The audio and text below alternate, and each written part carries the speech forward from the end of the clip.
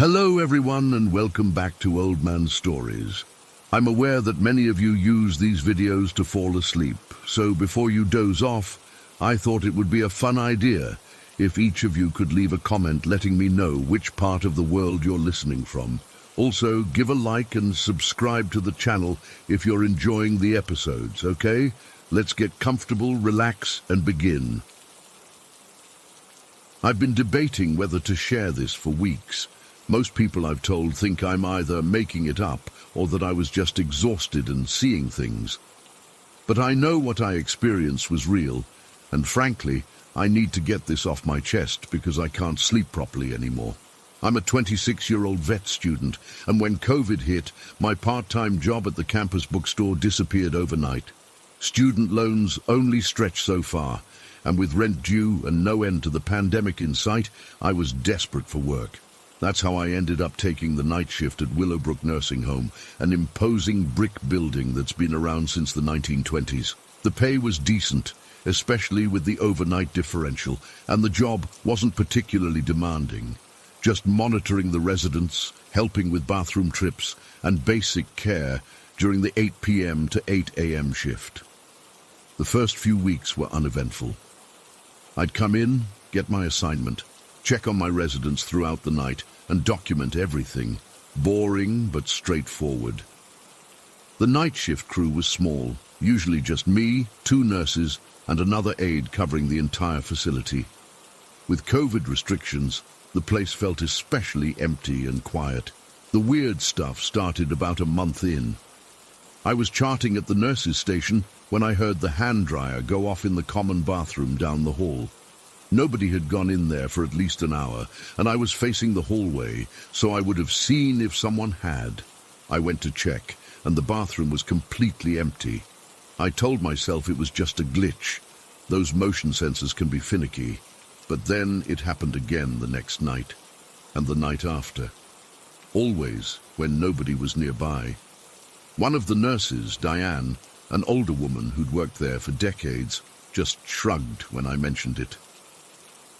"This place has its quirks," she said, not even looking up from her paperwork. "You get used to it." I didn't think much of it until about 2 weeks later. I was heading downstairs to the break room to grab some coffee around 2 a.m., that middle-of-the-night slump when staying awake becomes a real challenge.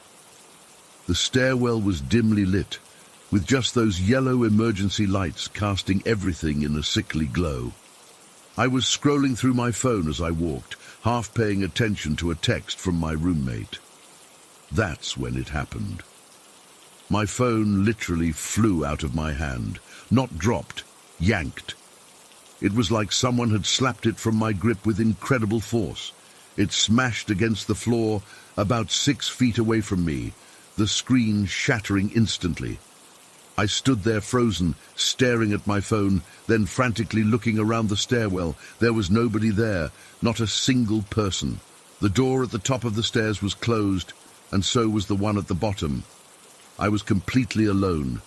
My heart was pounding so hard I could feel it in my throat. I grabbed my phone, now barely functioning with a spiderweb of cracks, and ran back upstairs, taking the steps 2 at a time. When I got back to the nurses' station, I was breathing so hard that Diane asked if I'd seen a ghost. I tried to explain what happened, but even as I was saying it, I realized how crazy it sounded. My phone just got knocked out of my hand, but there was no one there. "Probably just caught it on your scrubs pocket," Diane said, barely looking up from her charting. But I know what I felt. It wasn't caught on anything. It was forcefully pulled away from me. I started dreading going to work after that. I'd find myself looking over my shoulder constantly, avoiding the stairwell when possible. But the strangest incidents were just beginning. About a week after the phone incident, the emergency call bells started going off. If you've ever worked in healthcare, you know these are the buttons residents press when they need help. They're in every room and bathroom.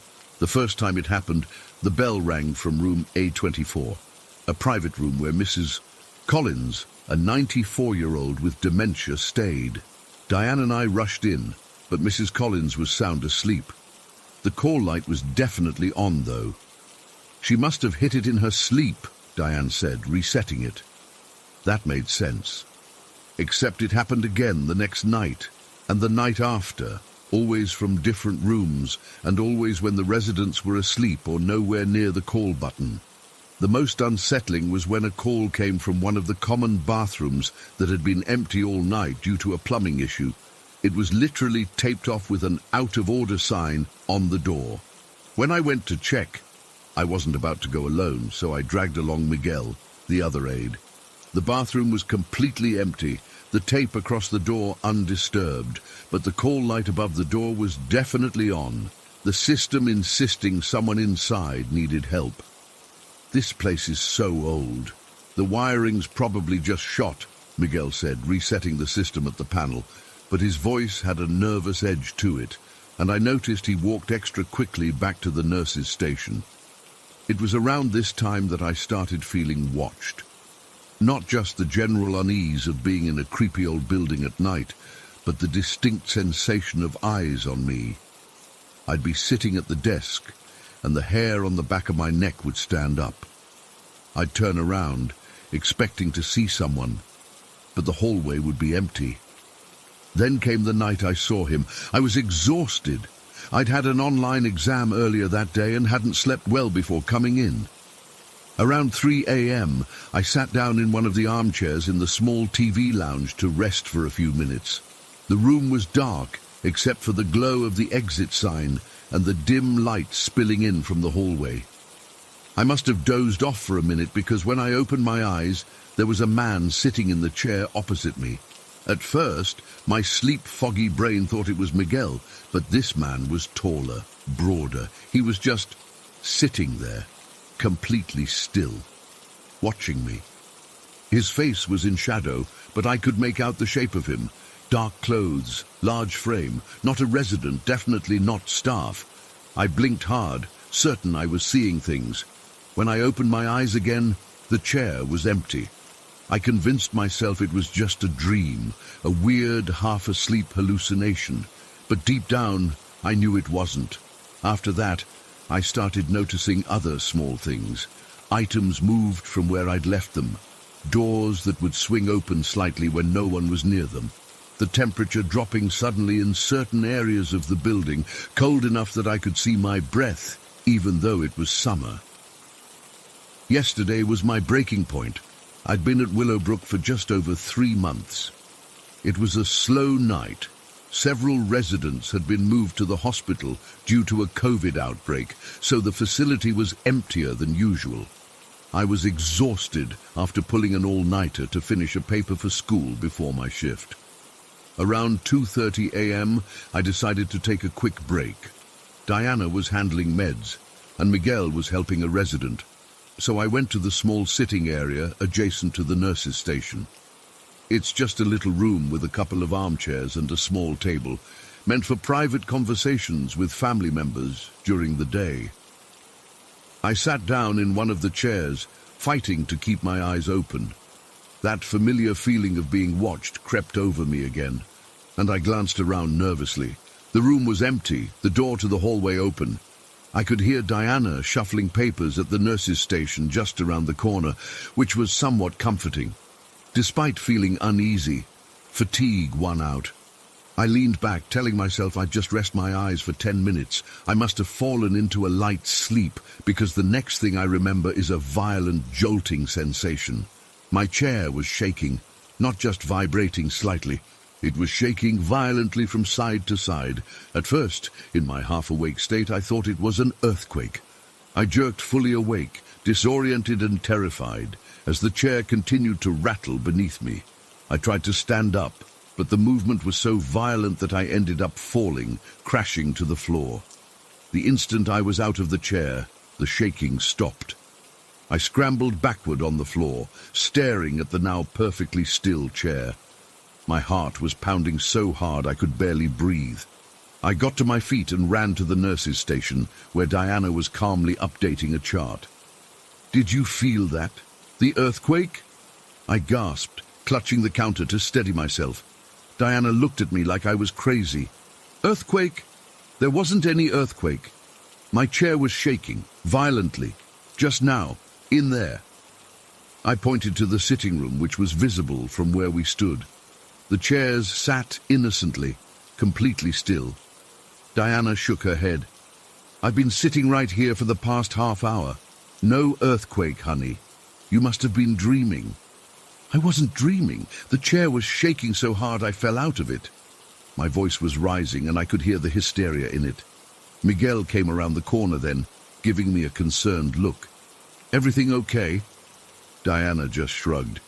"Isabel thinks she felt an earthquake." Miguel pulled out his phone, typed something, then showed me the screen. "No earthquakes reported, not even a little tremor. You probably just had one of those falling dreams that makes your body jerk. But it wasn't a dream. I know what I experienced. That chair moved with such force that it threw me to the floor, and neither of them, less than 20 feet away, felt anything. I spent the rest of my shift jumping at every sound, staying close to Diana and Miguel. By the time 8 a.m. came, I was a wreck. I rushed out of there the second my replacement arrived, blinking in the bright morning sunlight like I'd been underground for months. I called in sick for tonight's shift. I don't know if I can go back there. The thing is, I need this job. I can't afford to quit without something else lined up, and in this economy, with everything shut down from COVID, there aren't exactly a ton of options. I've tried researching Willowbrook's history, looking for any clues about what might be happening. All I've found so far are some old newspaper clippings mentioning that before it was a nursing home, the building was a tuberculosis sanatorium in the 1930s and 40s. Lots of people died there. But that's true of most old healthcare facilities. The rational part of my brain keeps trying to find explanations. The hand dryers were malfunctioning. My phone caught on something. The call bells were glitching because of old wiring. I dreamed the man in the chair. The shaking was some kind of vivid, hypnagogic hallucination, but deep down, I know none of those explanations are true. Something is in that building, something that's getting more aggressive, more physical, and I'm terrified of what might happen if I go back. I don't have a neat conclusion to this, no explanation, no resolution, just the certainty that what I experienced was real, and the fear that whatever's in Willowbrook isn't done with me yet. My shift starts in 4 hours, and I still don't know if I'm going to go. Story 2. I still don't know what to make of what's been happening to me for the past 8 months. I never believed in paranormal stuff or anything like that. I've always been the guy who needs proof, who needs to see something with his own eyes. Well, now I've seen something, recorded it even. And I still can't explain it. It's driving me crazy. I work the night shift at the Amazon Fulfillment Center just outside of Millfield, Ohio. It's a small town where nothing interesting happens, and my job is about as exciting as watching paint dry. I stock shelves from 6 p.m. to 2 a.m., 4 nights a week. The pay is decent, and I get to avoid the daytime supervisor drama, so it works for me. My drive home is usually the most peaceful part of my day, or night, I guess. The roads are empty, and it's just me and my thoughts under the stars. My route takes me down Route 33 for about 5 miles before I merge onto the I-70 freeway heading east. There's this overpass about 2 miles after the on-ramp that I pass under every night. It's nothing special, just a regular concrete bridge where some county road crosses over the highway. The first time I noticed the light was back in January. It was freezing that night, around 10 degrees, and we'd had some snow earlier. I remember because I was worried about black ice on the road. As I approached the overpass around 2:20 a.m. like usual, I noticed something weird. A thin beam of light shining down from the bridge onto the right lane of the freeway. It was so perfectly straight and narrow, almost like a laser pointer, but way brighter. It didn't spread out like a normal light would. I didn't think much of it that first night. I figured maybe some teenagers were messing around on the bridge, or perhaps the police were looking for someone. The strange part was that the moment, and I mean the exact moment, my car passed under that bridge, the light disappeared. Not faded, not flickered, just gone instantly. I checked my rearview mirror thinking I'd see it behind me, but there was nothing there, just darkness. The next night I worked, I was curious to see if it would happen again. Sure enough, as I approached the overpass, there was that same thin beam of light in the exact same spot, and just like before, it vanished the instant I drove under the bridge. I even slowed down a bit to get a better look, but it didn't help. The light was just there, and then it wasn't. For the next few weeks, I tried to rationalize it. Maybe it was some kind of traffic monitoring equipment, but why would it turn off when cars passed under? Was it a reflection from something? But what could possibly create such a focused beam that only appeared at night? I even considered that it might be some kind of construction equipment, but there was never any work being done on that bridge, day or night. By March, I was getting obsessed with this light. Every work night, I'd find myself getting anxious as I approached that overpass. The light was always there, always in the same spot, and always disappeared when I drove under it. I started taking different routes home, even though they added 15-20 minutes to my commute. But curiosity always got the better of me, and I'd end up driving past the bridge anyway, just to see if the light was still there. It always was. One night in early April, there was another car ahead of me on the freeway as we approached the bridge. I was curious to see if the light would disappear when the other car passed under it, but it didn't. It stayed shining steadily until my car went under the bridge. That's when I really started to freak out. Why would it react specifically to me? I tried to talk to a few co-workers about it, but they just laughed it off. "You're seeing things, man, or maybe you need more sleep," they'd say. Maybe they were right. Working nights had messed with my sleep schedule, and sometimes I did feel like I was in a fog. But this felt different. This felt real. By May, I decided I needed proof. If this thing was really happening, I wanted evidence. So I set up my phone on my dashboard one night and recorded my entire drive home. When I got home, I watched the footage, and there it was. The thin beam of light shining down from the bridge, disappearing exactly when my car passed underneath. I replayed that part of the video about 50 times that morning, trying to figure out what I was seeing. The video quality wasn't great because it was dark, but the light was definitely there. I showed the video to my sisters when they came over for dinner that weekend. They both saw it too. The strange beam and how it vanished when I drove under the bridge. Julie, my older sister, suggested I try driving in the left lane instead of the right to see if it made a difference. My younger sister, Beth, got all excited and started talking about aliens and government experiments. That wasn't helpful. The next night I worked, I tried Julie's suggestion and stayed in the left lane as I approached the bridge. The light was still there on the right side and still disappeared when I passed under. I tried varying my speed too, sometimes crawling at 30 meters per hour, other times speeding up to 70. None of it made any difference. The light would always vanish at the exact moment I was directly underneath the bridge. In June, I decided to take a more direct approach. One Saturday afternoon, I drove out to the bridge in daylight. I wanted to see if there was anything unusual about its structure that might explain the light.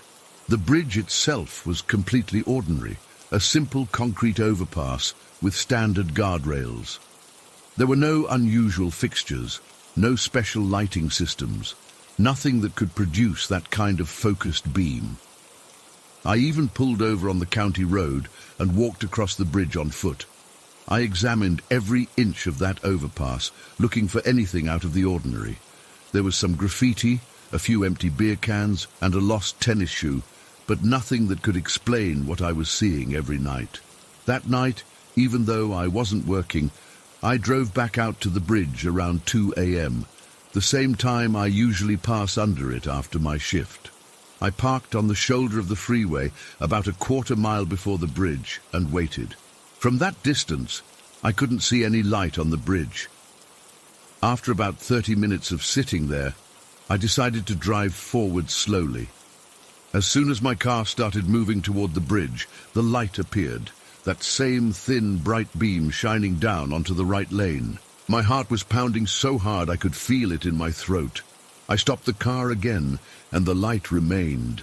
I inched forward, and when I was about 100 feet from the bridge, I pulled over again and got out of my car. Standing on the shoulder of the freeway, I could still see the light beam. It didn't look like it was coming from above the bridge. It seemed to be emanating from the bridge itself, as if the concrete was generating this perfect cylinder of light. I took out my phone and started recording again, walking slowly toward the bridge on foot. The light didn't disappear as I approached on foot. It stayed there, unwavering. But the moment I stepped directly under the bridge, it vanished. I spun around, looking up, searching for where it could have gone, but there was nothing. Just the dark underside of an ordinary concrete overpass. I walked back to where I could see the light again, and there it was, as if it had never left. I got back in my car and drove under the bridge. Like always, the light disappeared the instant my car passed underneath. I turned around at the next exit and drove back, and the same thing happened again. The light appeared as I approached from either direction and vanished when I passed under. By July, I was losing sleep over this. I'd lie awake during the day, thinking about that light, trying to come up with explanations. I researched weather phenomena, optical illusions, highway lighting systems, anything that might explain what I was seeing. Nothing fit. I tried setting up better recording equipment in my car, a dash cam with better night vision capabilities. The footage was clearer, but it didn't reveal anything new. Just the same mysterious beam of light that seemed to be waiting for me every night. In August, I started to worry about my mental health. Was I hallucinating? Was I experiencing some kind of stress-induced delusion?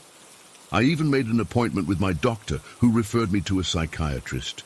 The psychiatrist listened to my story, watched my videos, and told me that while the stress of night shift work could cause perceptual issues, she didn't think I was experiencing psychosis because the recording showed the phenomenon I was describing. I tried changing my route home completely for 2 weeks. I took a completely different highway, adding almost 40 minutes to my commute each way. During those 2 weeks, I felt a strange mix of relief and unease. I was glad to avoid the bridge and its mysterious light, but I also felt like I was running away from something important. After those 2 weeks, curiosity got the better of me again.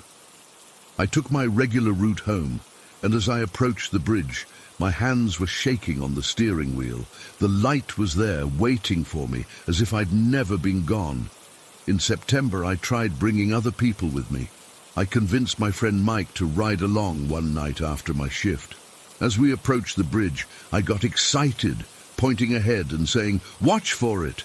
You'll see it any second now." But there was nothing. No beam of light. Just a dark, ordinary bridge. Mike looked at me like I was crazy. I felt crazy. The next night, alone again, the light was back. It was like it only wanted to appear when I was by myself. Last week, I tried something different. I set up 2 cameras in my car, one pointing forward through the windshield like before, and another pointed at me in the driver's seat. I wanted to see if there was anything different about me when the light disappeared, any change in my expression, any weird reflection in my eyes, anything at all. When I watched the footage back, I saw something that made my blood run cold. In the frame, right before my car passed under the bridge, the last moment when the light was still visible, there appeared to be a slight distortion in the air around me. It was subtle, just a faint wavering like you might see above hot asphalt in summer. But it was definitely there, and only around me, not in the rest of the car. I've shown the videos to a few more people now. My sisters again, a couple of close friends, even a physics professor from the community college where my sister works. They all see the light in the video. They all see it disappear when I pass under the bridge, but nobody can explain it. The professor suggested it might be some kind of localized electromagnetic phenomenon that interacts with either my car's electrical system or, more disturbing, with me personally. He mentioned something about bioelectrical fields and how every person has a unique electromagnetic signature. But even he admitted that didn't fully explain what we were seeing. Last night was the strangest yet. As I approached the bridge, the light seemed brighter than usual, almost pulsing, and for the first time, I thought I heard something as I drove under it. A faint humming sound that lasted for just a split second. It might have been nothing, road noise, the wind, my own imagination, but it felt connected somehow. I don't know what to do anymore. I've documented this thing happening consistently for 8 months now. I've ruled out every logical explanation I can think of. I've had other people verify that they can see it in my recordings. But I still don't understand what it is or why it's happening to me. Sometimes I wonder if I should just move away, find a job somewhere else, never drive under that bridge again. But another part of me needs to know. What is this thing? Why me? What does it want? I'm going back tonight. I've got all my cameras set up, plus a new EMF meter I ordered online. I'm going to park near the bridge and walk right up to that beam of light. I'm going to stand in it, see if I can feel anything. Maybe this time I'll get some answers. Or maybe I'll just disappear like the light does. Story 3. I still get goosebumps thinking about that night in Williams, Arizona. It happened last month when I was road tripping to the Grand Canyon with my college buddies Mike and Jason. We'd been driving all day from LA, and we were beat by the time we rolled into this tiny town called Williams around 8 p.m. We had reservations at this place called the Grand Canyon Hotel, which I'd picked because it was cheap and close to the railway that would take us to the canyon in the morning. I had no idea it was supposedly the oldest hotel in Arizona until we got there. The building looked like something out of an old Western movie, creaky wooden floors, antique furniture, the whole deal. The lobby had this musty smell that I can still remember, like old books and furniture polish. The guy at the front desk was maybe in his 60s, wearing a flannel shirt with a name tag that said Carl. He seemed friendly enough, handing us these actual metal keys, not keycards, and telling us about the hotel's history while we checked in. "You boys are in for a treat," he said. "This place has been here since 1891. We've kept most of the original fixtures." I remember noticing how quiet it was, like unnaturally quiet. You couldn't even hear street noise from outside, which was weird considering we were right on the main street. Carl mentioned each room had a different theme related to the hotel's history. Mike and Jason got rooms on the second floor, but mine was on the third, room 312. Before heading up, we decided to explore the place a bit. The hotel had all these display cases with old photographs and newspaper clippings. There were mannequins wearing period clothing in little alcoves throughout the hallways. It was cool, but a little creepy, especially since we were practically the only guests there. It was a Tuesday night in October. While we were looking at this old railway schedule in one of the display cases, I felt something tap my shoulder. I turned around, but nobody was there. Mike and Jason were a few feet away, looking at something else. "Did you guys just tap me?" I asked. They both looked at me like I was crazy and shook their heads. I shrugged it off, figuring maybe I'd brushed against something. By around 10 p.m., we were all exhausted. We grabbed some snacks from the vending machine and headed to our rooms. My room was at the end of a long, narrow hallway on the third floor. The floorboards creaked with every step, and the lights were these dim, yellowish bulbs that barely lit the way. When I got to room 312, the door stuck a little, and I had to push hard to get it open. The inside was small but clean, with a queen-sized bed, an old TV, and a small bathroom. What caught my attention right away was the sailor uniform hanging on the wall in a glass display case. According to the little plaque, it belonged to some guy who had stayed at the hotel before shipping out in World War II and never came back. I remember thinking it was a little morbid to sleep with a dead guy's uniform watching over me, but I was too tired to care. I took a quick shower, watched some YouTube videos on my phone, and crashed around midnight. I must have been asleep for about an hour when I first heard it. Footsteps in the hallway. At first, I didn't think much of it. Probably just another guest. But then the footsteps stopped right outside my door. I heard the doorknob turn slowly, and my heart started pounding. I was lying on my side, facing away from the door, and I couldn't bring myself to turn around.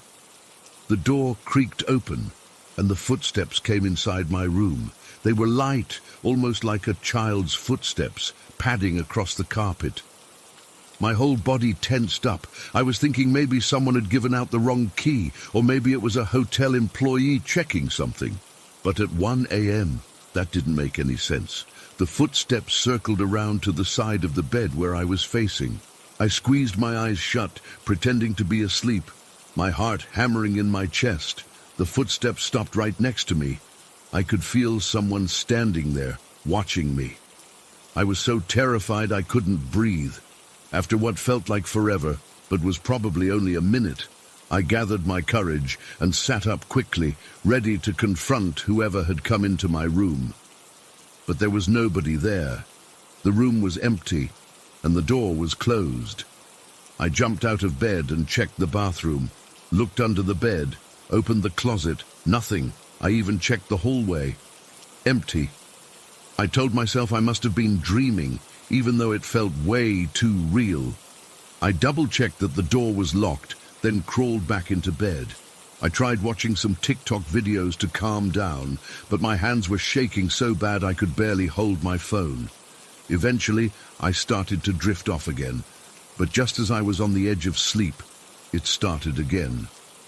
Footsteps. But this time, they were inside my room from the start, and they were running. It sounded like someone was running in circles around my bed. The footsteps were definitely a child's, light and quick, like they were playing. I froze, staring wide-eyed into the darkness. The running continued around and around my bed. The weirdest part was that I could feel the vibrations through the mattress. This super soft mattress suddenly felt alive underneath me, like it was responding to the weight of someone moving around it. Then the footsteps stopped, and everything went quiet again. I lay there, unable to move, listening so hard that my ears hurt. That's when I felt it. The mattress began to dip and rise, like someone was walking on it. Whatever it was started at the foot of the bed and was moving up toward me. I could feel each step as the mattress compressed under what felt like very light weight. I pulled the covers over my head, like I was a little kid thinking a blanket could protect me from monsters. The footsteps on the mattress stopped right next to my head. The weight settled there, and I could feel something hovering above me. The air turned ice cold, so cold I could see my breath even under the blankets. I don't know what made me do it, but I slowly lowered the blanket and opened my eyes. What I saw will haunt me until the day I die. Directly above my face, maybe 10 inches away, was a pair of small, pale buttocks. They were translucent, with a bluish-white glow that illuminated my face in the darkness. They belonged to what looked like a child, maybe 8 or 9 years old, who was straddling my pillow, facing away from me. I couldn't tell if it was a boy or girl, just this ghostly, pale lower half of a child floating above my head. The legs were thin and hung down on either side of my face, not quite touching me, but close enough that I could feel the cold radiating from them. I couldn't see the upper half of the body. It faded into nothingness around the waist, like half a person suspended in mid-air. The whole apparition had this faint shimmer to it, like heat waves rising from hot pavement. I couldn't scream. I couldn't move. I just lay there, staring up at this impossible thing, feeling like my heart was going to explode from my chest. There was this high-pitched ringing in my ears, and the air felt thick, like I was trying to breathe underwater. I remember squeezing my eyes shut, counting to 10 in my head, convinced that when I opened them again it would be gone. 1, 2, 3. The mattress was still depressed next to my head. 4, 5, 6. I could still feel the cold. 7, 8, 9. The ringing in my ears got louder. 10. I opened my eyes. The room was empty. The weight on the mattress was gone. The temperature had returned to normal. I sat up so fast I got dizzy, turning on every light in the room. I checked my phone, 1:42 a.m. I'd been in that frozen state of terror for less than 5 minutes, but it felt like hours. There was no way I was going back to sleep after that. I tried calling Mike and Jason, but neither of them answered. I was too scared to leave my room and walk through those dark hallways to find them. So I sat up with all the lights on, watching episodes of The Office on my laptop with the volume turned up high to drown out any sounds. I didn't take my eyes off the door or the empty space around my bed. When morning finally came, I'd been awake for hours. I packed my stuff faster than I ever have in my life and practically ran downstairs to the lobby. Mike and Jason were already there, looking well-rested and normal. "Dude, you look like shit," Jason said when he saw me. "What happened?" I didn't know how to explain it without sounding crazy, so I just mumbled something about not sleeping well. While they were getting coffee from the continental breakfast, I approached the front desk. Carl was there again, organizing some papers. "Hey, this might sound weird, but does this hotel have any, ghost stories?" I asked, trying to sound casual. Carl looked up at me, his expression unreadable. "Ghost stories? No, son. This is just an old building. Makes noise sometimes, that's all." "So no one's ever reported seeing anything unusual? Especially on the 3rd floor, room 312? He shook his head firmly. "Nope, never had any reports like that. Did you have a problem with your room?" No, I backpedaled. "Just curious because it's such an old building." But the way he looked at me made me think he wasn't telling the truth. There was something in his eyes, this knowing look that made my skin crawl. As we were checking out, I noticed a small black and white photograph on the wall behind the desk that I hadn't seen the night before.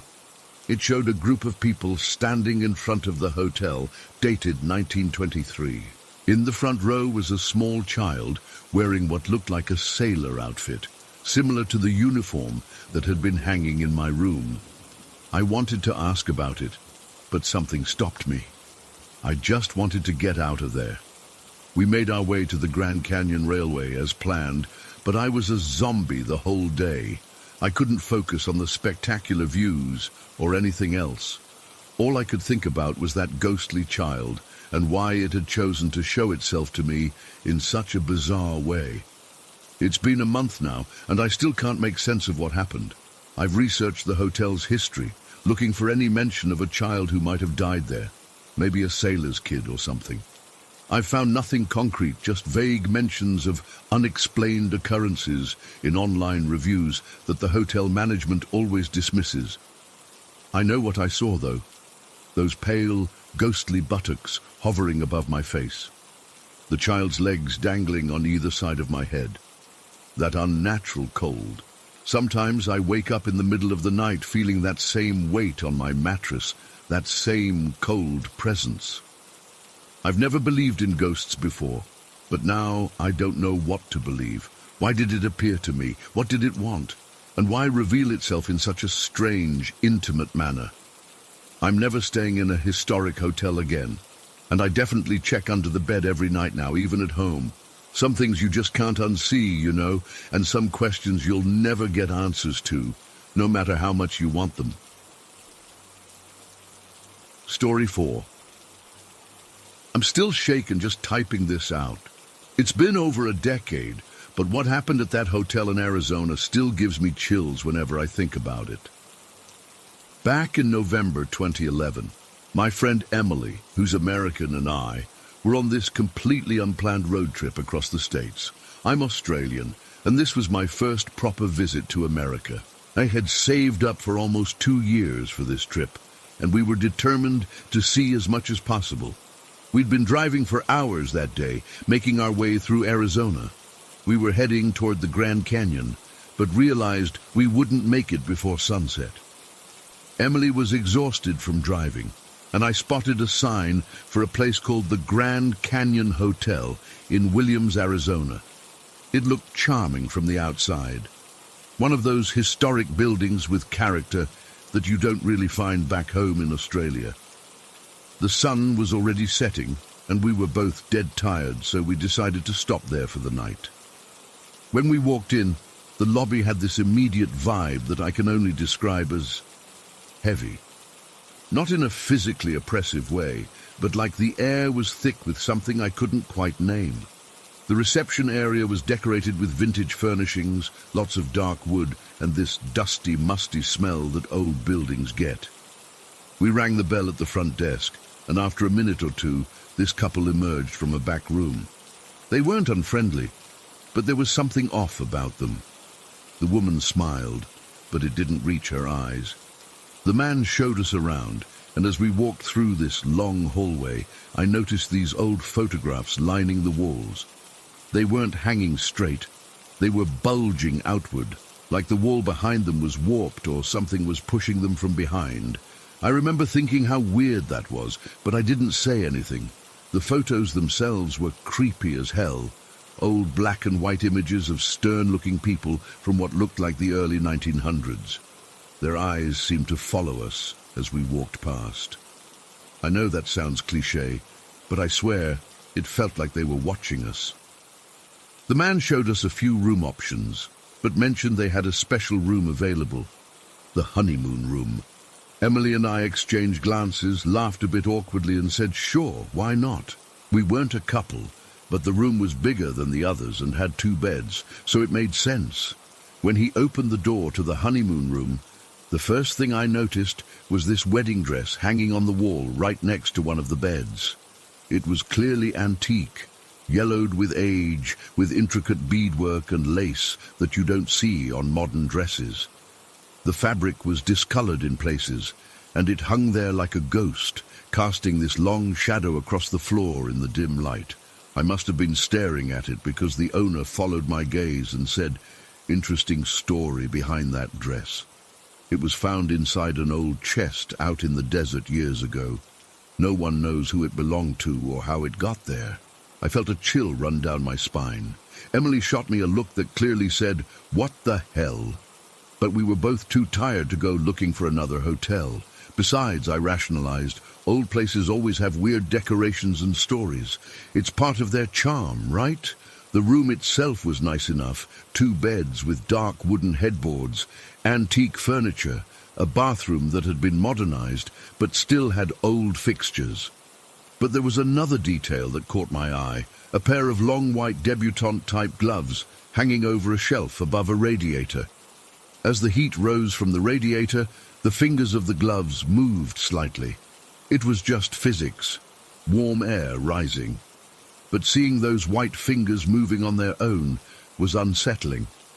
I remember joking to Emily, well, if we get murdered tonight, at least we'll die in a place with character. She didn't laugh. We settled in, unpacked a few things, and headed out to find something to eat in town. Williams is a small place, but we found a diner still open and had dinner there. We deliberately avoided talking about the hotel much, though Emily did mention that the wedding dress gave her the creeps. I agreed, but tried to play it off. It's just decoration, I said, not entirely believing it myself. By the time we got back to the hotel, it was around 10 p.m. The place was quiet. I don't even know if there were other guests staying there. We got ready for bed, and I remember having trouble falling asleep. The wedding dress was visible in the moonlight coming through the window, and I couldn't stop looking at it, imagining who might have worn it. I must have drifted off eventually, because I woke up suddenly at what my phone said was 3:07 a.m. At first, I wasn't sure what had woken me. Then I heard it, creaking floorboards, not the random settling sounds old buildings make, but distinct creaks, like someone was walking across the room. I lay there frozen, listening. The creaking stopped, then started again. I told myself it was just the building settling, that old places make weird noises. I pulled the covers tighter around me and tried to go back to sleep. I must have dozed off again, because the next thing I knew, Emily was nudging me awake. My phone showed 4:12 a.m. "Maddie," she whispered, her voice tight with fear. "Do you hear that?" And I did. The creaking had become unmistakable footsteps, slow, deliberate steps across the wooden floor of our room. But here's the thing that still makes my skin crawl. We could clearly hear the footsteps, but there was nobody there. The room was dark except for the faint moonlight, but it was enough to see that no one was walking around. The footsteps seemed to start from the doorway, right where the wedding dress was hanging, and move slowly toward the side of my bed. Then they would turn and walk back toward the door, pause, and then come back to the bedside again, back and forth, back and forth. I could feel someone standing next to me. I know how that sounds, but it's the only way I can describe it. That unmistakable feeling of a presence, of someone standing so close I could almost feel their breath. But there was nothing to see. Emily was clutching my arm so tight it hurt. "What the fuck is that?" she whispered. I couldn't answer. My throat had closed up with fear. The footsteps continued their path across the room, and now there was something else. A rustling sound, like fabric moving. I glanced at the wedding dress, and I swear to God, it moved. Not swaying like there was a breeze. There wasn't any air movement in the room. It moved like someone was wearing it, the fabric shifting and settling. That's when I couldn't take it anymore. I reached over and switched on the bedside lamp. The sudden light made the shadows leap and dance, but there was no one there. The wedding dress hung on the wall, motionless now. The gloves were still draped over the radiator, their fingers curled slightly from the heat. Emily and I got out of bed and checked the entire room, under the beds, in the bathroom, in the closet. Nothing was out of place. The door was still locked from the inside, deadbolt and chain secured. We sat on my bed, backs against the headboard, too afraid to turn off the light, too wired to go back to sleep. We tried to rationalize what we'd heard, old pipes, other guests, the wind. But we both knew it wasn't any of those things. The footsteps had been inside our room, and they had been deliberate, like someone pacing back and forth. For the next hour and a half, we sat there in silence, jumping at every little sound. I remember looking at the wedding dress and wondering about the woman who had worn it. Had she died out there in the desert? Was her chest abandoned, or was she in it when it was left there? Why was her dress hanging in this room? As the first light of dawn started to filter through the curtains, the room felt less threatening. We must have dozed off because I woke up to sunlight filling the room and Emily shaking me awake. It was a little after 7 a.m. We packed our stuff in record time, not bothering with showers. We just wanted to get out of there. At the front desk, a different person was working, an older woman with grey hair who smiled pleasantly as she processed our checkout. I couldn't help myself. I had to ask. Has anyone ever mentioned anything unusual about the honeymoon room?" Her smile faltered just slightly. "Unusual? How do you mean?" Emily jumped in. "Like noises in the night, footsteps, that kind of thing." The woman's face went completely blank. She looked at us for a long moment, then down at the desk. "The building is very old," she finally said, not meeting our eyes. "Old buildings make all sorts of noises." That was it. No acknowledgement, no explanation. But her reaction told me everything I needed to know. We weren't the first to experience whatever had happened in that room. As we drove away, I looked back at the hotel. It looked so normal in the morning light, just an old historic building on a quiet street. But I'll never forget those footsteps walking toward my bed, or the feeling of someone standing there watching me. I've tried researching the hotel since then, looking for stories about the wedding dress or reports of hauntings. There are a few vague mentions online about strange experiences, but nothing specific about a bride or a dress found in the desert. Whatever presence visited us that night, I think it's somehow connected to that dress, to whoever wore it, and whatever happened to her. Sometimes I still dream about it, about footsteps approaching my bed in the dark, about white gloves with fingers that move on their own, about a wedding dress swaying gently as if someone is wearing it, someone I can't see. I've stayed in plenty of places since then, including other supposedly haunted hotels, but I've never experienced anything like what happened in Williams, Arizona. Part of me wants to go back someday, to see if it happens again, to maybe find some answers, but the bigger part of me never wants to set foot in that hotel again. Whatever or whoever was in that room with us that night, I don't think it meant to harm us. It felt more like curiosity, like it was checking us out, wondering who we were and why we were in its space. But that doesn't make it any less terrifying to experience. The image of that wedding dress is seared into my memory, and sometimes when I'm falling asleep at night, I swear I can hear footsteps crossing my bedroom floor. I hold my breath, waiting for them to stop at my bedside, dreading the feeling of an invisible presence standing over me. I still haven't found an explanation for what happened. I don't know if I ever will. But I know what I heard, what I felt, and I know I'll never forget that night at the Grand Canyon Hotel. Story 5. I still can't explain what happened that day 4 years ago. I've tried to rationalize it 1,000 times, but nothing makes sense. My hands are literally shaking as I type this out. I've never shared this before because I was afraid no one would believe me. Hell, I barely believe it myself, but I need to get this off my chest. It was mid-October, senior year of high school. The three of us, me, Jason, and Mike, were bored out of our minds in our little corner of rural Pennsylvania. The kind of small-town boredom where you end up doing stupid stuff just to feel something.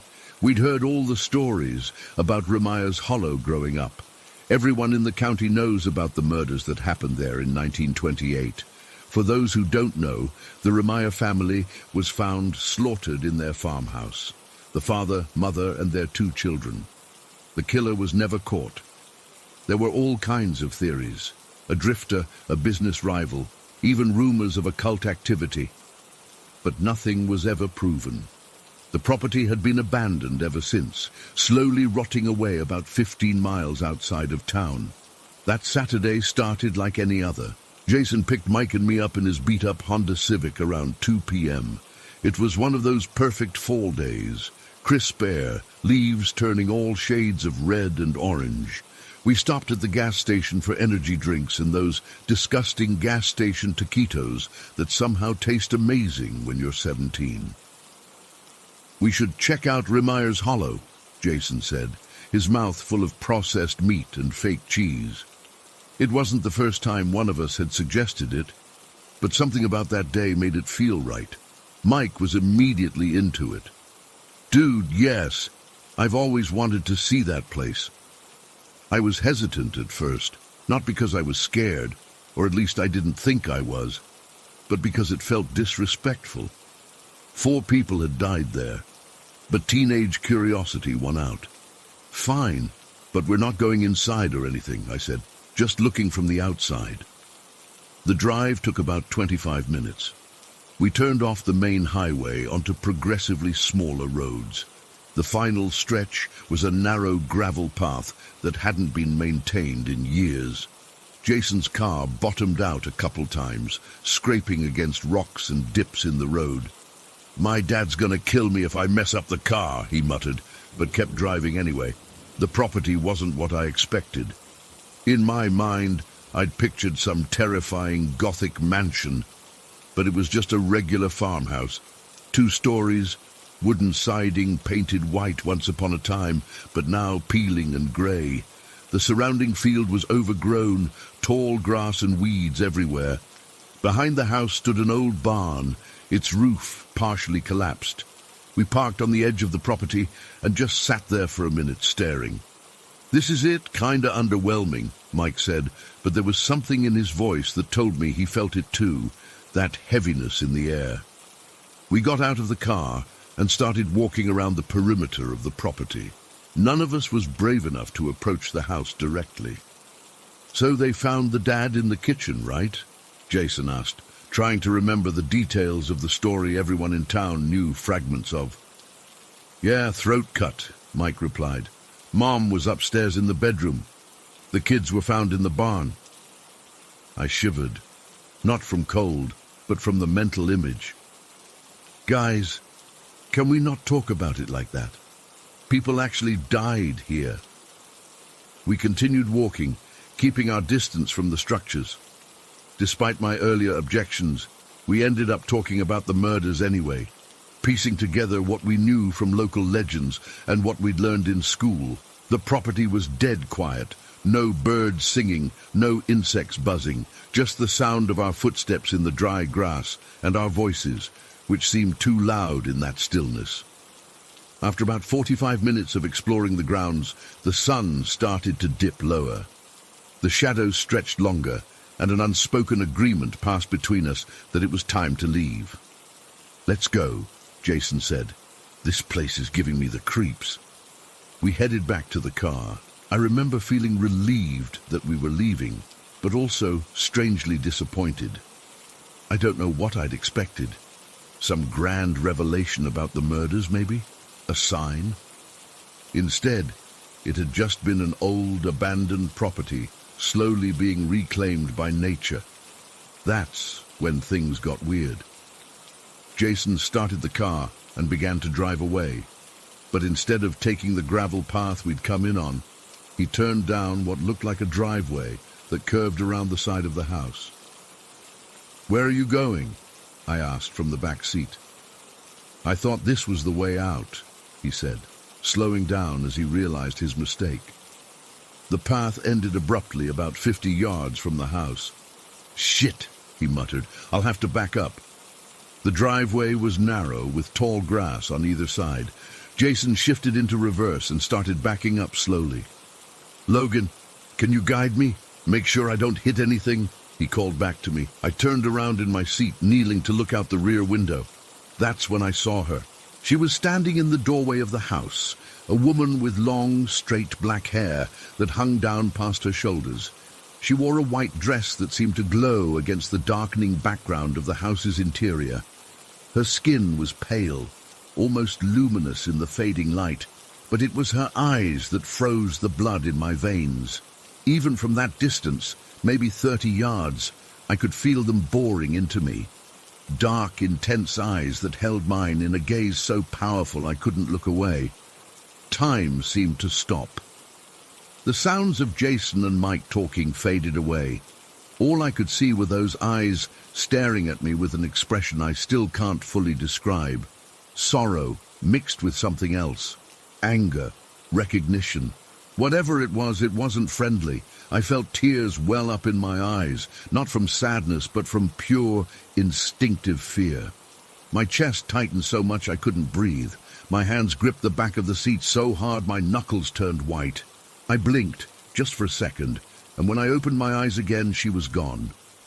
The doorway was empty. "Logan, you okay back there?" Jason's voice snapped me back to reality. "Am I clear to keep backing up?" I couldn't speak. My throat had closed up. All I could do was nod, still staring at the now empty doorway. Jason continued backing up until we reached the main gravel path, then turned the car around. Mike was looking down at his phone, completely oblivious to what had just happened. "You guys see the newest Fortnite update?" Mike asked, scrolling through something on his screen. I couldn't believe how normal they were acting. Had they really not seen her?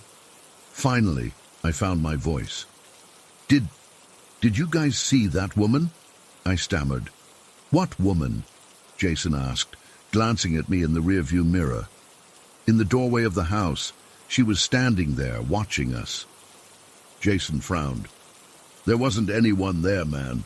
Place has been abandoned for decades." "No, I'm serious. She was right there in the doorway. Long black hair, white dress. Even as I said it, I could hear how crazy it sounded. Mike looked up from his phone. "Dude, stop messing around. That's not funny." I'm not joking, she was there. My voice cracked with desperation. She was staring right at me. Jason and Mike exchanged a look that made my stomach drop. Logan, there was nobody there, Jason said slowly. I was watching the road and Mike was on his phone, but I would have noticed someone standing in the doorway. Yeah, man, you're freaking us out, Mike added. It's just an old empty house. I fell silent, doubting myself. Had I imagined it? But it had been so real, those eyes, that face. I could still feel the intensity of her gaze. The ride home was tense. I kept replaying the moment in my head, trying to make sense of what I'd seen. Jason and Mike tried to lighten the mood, talking about school and parties, but I couldn't join in. Something had happened back there, something I couldn't explain. That night I couldn't sleep. Every time I closed my eyes, I saw her face, those eyes. By morning I'd convinced myself it was just my imagination, the power of suggestion in a place with such a dark history. But over the next few days, strange things started happening.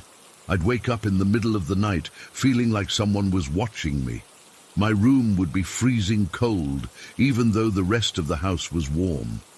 Once I woke up to find my bedroom door wide open, though I distinctly remembered closing it before going to bed. I started researching the Remea murders obsessively. I spent hours at the local library, going through old newspaper articles on microfilm. The basics of the story were as we knew them. The family had been murdered in their home, the killer never caught. But there were details I hadn't known. The mother, Elizabeth Remea, had long black hair. In the one surviving photograph of her that the newspaper had printed, she wore a light-colored dress. The article described her as a woman of intense gaze that commanded attention. Could it have been her I saw? The thought made me sick with fear. 1 week after our visit, I was alone at home. My parents were at my sister's volleyball game. I was in my room doing homework when the temperature suddenly dropped. I could see my breath in the air. My desk lamp flickered, then went out. The room was plunged into darkness. I reached for my phone to use as a flashlight, but it was dead, even though it had been at 80% charge moments before.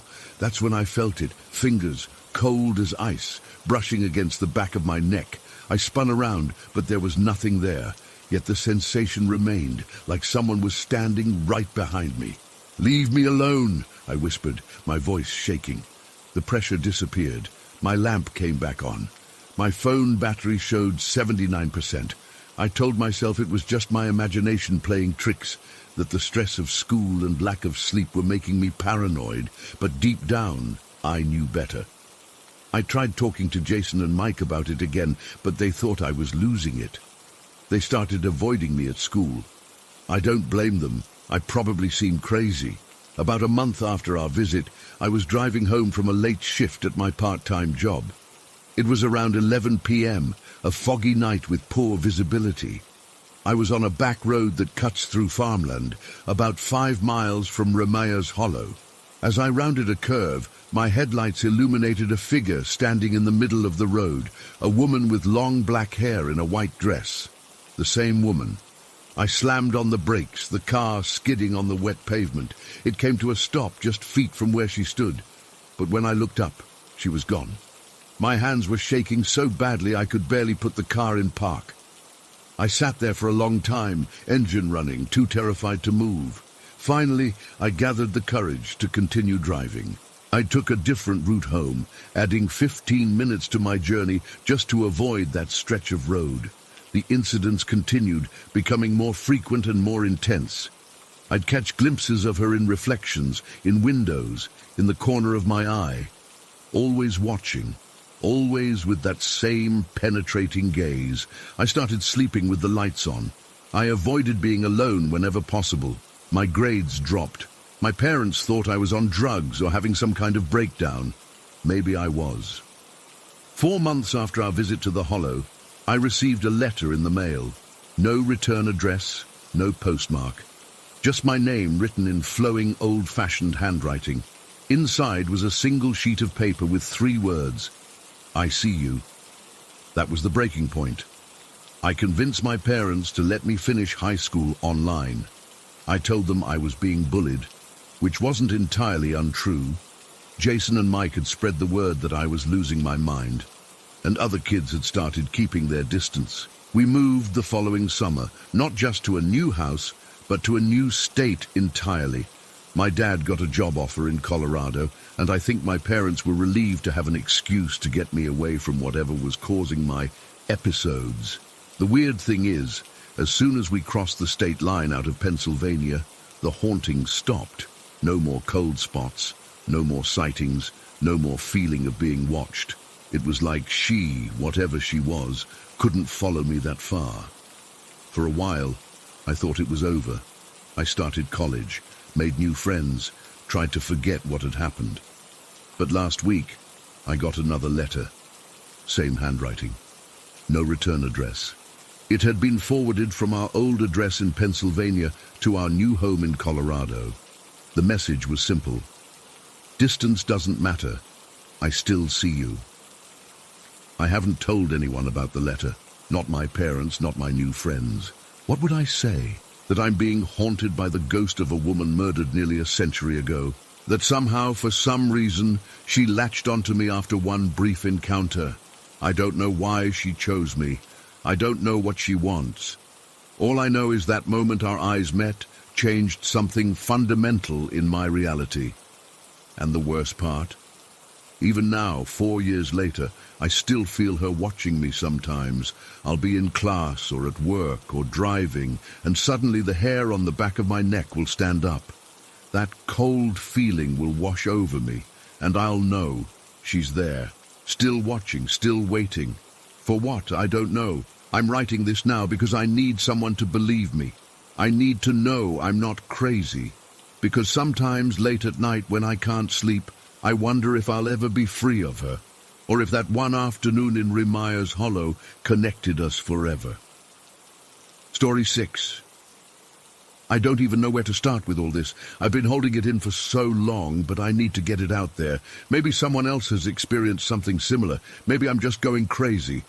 But what's happened with my daughter Claire over the past decade has convinced me there's something beyond what we can see or touch. My dad died suddenly when I was 21, the night before I started my senior year of college. Heart attack in his sleep. No warning, no goodbyes. He was only 53. We were incredibly close, the kind of father-son relationship where we could talk about anything or sit in comfortable silence for hours while fishing. He taught me everything: how to throw a baseball, change a tire, respect women, be honest even when it hurts. When he died, it felt like someone had ripped half my foundation away. I barely made it through senior year. I was going through the motions, showing up to classes, but not really present. My girlfriend Sarah was my rock during that time. She'd drive 40 minutes to my apartment just to make sure I ate something. I don't think I would have graduated without her. 7 months after Dad died, Sarah told me she was pregnant. We weren't planning it. We were careful. But these things happen. We sat on my bed, both terrified and excited, when she squeezed my hand and said, "I'm just bringing back part of what you lost." I remember how those words hit me. At the time, I thought it was just a beautiful sentiment. I had no idea how literal it would turn out to be. The first strange thing happened when Sarah was about 3 months along. I was studying late at my desk, the last piece of furniture my dad and I had assembled together before he died.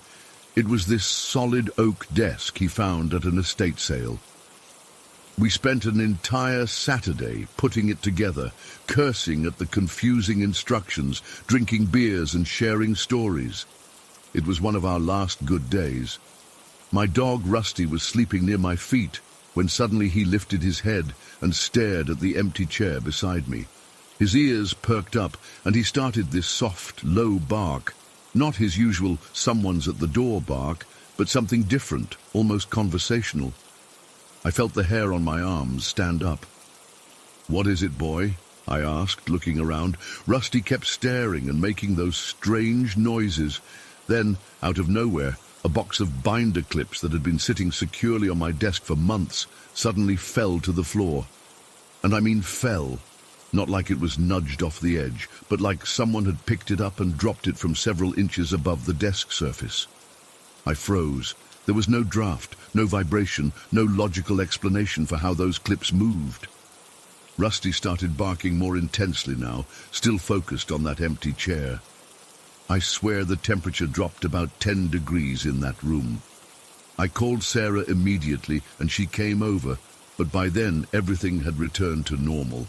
I wrote it off as stress and lack of sleep, but that was just the beginning. When Claire was born, we named her after my dad's mother. Sarah and I both swore we could feel my dad's presence in the delivery room. The nurses commented on how unusually calm Claire was after birth, like she was being held by invisible hands. The truly inexplicable stuff started when Claire was about 2.5. We were visiting my mum, Claire's grandmother, at the house where I grew up. My mum had kept Dad's study exactly as he left it, with his reading glasses still on his desk and his favorite sweater draped over the chair. Claire had never been told about my dad. We figured she was too young to understand death. I was helping my mum with dinner when we realized Claire wasn't in the living room anymore. We found her in my dad's study, sitting in his chair, looking up at the empty corner of the room and clearly saying, "Hi." Just that one word, but with such focus and attention, like she was having a conversation. "Who are you talking to, sweetheart?" my mum asked. Claire looked at us like we were the weird ones. "The man," she said, pointing to the corner. "He has a beard like in the pictures." My dad had a beard in most of our family photos. A chill ran through me as Claire continued, "He says he likes my curls. They're like Daddy's." My mum and I exchanged looks. I had curly hair as a kid, something my dad always commented on. I tried to stay rational. Kids have imaginary friends all the time. But then it happened again a few months later. We were staying at Sarah's parents' property in rural Pennsylvania. They had this old horse, Thunder, that Claire loved to visit. That morning, before we arrived, Thunder had passed away from old age. Sarah's parents hadn't told us yet, planning to break the news gently to Claire in person. That night, as Claire was giving everyone goodnight kisses, she looked toward the barn and waved, saying clear as day, "Good night, horsey and ghost." Every adult in the room froze. Sarah's mom asked Claire what she meant, and she just shrugged and said, "Thunder is with the tall ghost now. They're friends." I felt like someone had poured ice water down my spine. There was no way Claire could have known about Thunder's death. And the way she said ghost, not with fear, but with the casual acceptance only a child could have. As Claire grew, these occurrences became more frequent. She would ask for random things that had special meaning to my dad. Once, when she was 4, she begged for weeks for red licorice wheels, a specific type of candy my dad loved that we never kept in our house. Another time, she started using one of my dad's unique phrases, "right as rainfall," something I hadn't said around her. When Claire was about 5, she started talking about someone named Joey.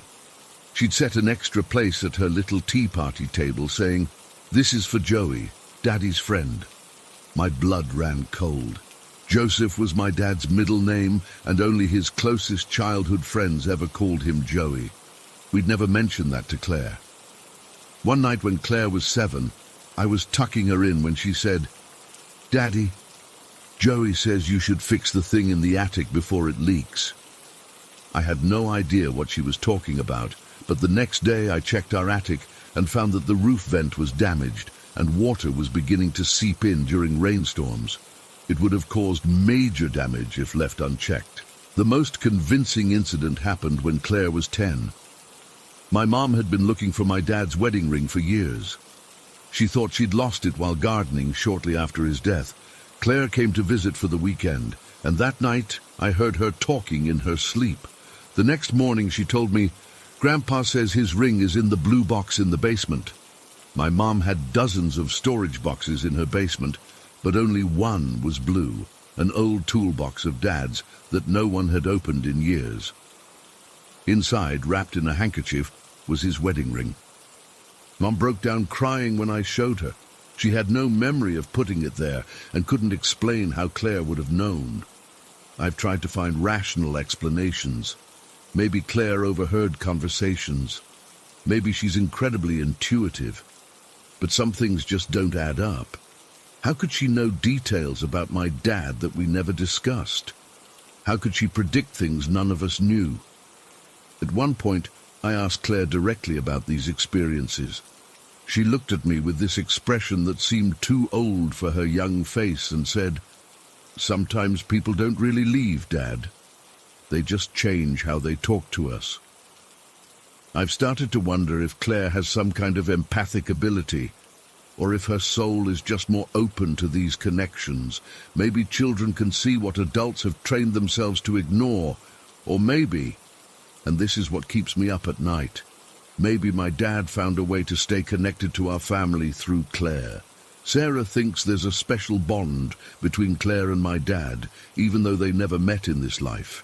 She says Claire has my dad's eyes, not just the color, but the way they crinkle when she laughs, how they see right through you when you're not being honest.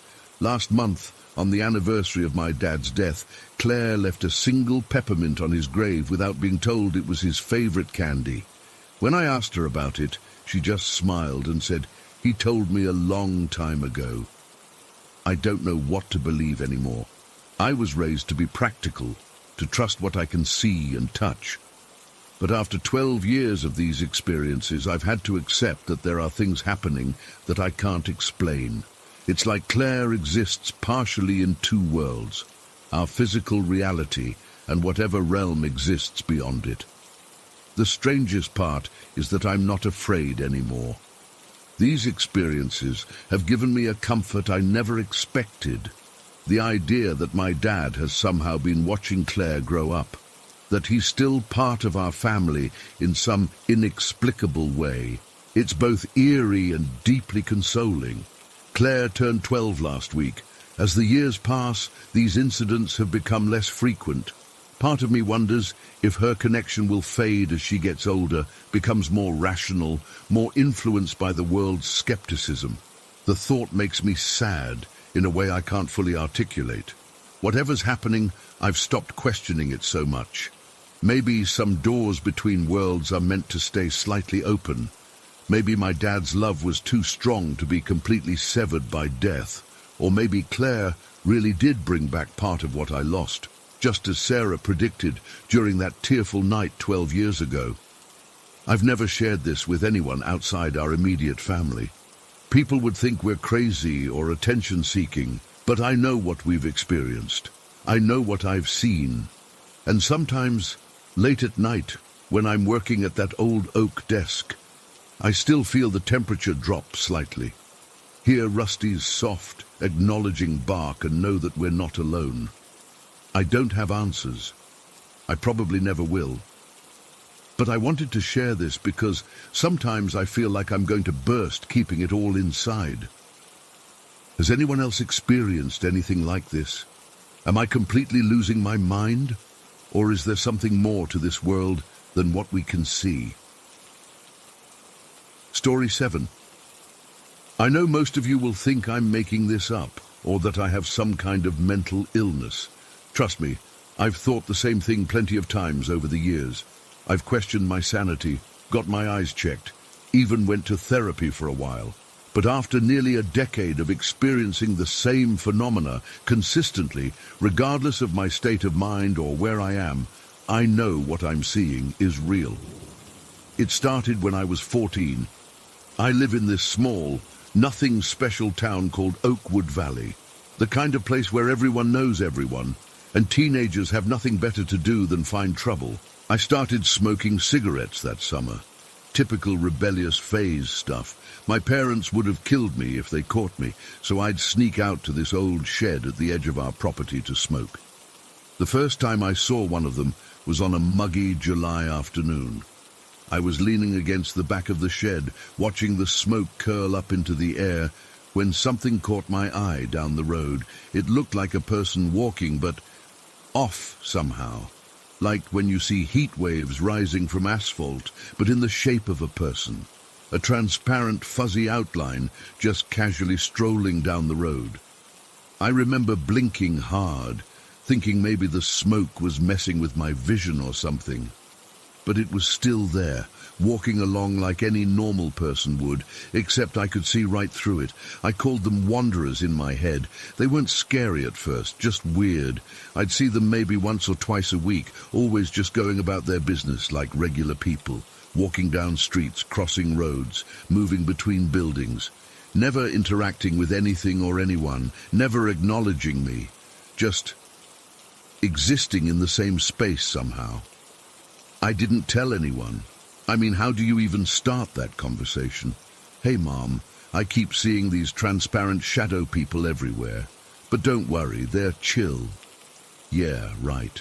So I kept it to myself, half convinced I was just seeing things. But they didn't go away. If anything, I started noticing them more frequently. By the time I was 16, I'd spot at least 1 or 2 a day. Always the same translucent, human-shaped figures just going about some mysterious business. I got used to them, as crazy as that sounds. They became just another weird part of my daily life. There was this one time, though, when I was still 14, that really freaked me out. I was behind the shed, smoking as usual. I had this routine where I'd check around the corner first to make sure none of my neighbors were around. That day I finished my cigarette and turned to head back to the house when I came face to face with one of them. It was peeking around the corner of the shed at me, just watching. Its fingers.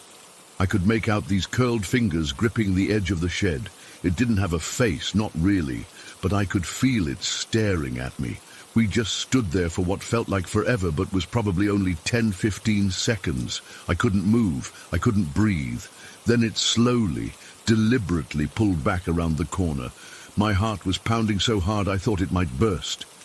I waited for a solid minute before I got the courage to look around the corner. Nothing was there. Whatever it was had vanished. That was the first time one of them seemed aware of me, like it was curious about what I was doing. After that, I started paying more attention to them, trying to figure out patterns or reasons for why they appeared where they did. But there wasn't any rhyme or reason to it. They'd show up in school hallways, at the grocery store, in the park at night, during the day, completely random. For the most part, I wasn't afraid of them. They never tried to interact with me after that one time, until last year when I was 22. That's when everything changed. I was sitting on our living room couch, scrolling through my phone. It was around 10 p.m., just a regular Tuesday night. My parents were already in bed, and the house was quiet except for the low hum of the refrigerator. I happened to glance up toward the hallway doorway, and there it was. But this one was different, really different. It was smaller, child-sized, but that wasn't what made my blood run cold. Unlike the others, which were always slightly transparent, this one was completely solid, pure black. Not like normal shadow black, but a deeper darkness that seemed to absorb the light around it. And it had eyes, 2 pitch-black holes that somehow looked even darker than the rest of it. The moment our eyes met, I felt this connection. Not like a good connection, more like it had plugged directly into my brain and was downloading something horrible. I couldn't look away. I literally could not move my eyes from its gaze. And then the emotions hit me, wave after wave of the most intense negative feelings I've ever experienced. Pure, undiluted fear that made my previous fears seem like nothing. Hatred so strong it made my stomach clench. Rage that made me want to scream and break things. Sadness so deep I thought I might drown in it. And this overwhelming sense of hopelessness, like nothing would ever be good again. It wasn't just sending me these emotions. It was somehow making me understand that it was these emotions. Like this thing was the physical embodiment of every terrible thing humans have ever done to each other. Every murder, every war, every betrayal, every moment of cruelty throughout history, all compressed into this small, dark figure staring at me from my hallway. I don't know how long we stared at each other. It felt like hours, but was probably only a minute or two. Then, slowly, it turned and walked down the steps toward the basement. Each step was deliberate, like it wanted me to watch it go. When it reached the bottom, it just wasn't there anymore. I sat there frozen for what must have been at least 20 minutes. I couldn't move. I could barely breathe.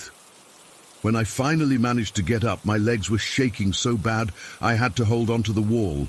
I turned on every light in the house and checked every room, every closet, under every bed. Nothing. I didn't sleep that night, or much the next few nights. I kept seeing those black eye holes whenever I closed my eyes. The weight of those emotions lingered for days, like a hangover from hell. The weird part? As terrified as I was, I also felt curious. Like there was something important I was supposed to understand from that encounter. Like it had shown itself to me for a reason. The regular wanderers still appear daily. I'll see them crossing the street while I'm driving to work, or passing by while I'm waiting in line at the coffee shop. They're just part of my reality now. But I've never seen that dark one again, not with the same intensity anyway.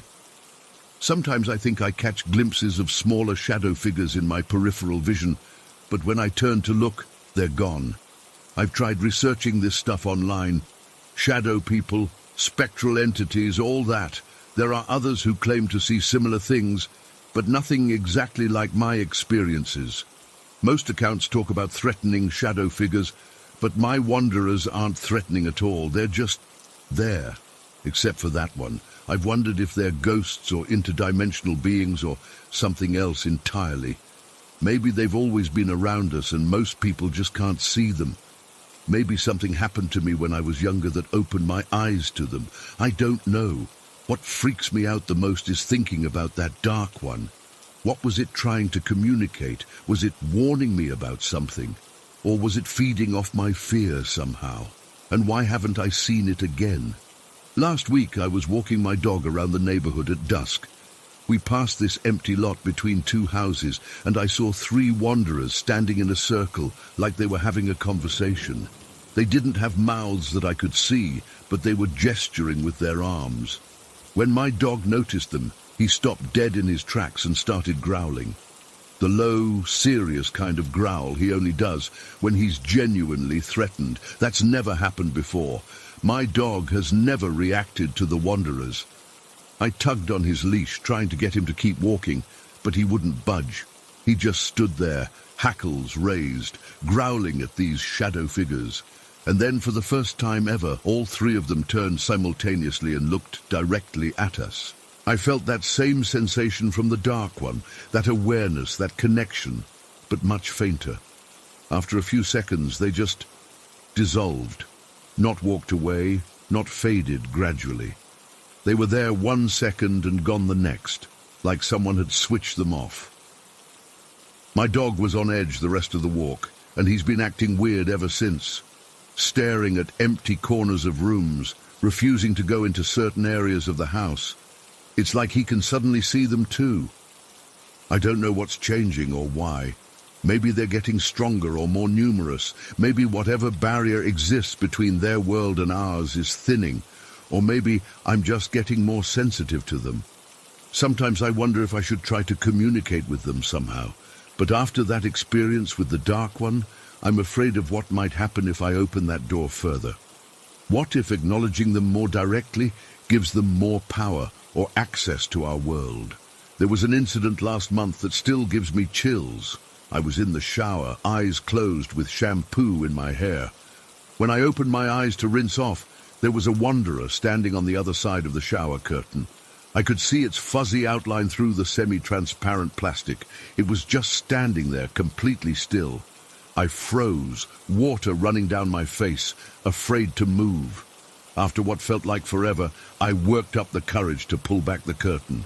There was nothing there, of course, but when I stepped out of the shower and wiped the steam from the mirror, I saw something that made my heart stop.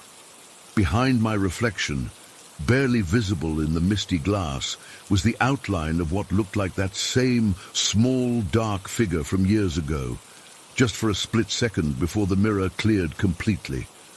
I've started keeping a journal of when and where I see them, trying to establish patterns. Sometimes I'll go a day or two without seeing any, and I'll start to hope maybe they're gone for good. Then I'll see 5 in one day, and that hope evaporates. Last night was the most recent sighting. I was lying in bed, that half-awake, half-asleep state where reality gets a little blurry. I rolled over and opened my eyes, and there was a wanderer standing at the foot of my bed. This one was slightly more defined than usual. I could almost make out facial features, though still no distinct eyes or mouth. It stood there for maybe 30 seconds, then raised its arm and pointed at my closet door. I didn't look. I couldn't. I shut my eyes tight and pulled the covers over my head like a little kid. When I finally got the courage to look again, it was gone. The closet door, which I always keep closed, was open about an inch. I still don't know if I should be afraid. For the most part, they've never tried to harm me. They just exist alongside me in their own mysterious way. But that dark one, that was different. That wasn't just existing. That was communicating something, and the memory of those emotions it pushed into me still makes me feel sick. Sometimes I think maybe I should move away from Oakwood Valley, start fresh somewhere else. But deep down, I know it wouldn't matter. They're not tied to this place. They're tied to me somehow. They'd follow me wherever I went. So I live with them. My silent, fuzzy companions, my wanderers. And I wait, wondering if that dark one will ever return to finish whatever it started that night. Part of me hopes it never does. But another part, a part I don't like to acknowledge, is curious. Wants to understand, wants answers. I just hope I don't regret getting them, if that day ever comes. Story 8. I've never been one to believe in the supernatural despite what I've experienced throughout my life. I was raised to be practical, logical. My dad was in the military, and we weren't exactly the type of family to entertain ghost stories around the campfire.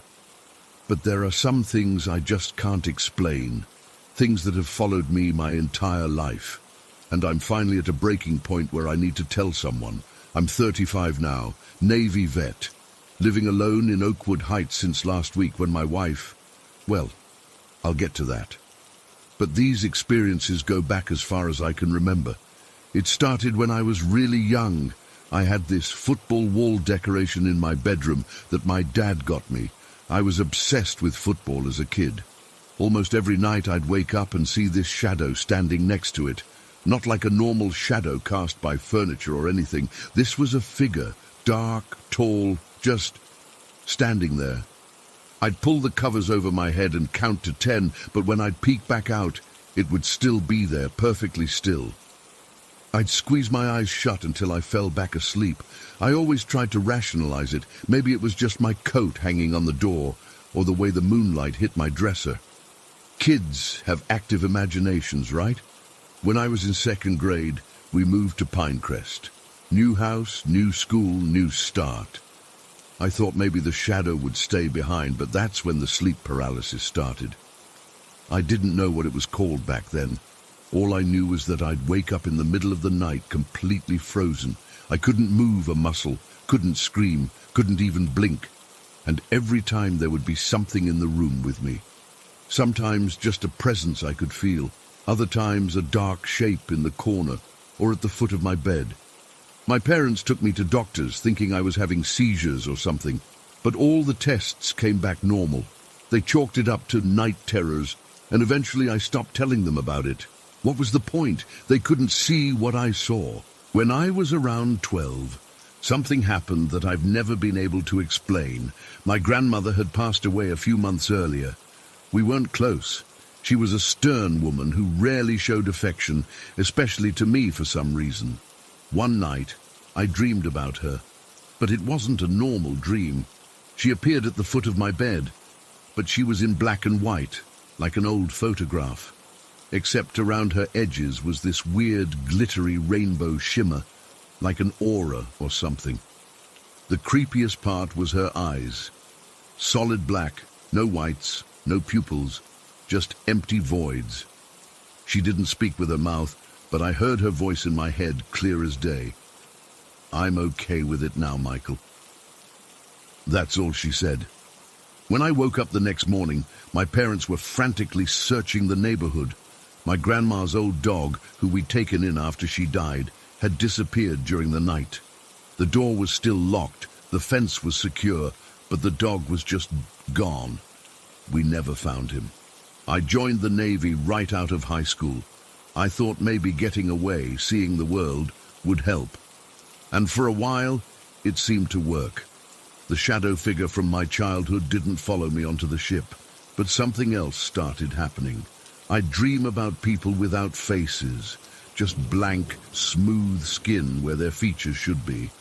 But the weird thing was, they felt familiar somehow, like I knew them, or was supposed to know them. In these dreams, I'd feel this overwhelming urge to find them, to help them. I'd wake up with this sense of purpose, this mission, but no idea what I was supposed to do. After I left the Navy in 2012, everything got worse. The dreams became more vivid, more sinister. That's when the demons started appearing. Not like cartoon devils with pitchforks, these were ancient primal things, entities that felt older than humanity itself. About 3 years ago, I had a dream that still makes my skin crawl when I think about it. I was in a vast empty space, not darkness exactly, more like nothingness. And there was this thing, massive, black, with red eyes like burning coals. It didn't speak, but somehow it showed me things. Terrible things, wars I've never seen, disasters that haven't happened, people suffering in ways I can't describe. And somehow I knew these weren't just random images. They were possibilities, futures that might happen. When I woke up, I was drenched in sweat, my heart racing so fast I thought I was having a heart attack. My wife found me in the bathroom at 3 a.m., sitting on the floor, shaking. I couldn't tell her what I'd seen. How do you explain something like that? She thought I was having PTSD episodes related to my service, but it wasn't that. I know what PTSD feels like. This was something else entirely. For a while after that, I was afraid to sleep. I'd stay up as long as I could, watching TV, playing video games, anything to avoid closing my eyes. But eventually, exhaustion would win, and the entities would be waiting for me. Last week was the worst it's ever been. I had fallen asleep on the couch watching a baseball game. In my dream, I was back in my childhood bedroom with that football decoration on the wall. But this time, the shadow wasn't just standing there. It was moving. Tall, impossibly thin, with limbs that bent at unnatural angles. It approached me slowly, and I couldn't move. Classic sleep paralysis, I thought. Just wait it out. But then it touched me. I felt its hand, cold, rough, like dried leather, wrap around my throat. It started to squeeze, and for the first time one of these entities was physically hurting me. I tried to scream but couldn't make a sound. It leaned down close to my face, and though it had no visible mouth, I heard it whisper my name. Then it started to beat me. Not like a human fight. This was methodical, precise. It knew exactly where to hit to cause the most pain without leaving marks. The whole time, it never let go of my throat. I could feel myself starting to lose consciousness, both in the dream and, somehow, in reality, on my couch. Just before everything went black, it showed me visions, like the entity with red eyes had years before, but more personal this time. I saw my wife being tortured, my parents, friends from the Navy, everyone I cared about suffering in horrible ways. And somehow I knew it was showing me what it planned to do. I finally managed to wake up gasping for air, my throat feeling bruised, though there were no marks. The worst part? I could still feel it in the room with me. Not a dream anymore, not sleep paralysis. It was there, in my living room, watching me from the corner. I turned on every light in the house and stayed awake until dawn. 2 days later, my wife sat me down and told me she wanted a divorce, out of nowhere. We'd been together for 7 years, and while we had our issues like any couple, things had been good between us. But she looked at me with these distant eyes like she was looking through me and said she couldn't do this anymore. She didn't elaborate, wouldn't explain what this was, just packed a bag and went to her sister's place. When she was leaving, she paused at the door and turned back to me. "You talk in your sleep now," she said. "You've been saying things that scare me." Then she left before I could ask what she meant. I'm alone in the house now. I've been sleeping in short bursts, 20-30 minutes at a time, sitting upright in a chair with the lights on. I've installed more lights, removed anything that casts weird shadows. I've tried sage, crosses, protective crystals, anything the internet suggests might help, even though I feel ridiculous doing it. Last night, I dozed off around 2 a.m. and woke up at 2:17 to find all the lights off. Every single one, even though the power was still on to everything else in the house. In the darkness, I heard breathing that wasn't mine. I'm writing this because I don't know what else to do. I've never been the type to believe in demons or spirits or whatever these things are, but I can't deny what's happening anymore. These things have been with me my entire life, watching, waiting, and now I think they're done waiting. The shadowy figure from my childhood, the faceless people from my Navy days, the entities in my recent dreams, they're all connected somehow. They've been influencing my life, pushing me towards something.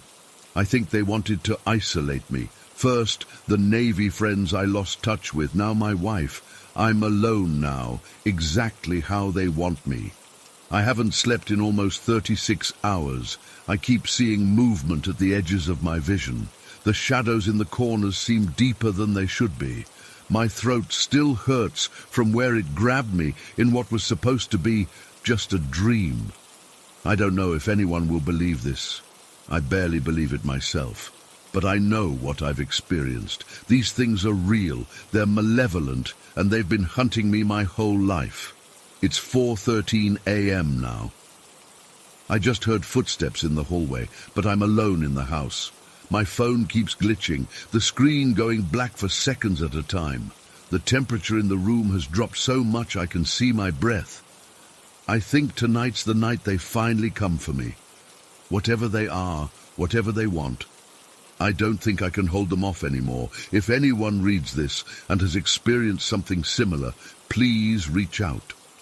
Maybe together we can figure out what these entities are and how to fight them. The lights just flickered again. They're scratching at my bedroom door. I'm going to post this now before, Story 9. I've never been the type of person to believe in the paranormal. Ghost stories were always just entertainment to me, something to laugh about with friends around a campfire. I was the rational one who'd explain away the creaking floorboards or the strange shadows. That was until about a month ago.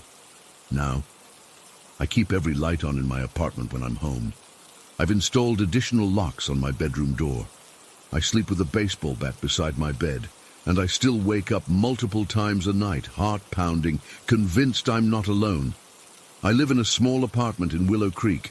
It's nothing special, just a one-bedroom place with thin walls and questionable plumbing. But the rent is affordable, and it's close to work. I've been here for almost 2 years without any issues. My routine was always the same. Come home from work, make dinner, watch some Netflix, then head to bed around 11 p.m. That night started like any other. It was a Tuesday. I remember because I had just finished watching the latest episode of this show I follow that releases new episodes on Tuesdays. Nothing unusual happened that day. Work was normal. I grabbed takeout on the way home, ate while watching TV, then started getting ready for bed around 10:45. My bedtime routine is simple. I brush my teeth, wash my face, use the bathroom, and leave the bathroom light on with the door cracked just enough to provide a dim glow so I can navigate my apartment if I need to get up during the night. I hate complete darkness, not because I was afraid, but because I'm clumsy and have stubbed my toes too many times. I got into bed around 11 p.m., scrolled on my phone for a few minutes, then set my alarm and put my phone on the nightstand.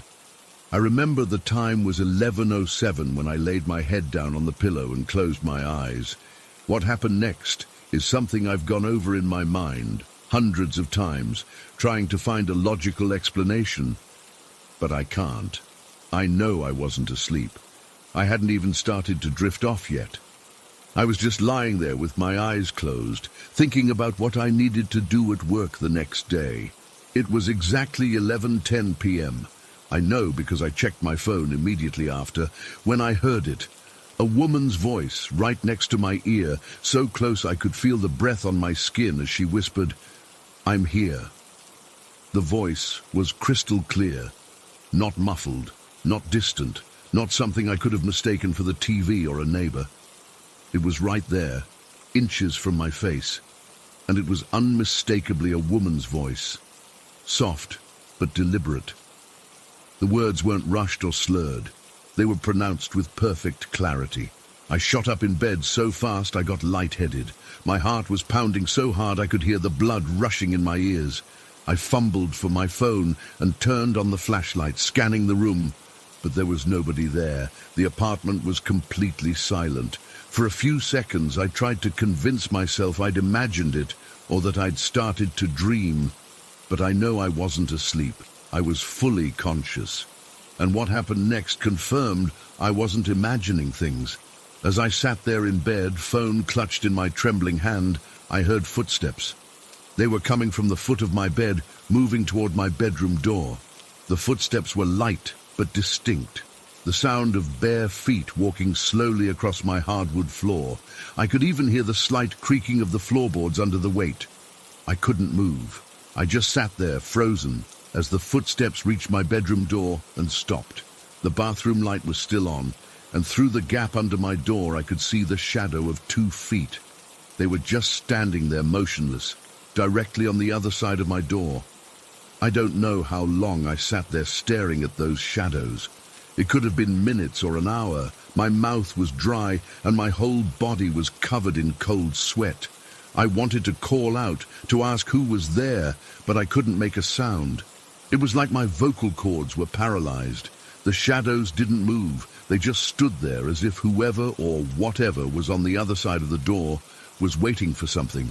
Eventually, I managed to reach over to my nightstand and turn on the lamp. The sudden light was harsh, but it gave me a small sense of security. I also grabbed the TV remote and turned it on, desperate for some noise to fill the silence. I put on some random late-night show, not even registering what was playing, just needing the background noise and additional light. With the TV on and the lamp illuminating my room, I felt a tiny bit braver. I kept watching the shadows under the door, expecting them to move, but they remained perfectly still. After about 10 minutes, I started to wonder if my eyes were playing tricks on me. Maybe it was just a weird shadow cast by the bathroom light. But I knew that wasn't true. I'd seen those shadows move across my floor before they stopped at the door. I tried to rationalize what was happening. Maybe someone had broken into my apartment. But how did they get so close to my bed without me noticing? And why would an intruder whisper in my ear and then just stand outside my door? It didn't make sense. As I was trying to make sense of what was happening, a new sound started. At first, it was so quiet I thought I was imagining it. But as I held my breath to listen, it became unmistakable. Someone was breathing, and the sound was coming from under my bed. It wasn't loud or labored. It was just the soft, rhythmic sound of someone taking slow, steady breaths. In, out, in, out. Even with the TV on, I could hear it clearly. I pulled my legs up to my chest, my back pressed against the headboard. I was as far away from the edge of the bed as I could get. My instinct was to jump off the bed and run, but the thought of putting my feet on the floor, within reach of whatever was under there, was too terrifying. The breathing continued. Sometimes it would get a little louder, then softer again, as if whatever was under my bed was shifting position. And all the while the shadow of those 2 feet remained visible under my door. I was trapped. If I tried to leave my room, I'd have to confront whatever was standing outside my door. If I stayed in bed, there was something underneath me, close enough that I could hear its every breath. I don't know how long I sat there, paralyzed with fear. The minutes crawled by, feeling like hours. My back ached from being pressed against the headboard for so long, and my legs were cramping from being pulled up to my chest, but I didn't dare move. At some point, the TV show ended, and another one started. I glanced at my phone. It was almost 1:30 a.m. I'd been sitting there frozen for over 2 hours. Something had to give. I couldn't stay like this all night. I needed to do something, either leave the room or confront whatever was under my bed. Neither option seemed good, but staying in limbo was slowly driving me insane. I decided I would check under the bed first. If there was nothing there, then maybe the breathing was just my imagination, and maybe the shadow under the door was just a trick of the light. I needed to know. I reached for my nightstand drawer and pulled it open as quietly as I could. Inside was a flashlight and a knife I keep for emergencies. I grabbed both, my hands shaking so badly I almost dropped the knife. Moving as slowly and silently as possible, I shifted to the edge of the bed, the knife gripped tightly in one hand, the flashlight in the other. The breathing under the bed continued, unaffected by my movement.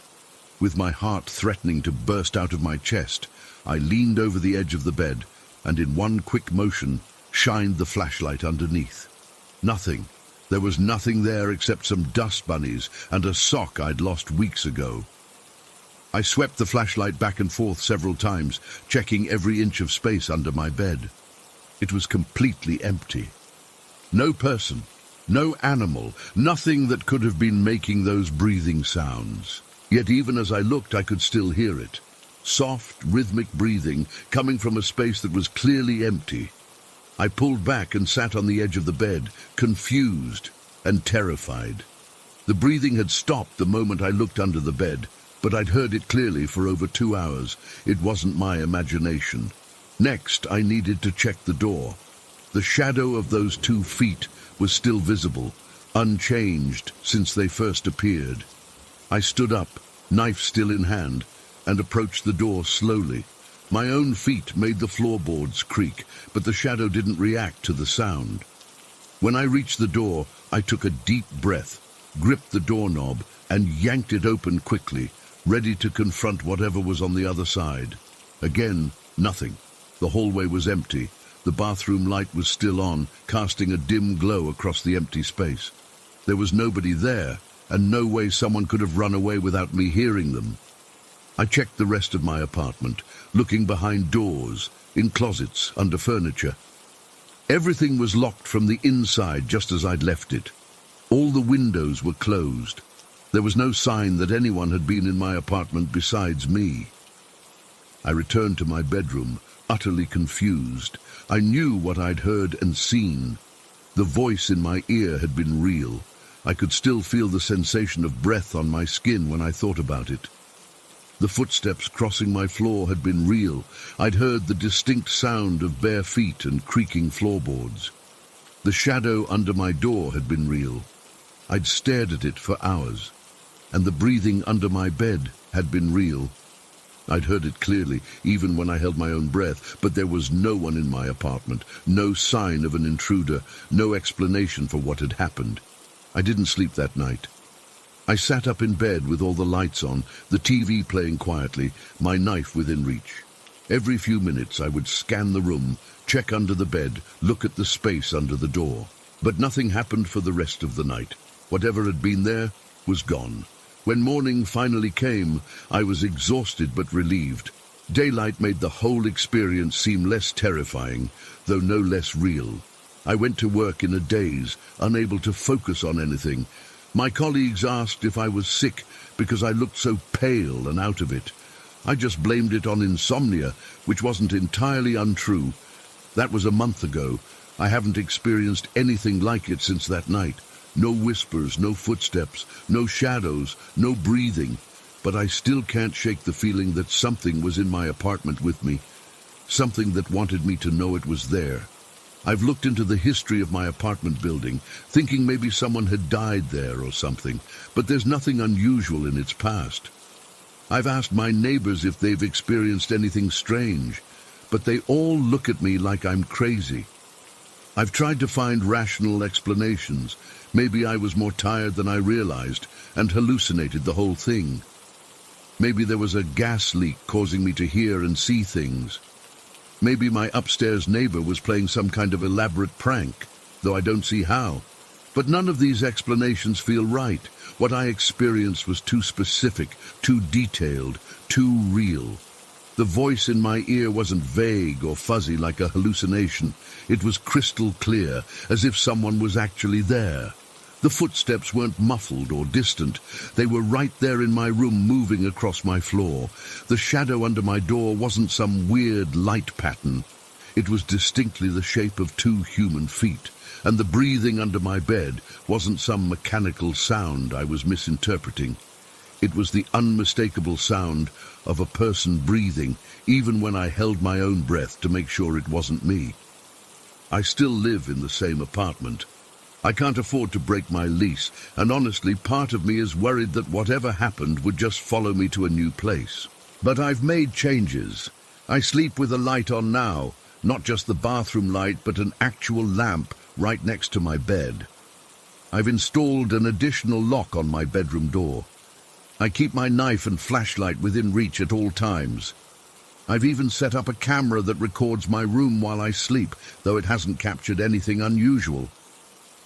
Despite all these precautions, I still wake up multiple times each night, convinced I've heard that whisper again. I'm here.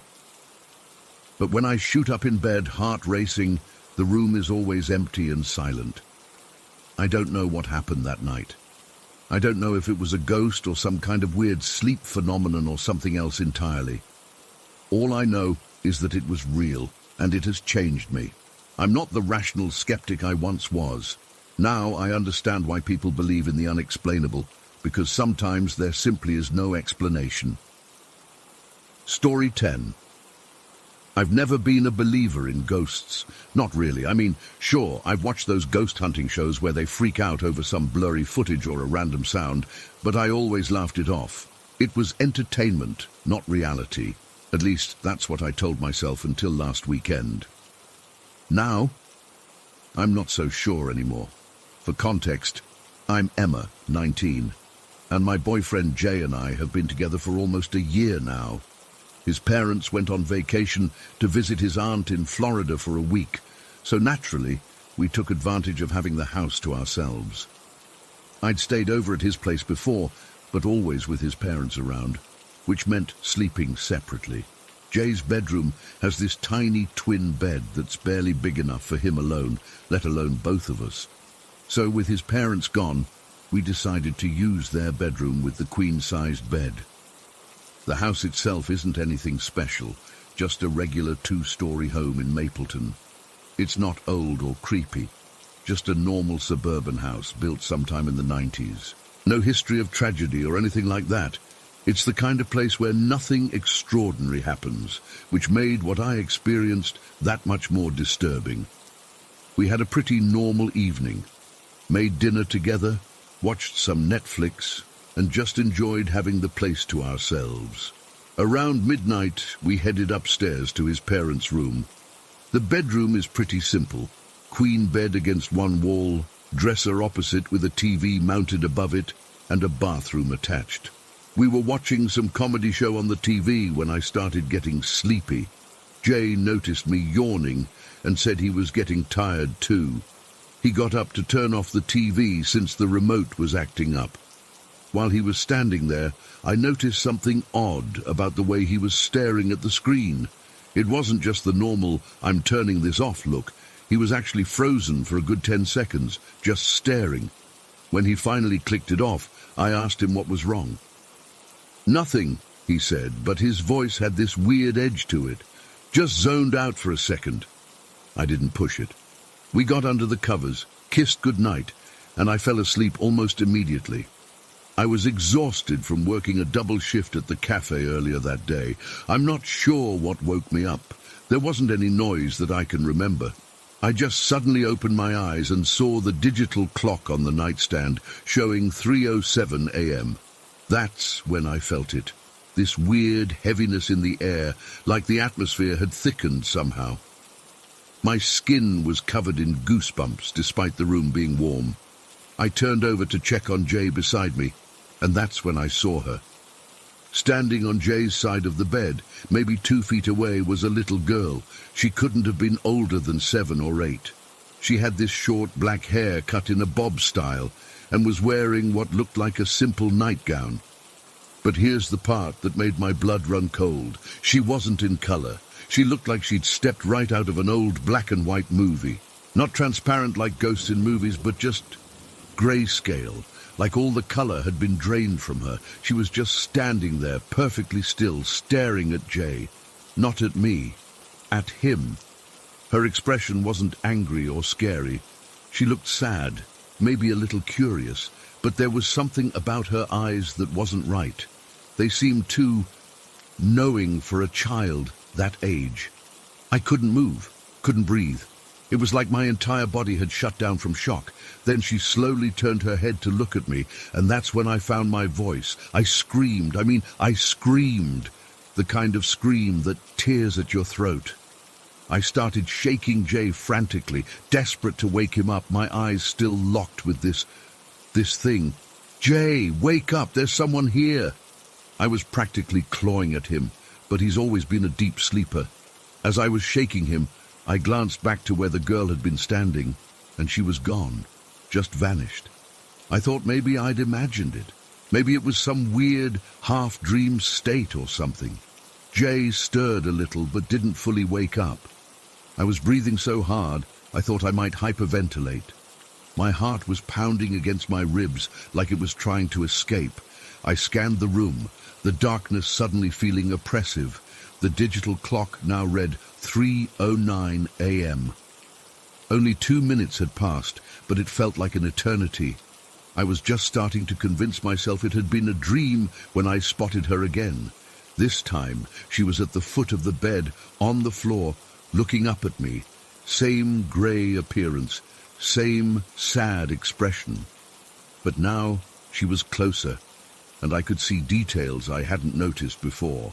There was a small birthmark or mole near her left eyebrow. Her nightgown had tiny flowers embroidered on the collar. These details were so specific, so real. I screamed again, even louder this time, and scrambled backward until my back hit the headboard. I couldn't take my eyes off her.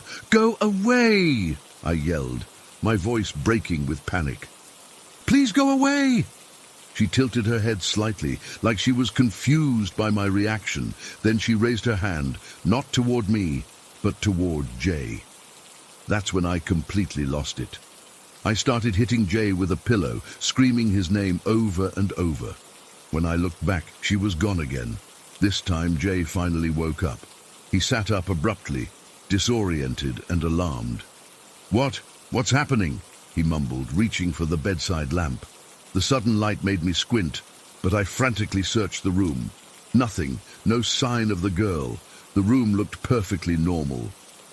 "Emma, what's wrong? You're shaking!" Jay put his arm around me, but I couldn't stop trembling. I wanted to tell him what I'd seen, but the words wouldn't come out. What if he thought I was crazy? What if I was crazy? I just sat there, clutching the blanket to my chest, scanning every shadow in the room. I thought I saw someone, I finally managed to say.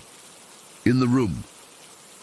Jay immediately got up and checked the entire house. Closets, under the bed, behind doors, everything.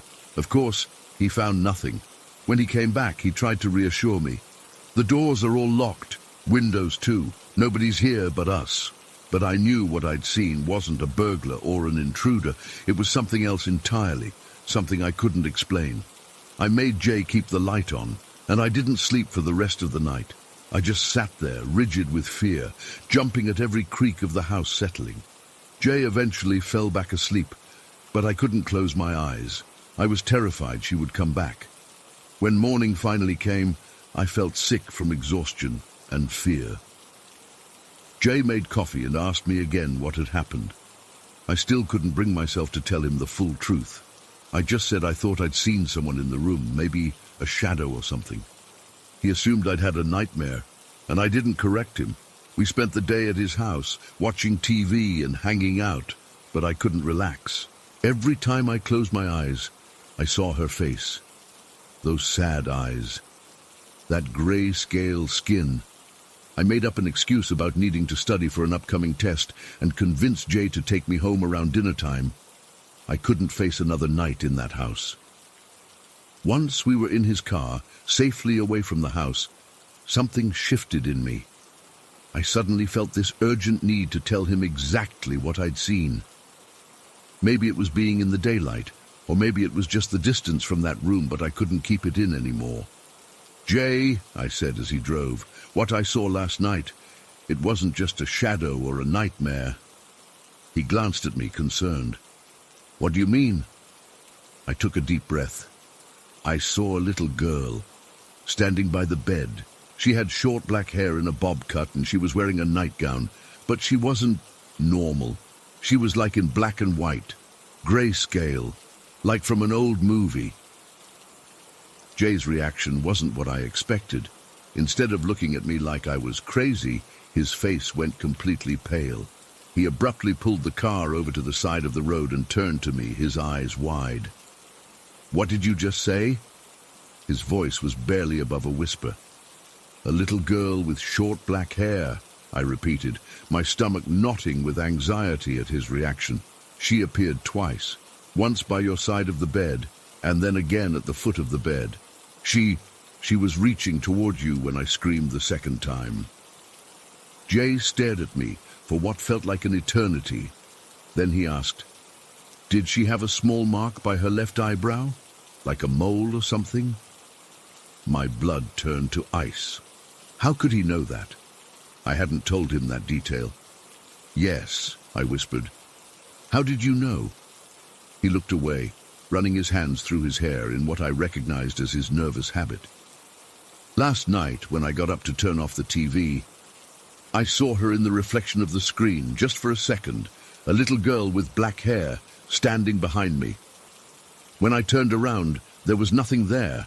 I thought my eyes were playing tricks on me. Now it was my turn to be shocked. "Why didn't you say anything?"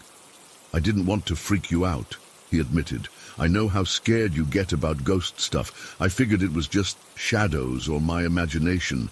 But now..." We sat in silence for a minute, both trying to process what this meant.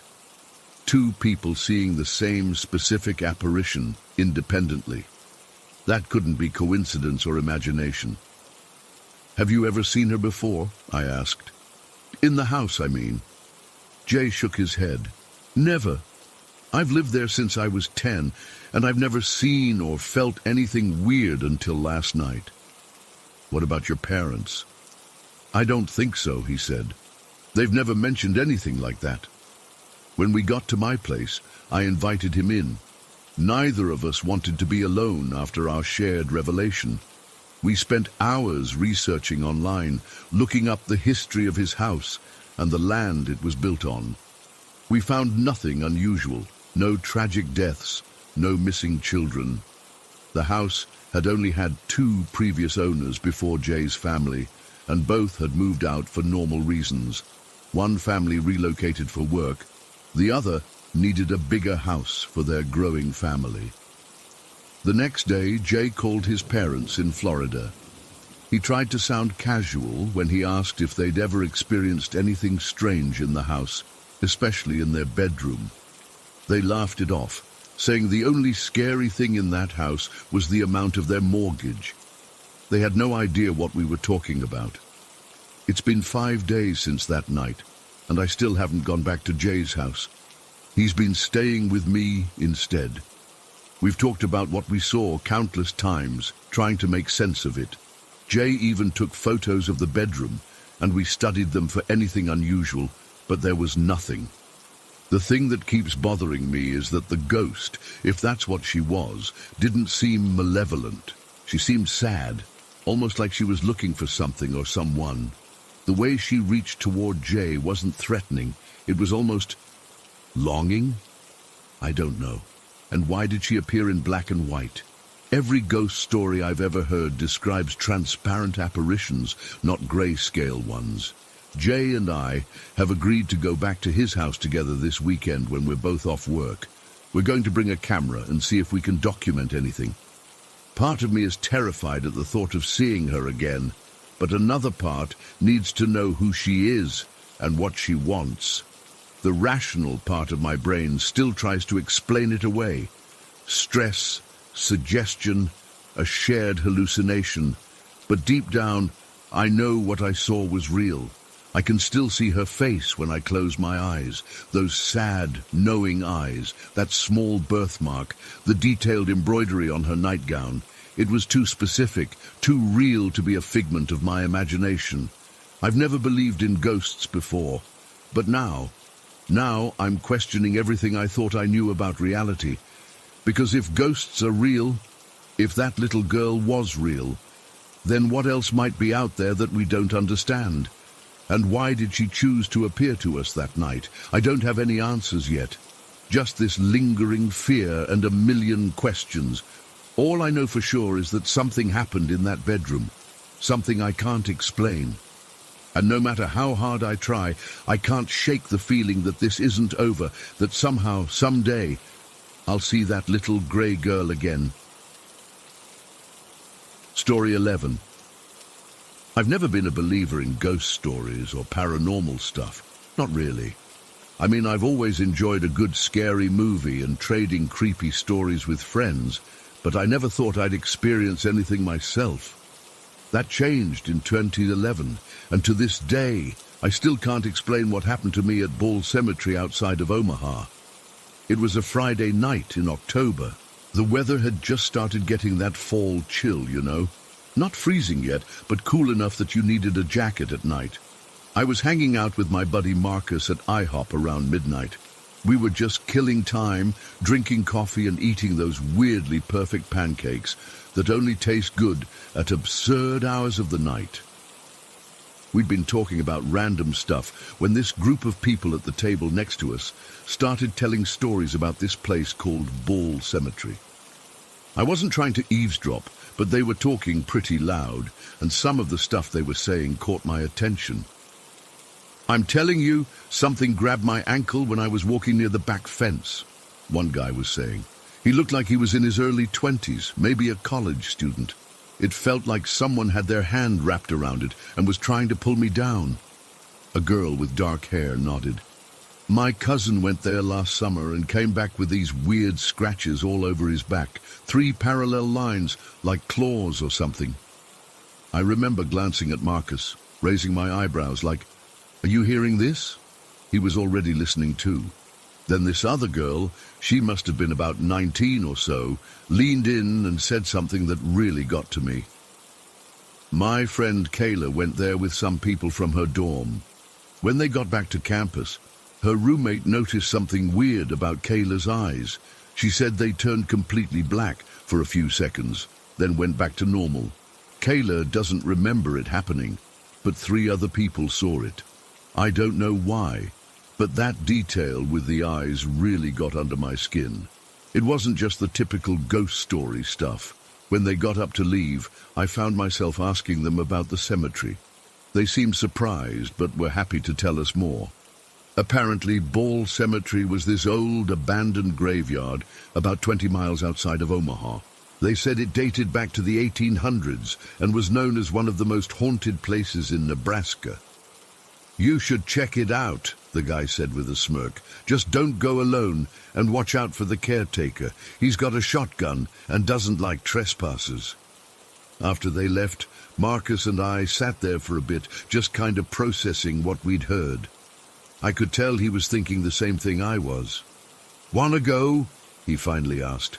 Part of me wanted to say hell no. I had work the next day. It was already after midnight, and driving out to some creepy cemetery in the middle of nowhere seemed like the beginning of every horror movie I'd ever seen. But the other part of me, the curious part, the part that wanted to prove all those stories were just made up, that part won out. "Yeah," I said. "Let's do it." So we paid our bill and left. Marcus had his car, a beat-up Honda Civic that had seen better days, but it was reliable. We looked up directions to Ball Cemetery on his phone. It wasn't easy to find. It was way out in the country, down a bunch of back roads with no streetlights. The drive there was tense. Neither of us said much. I remember watching the houses get fewer and farther between until there was nothing but fields and trees on either side of the road. It was the kind of dark you only get when you're away from the city. Complete, overwhelming darkness, except for our headlights cutting through it. "What if that caretaker guy is there?" I asked at one point. "We'll just say we got lost," Marcus replied, but I could tell he was getting nervous too. After about 30 minutes of driving, we turned onto this narrow dirt road. The sign was so old and faded we almost missed it. The road was rough, full of potholes, and Marcus had to slow way down. Trees closed in on both sides, branches scraping against the car windows. It sounded like fingernails. "This is some horror movie shit right here," Marcus muttered, and I couldn't help but agree. Finally we saw it, a rusty iron gate with a small sign that read Ball Cemetery. Marcus pulled over to the side of the road and turned off the engine. It was around 1 a.m. by then, and the silence that followed was almost painful. No traffic noise, no distant sounds of the city, just crickets and the occasional rustle of leaves in the wind. We sat there for a minute, neither of us making a move to get out. "Maybe this isn't such a good idea," I said, staring at the gate. It was partially open, just wide enough for a person to slip through. "We came all this way," Marcus pointed out. "Might as well take a look." So we got out of the car.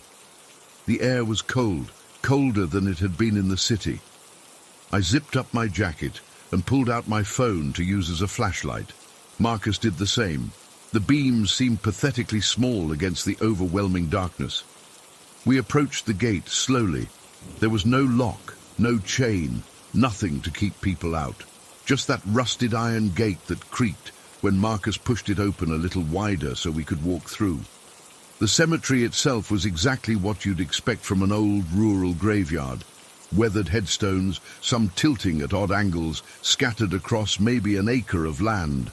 Tall grass that hadn't been mowed in a while. A few trees with gnarled branches that cast weird shadows in our flashlight beams. A low stone wall ran around the perimeter, crumbling in places. "Let's just walk around a bit," I suggested, trying to sound casual. "See if we notice anything weird." So we started walking, our phone lights sweeping across the graves. Many of the headstones were so old that the engravings had worn away, making it impossible to read the names or dates. Others were newer, but still decades old.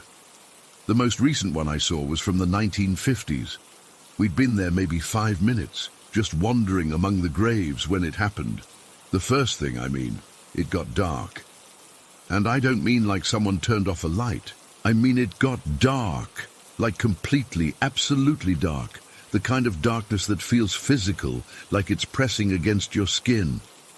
My phone light was still on. I could see the screen glowing, but the beam wasn't penetrating the darkness anymore. I held my hand in front of my face, right up to my nose, and I couldn't see it, not even a shadow. "Marcus," I called out, trying to keep the panic out of my voice. "You still there?" "Yeah," he answered from somewhere to my right. He sounded scared. "What the hell is happening? I can't see anything." "Me neither. Just stay where you are." It lasted maybe 30 seconds, but it felt like forever.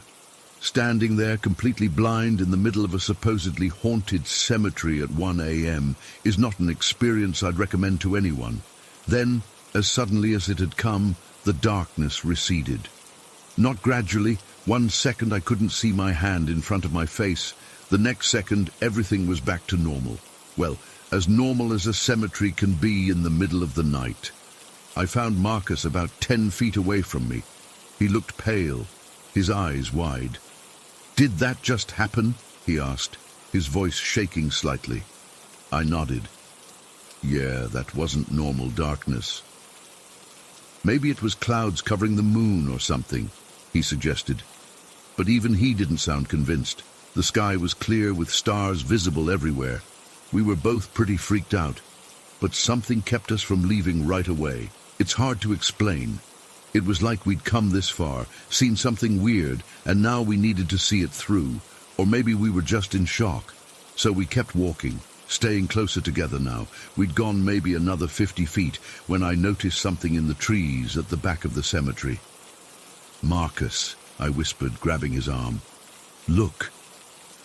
There, weaving between the trees, were two orbs of light.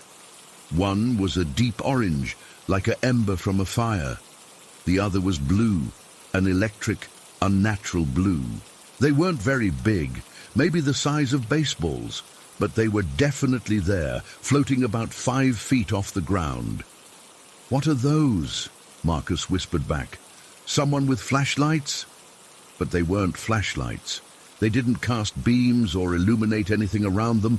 They were just light, self-contained balls of light moving through the trees. And the way they moved, that's what still bothers me the most when I think about it. They didn't float smoothly or follow any kind of regular pattern. They would be in one spot, then instantly appear in another spot 10 feet away, without actually traveling the distance between, like they were teleporting, but so fast it was almost imperceptible. We stood there watching them for maybe a minute. They never made any sound. They just kept weaving through the trees, appearing in different spots, sometimes separating from each other, sometimes coming close together. "Should we go closer?" Marcus asked. I hesitated. Part of me was terrified, but another part was fascinated. I'd never seen anything like this before. "Yeah," I finally said. "Let's go closer." But slowly. We started walking toward the back of the cemetery where the lights were. Our own flashlights seemed dim and artificial compared to those orbs. As we got closer, I noticed something else strange. The temperature was dropping. It had been cool before, but now I could see my breath in front of my face. We were maybe 20 feet from the tree line when the orbs suddenly stopped moving. They just hung there, perfectly still, about 10 feet apart from each other. And then they changed direction. Instead of moving side to side through the trees, they started coming toward us. "Shit," Marcus muttered. "Should we run?" But I couldn't move. I was frozen in place, watching as these two balls of light floated toward us.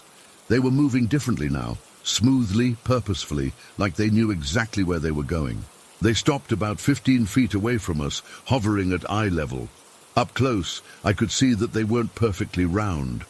They pulsated slightly, the edges blurring and sharpening in a rhythm that reminded me of breathing. We stood there, staring at these things, for what felt like an eternity but was probably only a few seconds. Then the orange one moved. It didn't zip around like before. It slowly floated to the right, then back to the left, like it was examining us from different angles. The blue one remained still for a moment longer, then it too began to move, mirroring the orange one's movements, but in the opposite direction. "What do they want?" Marcus whispered, his voice barely audible. I didn't answer. I couldn't. My throat felt tight, like I couldn't get enough air. Then the lights started doing something new. They began to circle around us, slowly at first, then faster and faster. The orange one clockwise, the blue one counterclockwise. They were about 10 feet away from us, maintaining that distance as they circled. The air got even colder. I remember my teeth starting to chatter, partly from fear, partly from the cold. My breath was coming out in white puffs, just when I thought I couldn't take any more. When I was about to grab Marcus and make a run for it, we heard something that made my blood freeze. A dog, barking. Loud, aggressive barking coming from somewhere beyond the cemetery. "The caretaker," Marcus hissed. "We gotta go, now." The orbs seemed to react to the sound too. They stopped circling and darted back toward the trees, moving with that impossible instant movement again. 1 second they were around us, the next they were back among the trees. We didn't waste any time. We turned and ran, stumbling over uneven ground, our phone lights bouncing wildly. I nearly tripped over a low headstone, but caught myself at the last second. The barking was getting closer. I could hear it clearly now, a deep, menacing sound that made the hair on the back of my neck stand up. We reached the gate and squeezed through, not bothering to close it behind us. We sprinted to the car, Marcus fumbling with his keys. I kept looking back, half expecting to see a giant dog charging at us, or those lights following us out of the cemetery. Finally, Marcus got the car started. We peeled out of there, tires spitting gravel. I kept my eyes on the rearview mirror until the cemetery disappeared from view, hidden by trees and darkness. We didn't talk much on the drive back. What was there to say? We'd both seen it. That impossible darkness. Those lights that moved in ways that defied physics. The unnatural cold that had descended when they approached us. Over the next few days, I tried to come up with rational explanations. Maybe the darkness was just some weird atmospheric phenomenon. Maybe the lights were some kind of electrical discharge, like ball lightning. Maybe the cold was just a sudden drop in temperature that happened to coincide with everything else. But none of those explanations felt right. They didn't account for the way those lights moved, or how they seemed to react to us and to the sound of the dog. They didn't explain how darkness could be so complete that a phone flashlight couldn't penetrate it. I've never gone back to Ball Cemetery. I've never wanted to. But I think about that night a lot. I think about those lights, moving through the trees, circling around us like they were studying us. And I wonder what would have happened if that dog hadn't started barking when it did. I still don't know if I believe in ghosts or the paranormal. But I know what I saw that night wasn't normal. It wasn't something that can be explained away with science or logic. It was something else. Something that shouldn't exist in the rational world I thought I lived in. And that's what scares me the most.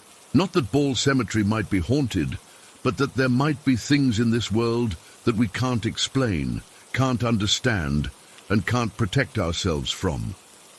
Things that exist just beyond the edge of our comprehension, occasionally crossing over into our reality for reasons we may never understand.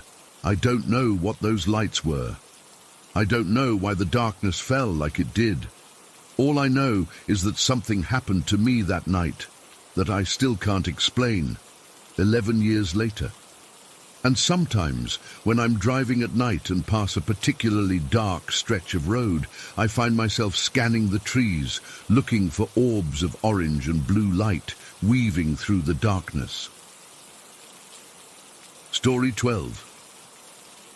I've been putting off writing this for a long time, mostly because I'm afraid that talking about it might somehow bring it back. I know that sounds stupid, but when you've lived through what I have, you get paranoid about these things.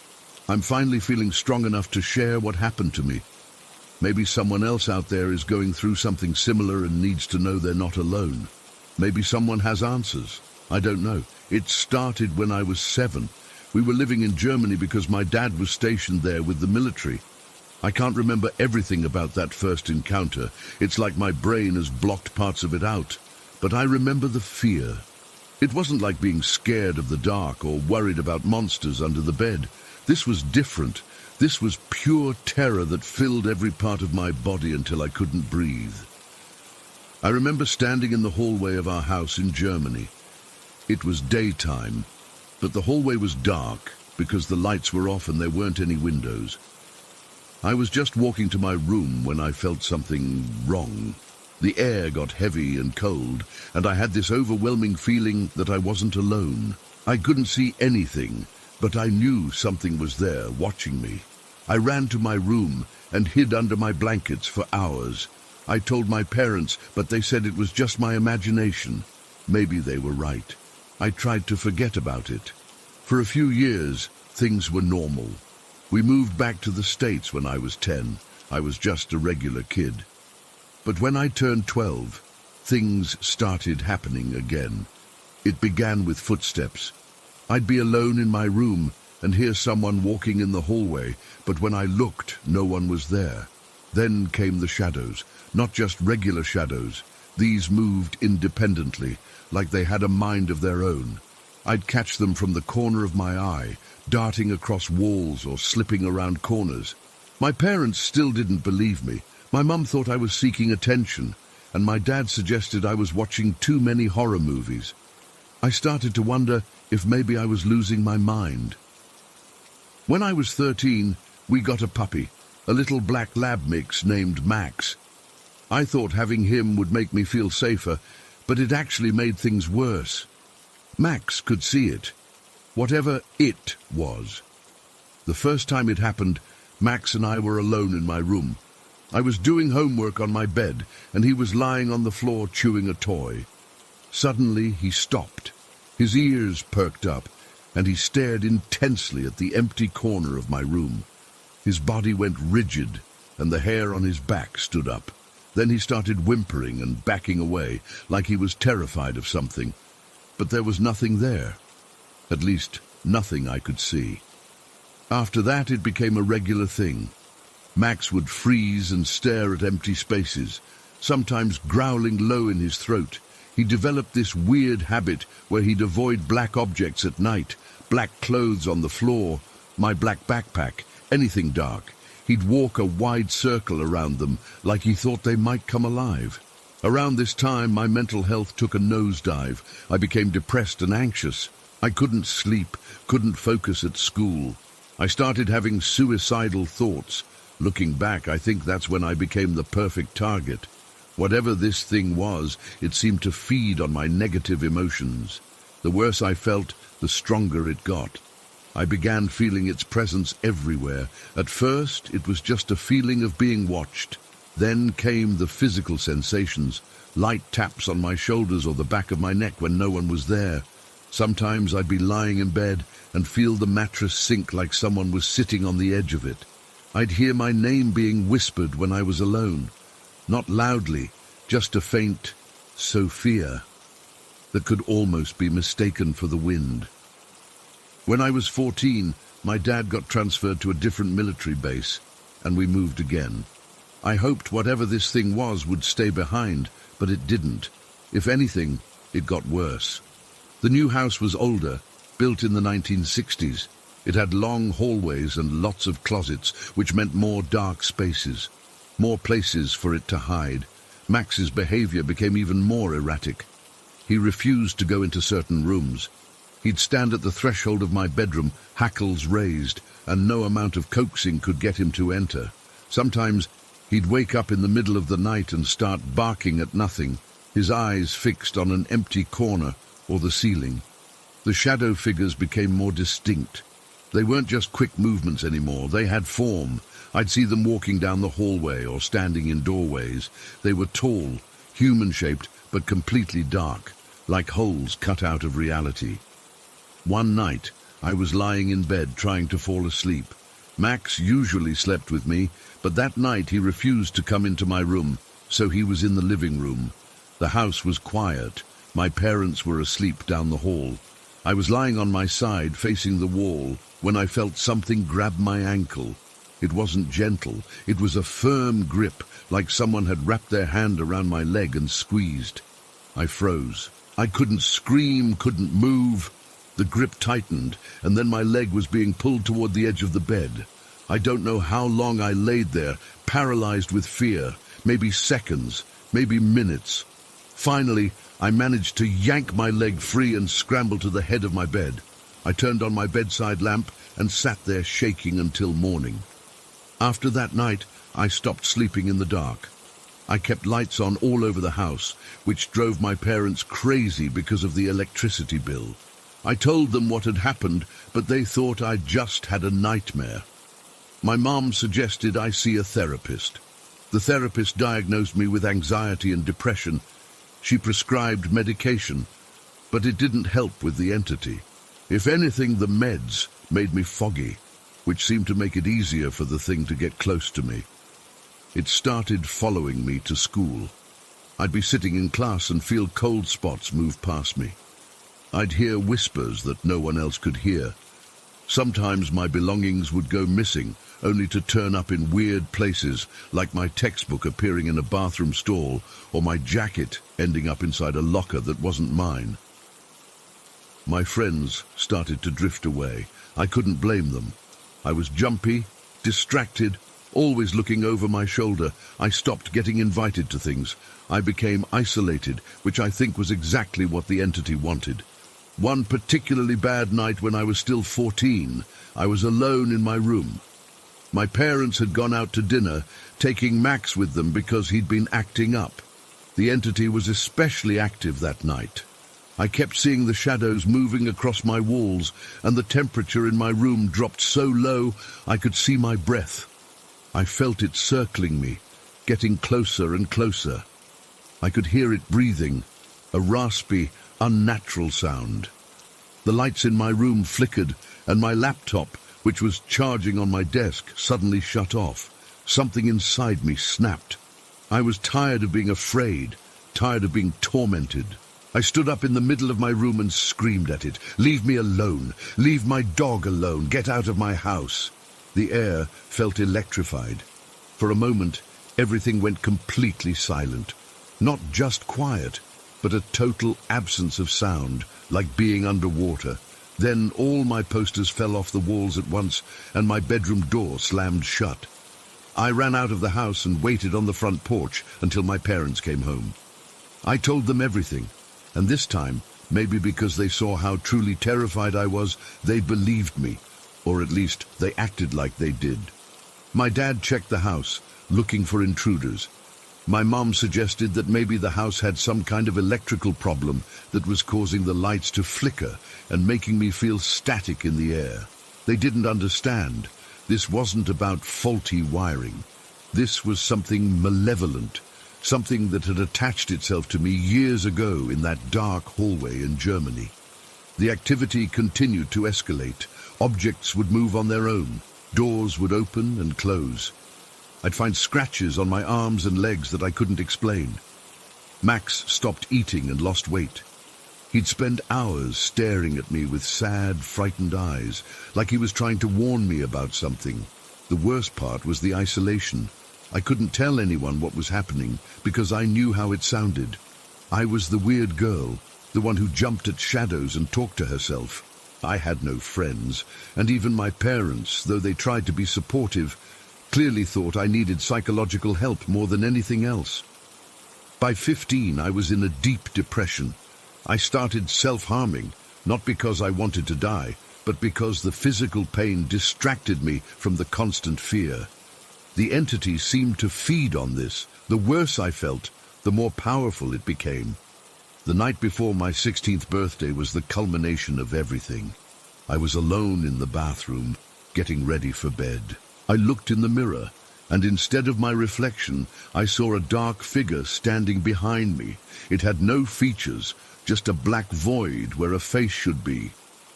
I spun around, but nothing was there. When I looked back at the mirror, my reflection had returned, but I could see dark bruises forming on my neck, like someone had tried to strangle me. I ran to my parents' room, hysterical. They called an ambulance, and I was admitted to a psychiatric ward that night.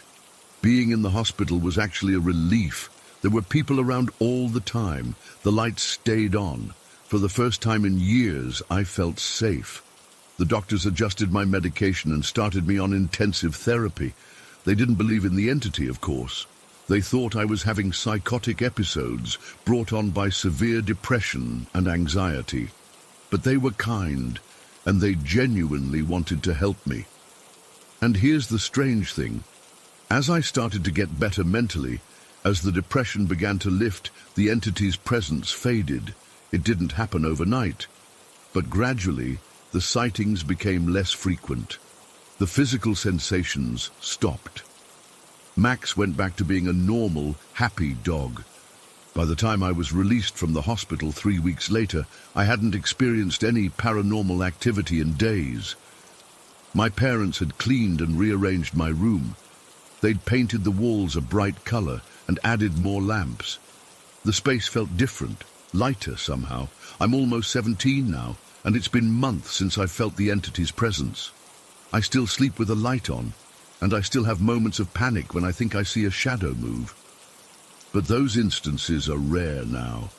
Looking back, I don't think the entity was feeding on my fear. I think it was feeding on my depression. It gained strength as I lost hope. And when I started to heal, when I began to find joy in life again, it lost its hold on me. Max still sleeps in my room every night.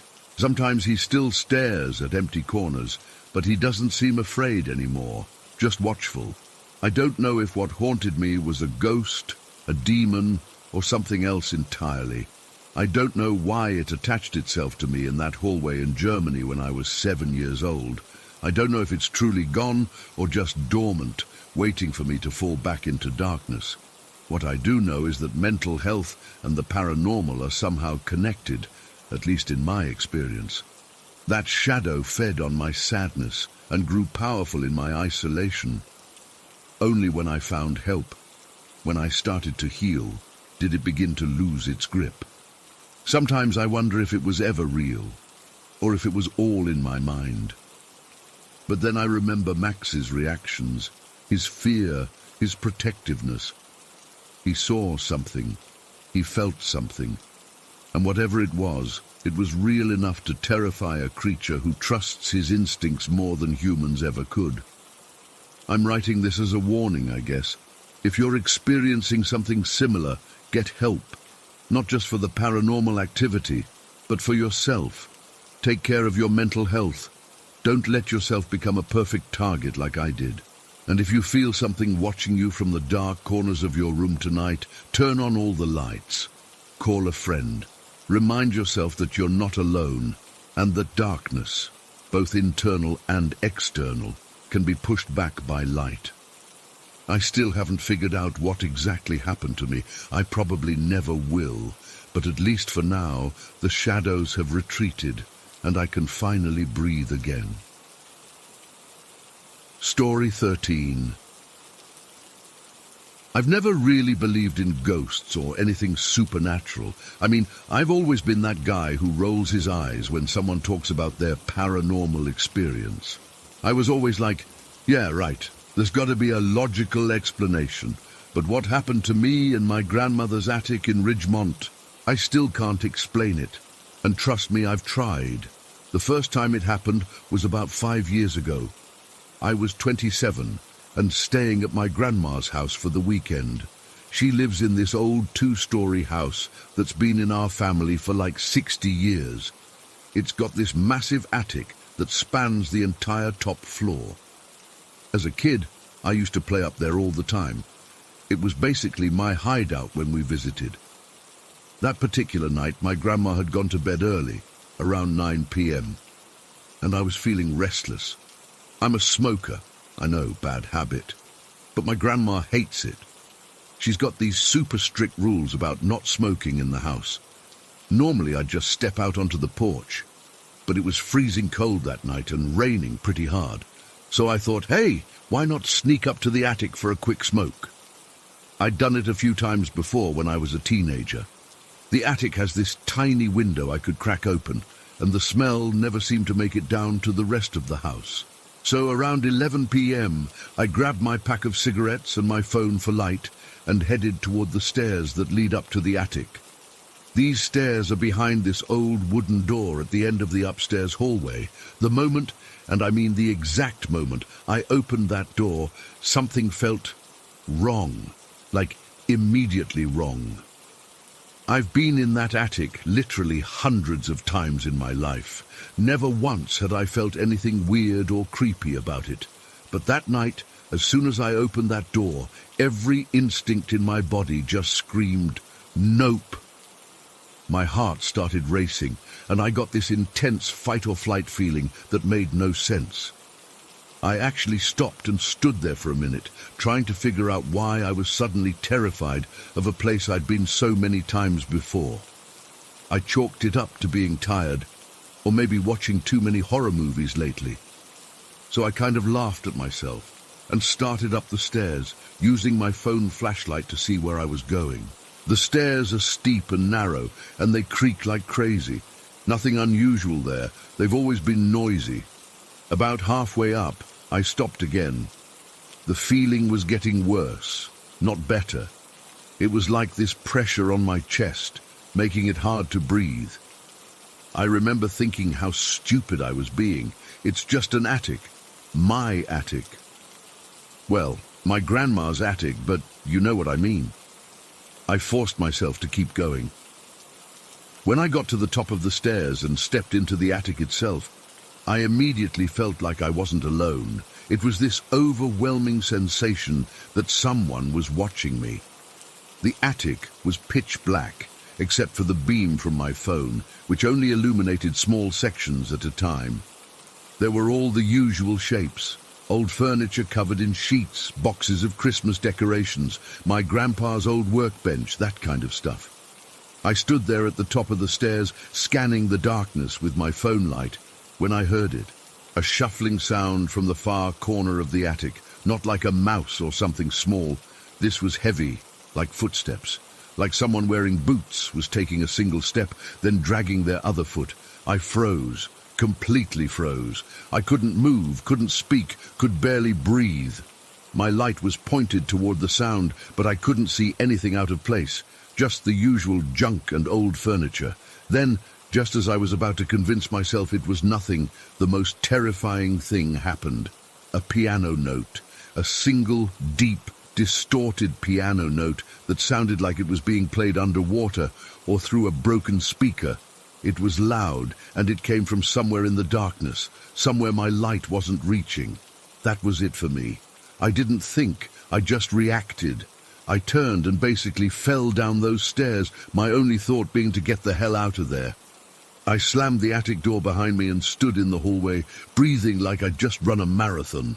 My hands were shaking so bad I dropped my phone, and my heart was pounding so loud I was worried it would wake up my grandma. After a few minutes of standing there like an idiot, trying to calm down, I started to rationalize what had happened. There had to be an explanation, right? The shuffling was probably just something settling in the attic. Old houses make noises all the time. And the piano note, that's when I remembered. My cousins and I used to have this toy piano when we were kids. It was one of those cheap plastic things that played pre-recorded songs and had flashing lights. It was probably still up there somewhere, and maybe something had fallen on it or activated it somehow. Once I had that explanation in mind, I started to feel pretty stupid for freaking out. I decided I needed to go back up there and check, just to prove to myself that there was nothing to be afraid of. It took me about 20 minutes to work up the courage. I stood at the bottom of the attic stairs, my hand on the doorknob, telling myself over and over that there was nothing to be afraid of, that I was being ridiculous. Finally, I opened the door again and went up, moving much more slowly this time. When I got to the top, I immediately started looking for that toy piano. I remembered it being in a box with other old toys, but I couldn't remember exactly where. I spent maybe 10 minutes searching through boxes and piles of junk, and eventually found it stuffed in a garbage bag with some other old toys. I pulled it out, relieved to have found the source of the sound. But that relief didn't last long. When I examined the toy piano, I realized there were no batteries in it. The battery compartment was empty and had that greenish residue you get when batteries have been left too long and corroded. I tried pressing the keys, but nothing happened. It was completely dead. I tried to convince myself that maybe there was still some residual charge in the circuitry, or maybe I was remembering the wrong toy. But deep down, I knew that wasn't it. The sound I'd heard was too loud, too clear, and too wrong. I put the piano back and got out of there as fast as I could without running. I didn't smoke that night. I didn't even want to be alone in my bedroom. I actually went downstairs and slept on the couch with all the lights on. I told myself it was because I was watching TV, but really, I was too freaked out to sleep in the dark. The next morning, everything seemed normal again. In the daylight, it was easy to dismiss what had happened as my imagination or some weird, explainable coincidence. I didn't tell anyone about it. I mean, who would believe me? I barely believed it myself. Fast forward to last year. I was helping my grandma renovate that same attic. We were turning it into a proper guest room since my grandpa had passed away, and she was thinking about maybe renting it out for extra income. We'd spent the whole day up there, tearing up old carpet, putting down new flooring, that kind of stuff. By the time we finished, It was late, around midnight. My grandma had gone to bed hours ago, but I wanted to finish one last section before calling it a night.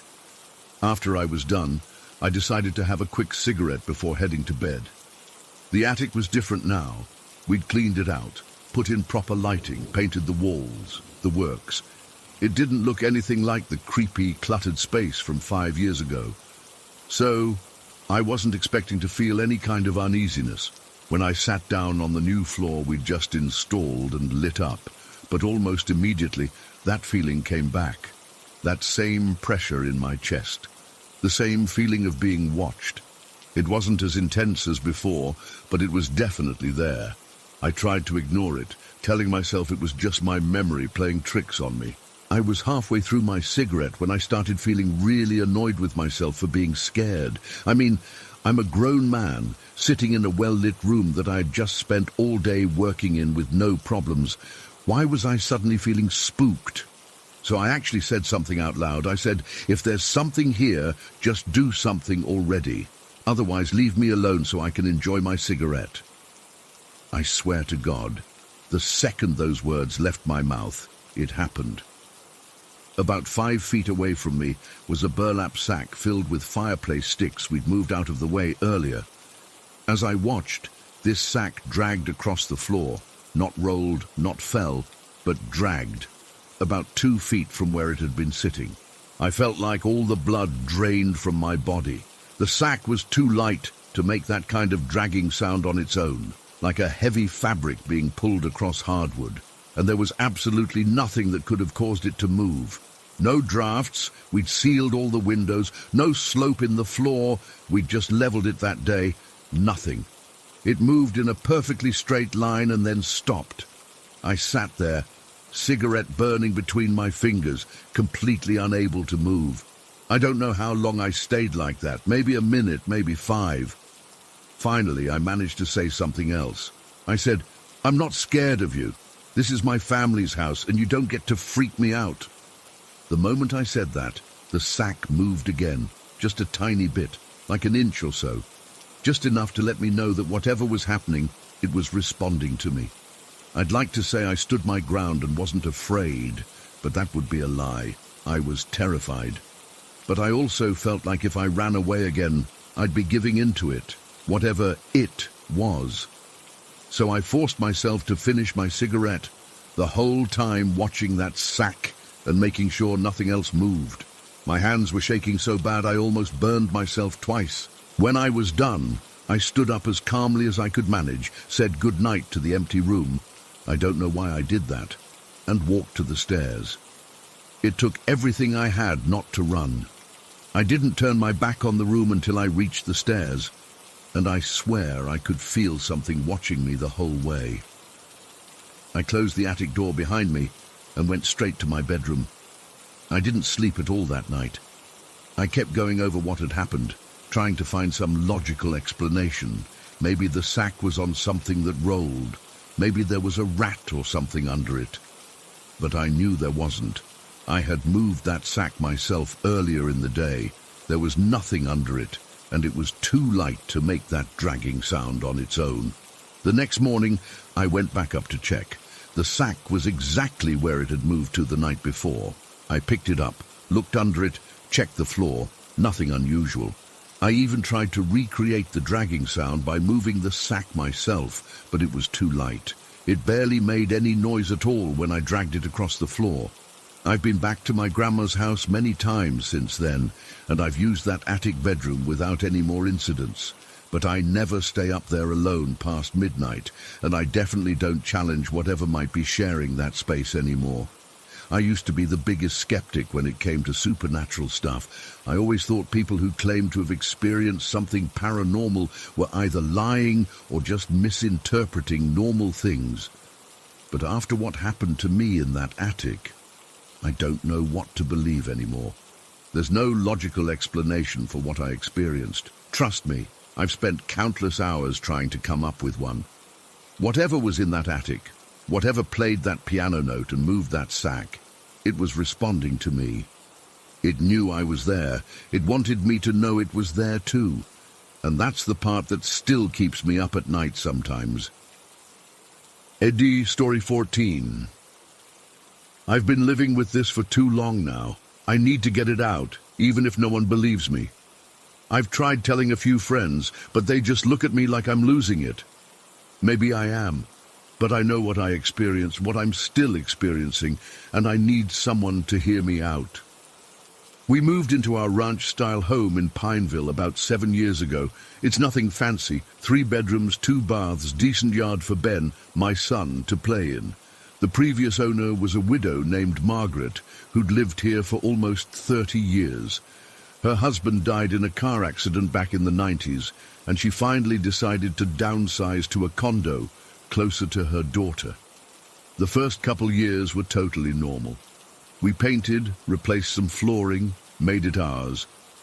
I never felt anything weird or off about the place. It just felt like home. Then little things started happening. At first it was just this smell, a perfume scent that would randomly appear in our guest bedroom.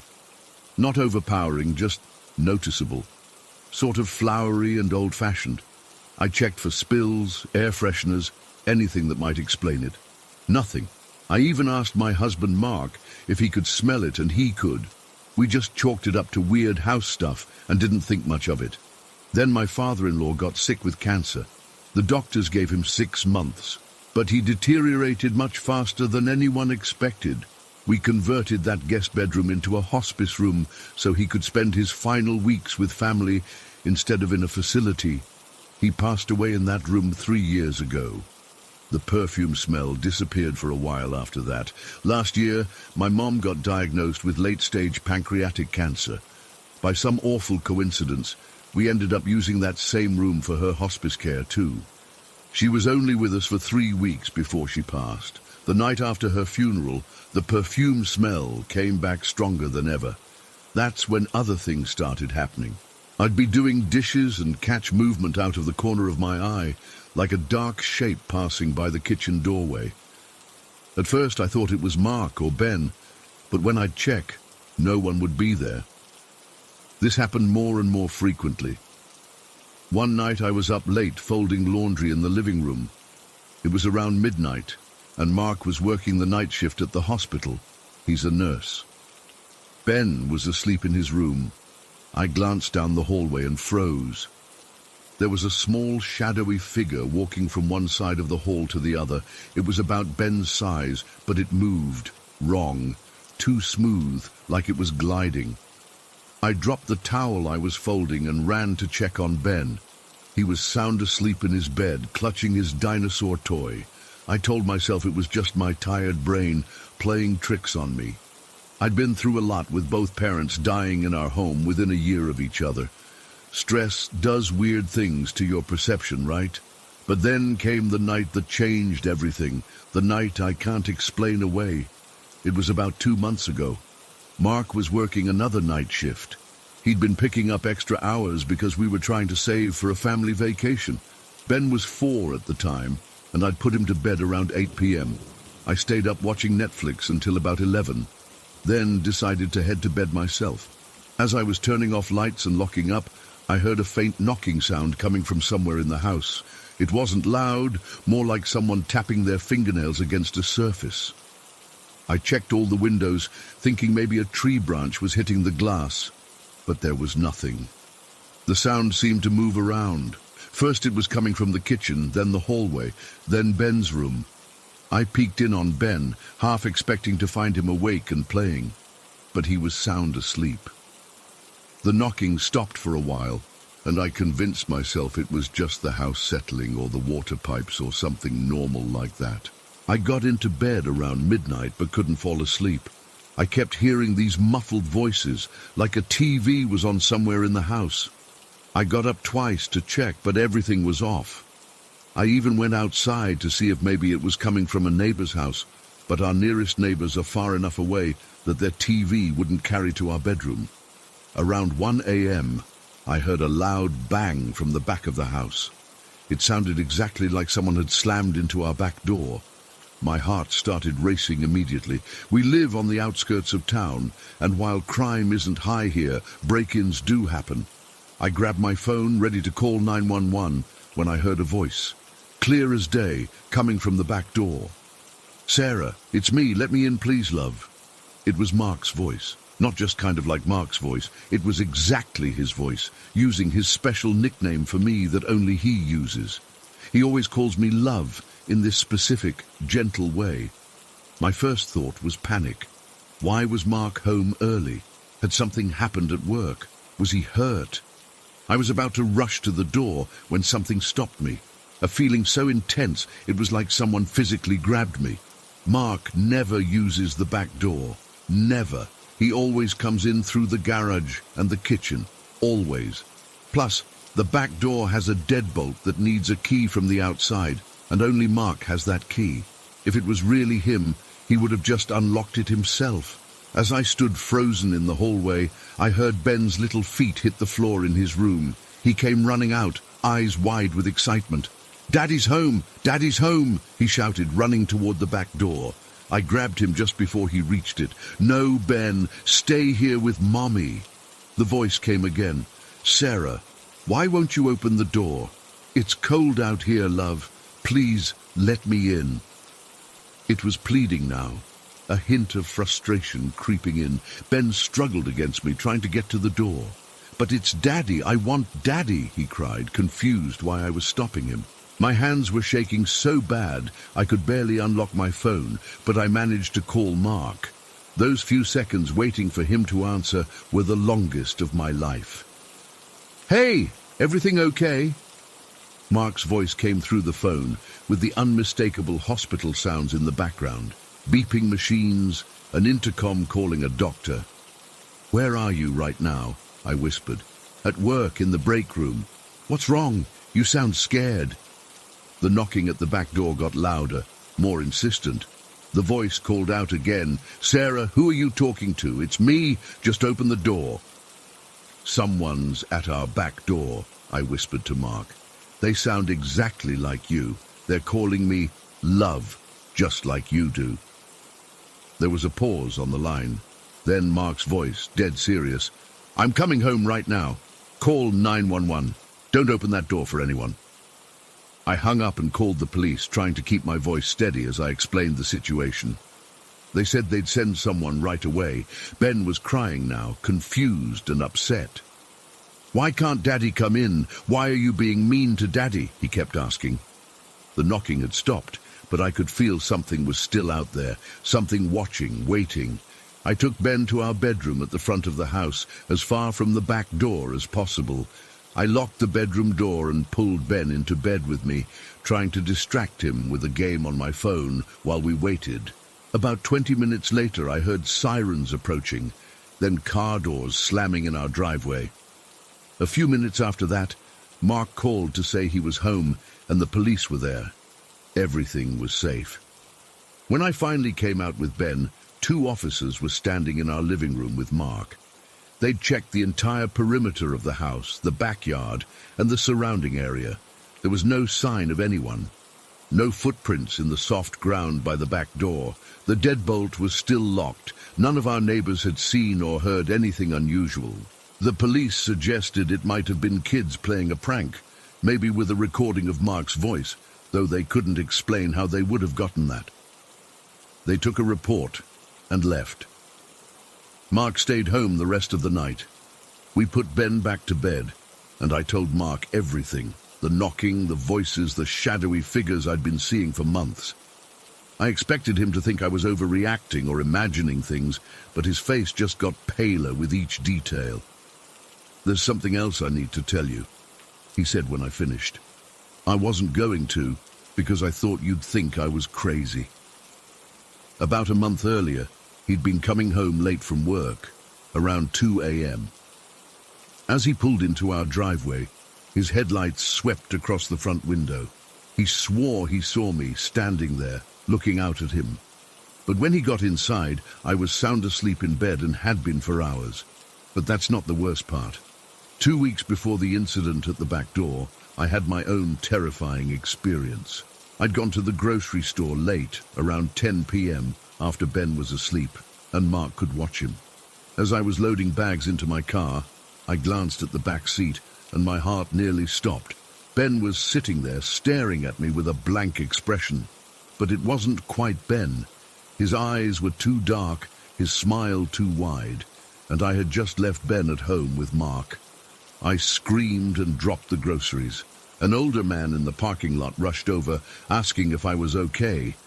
When I looked back at the car, the back seat was empty.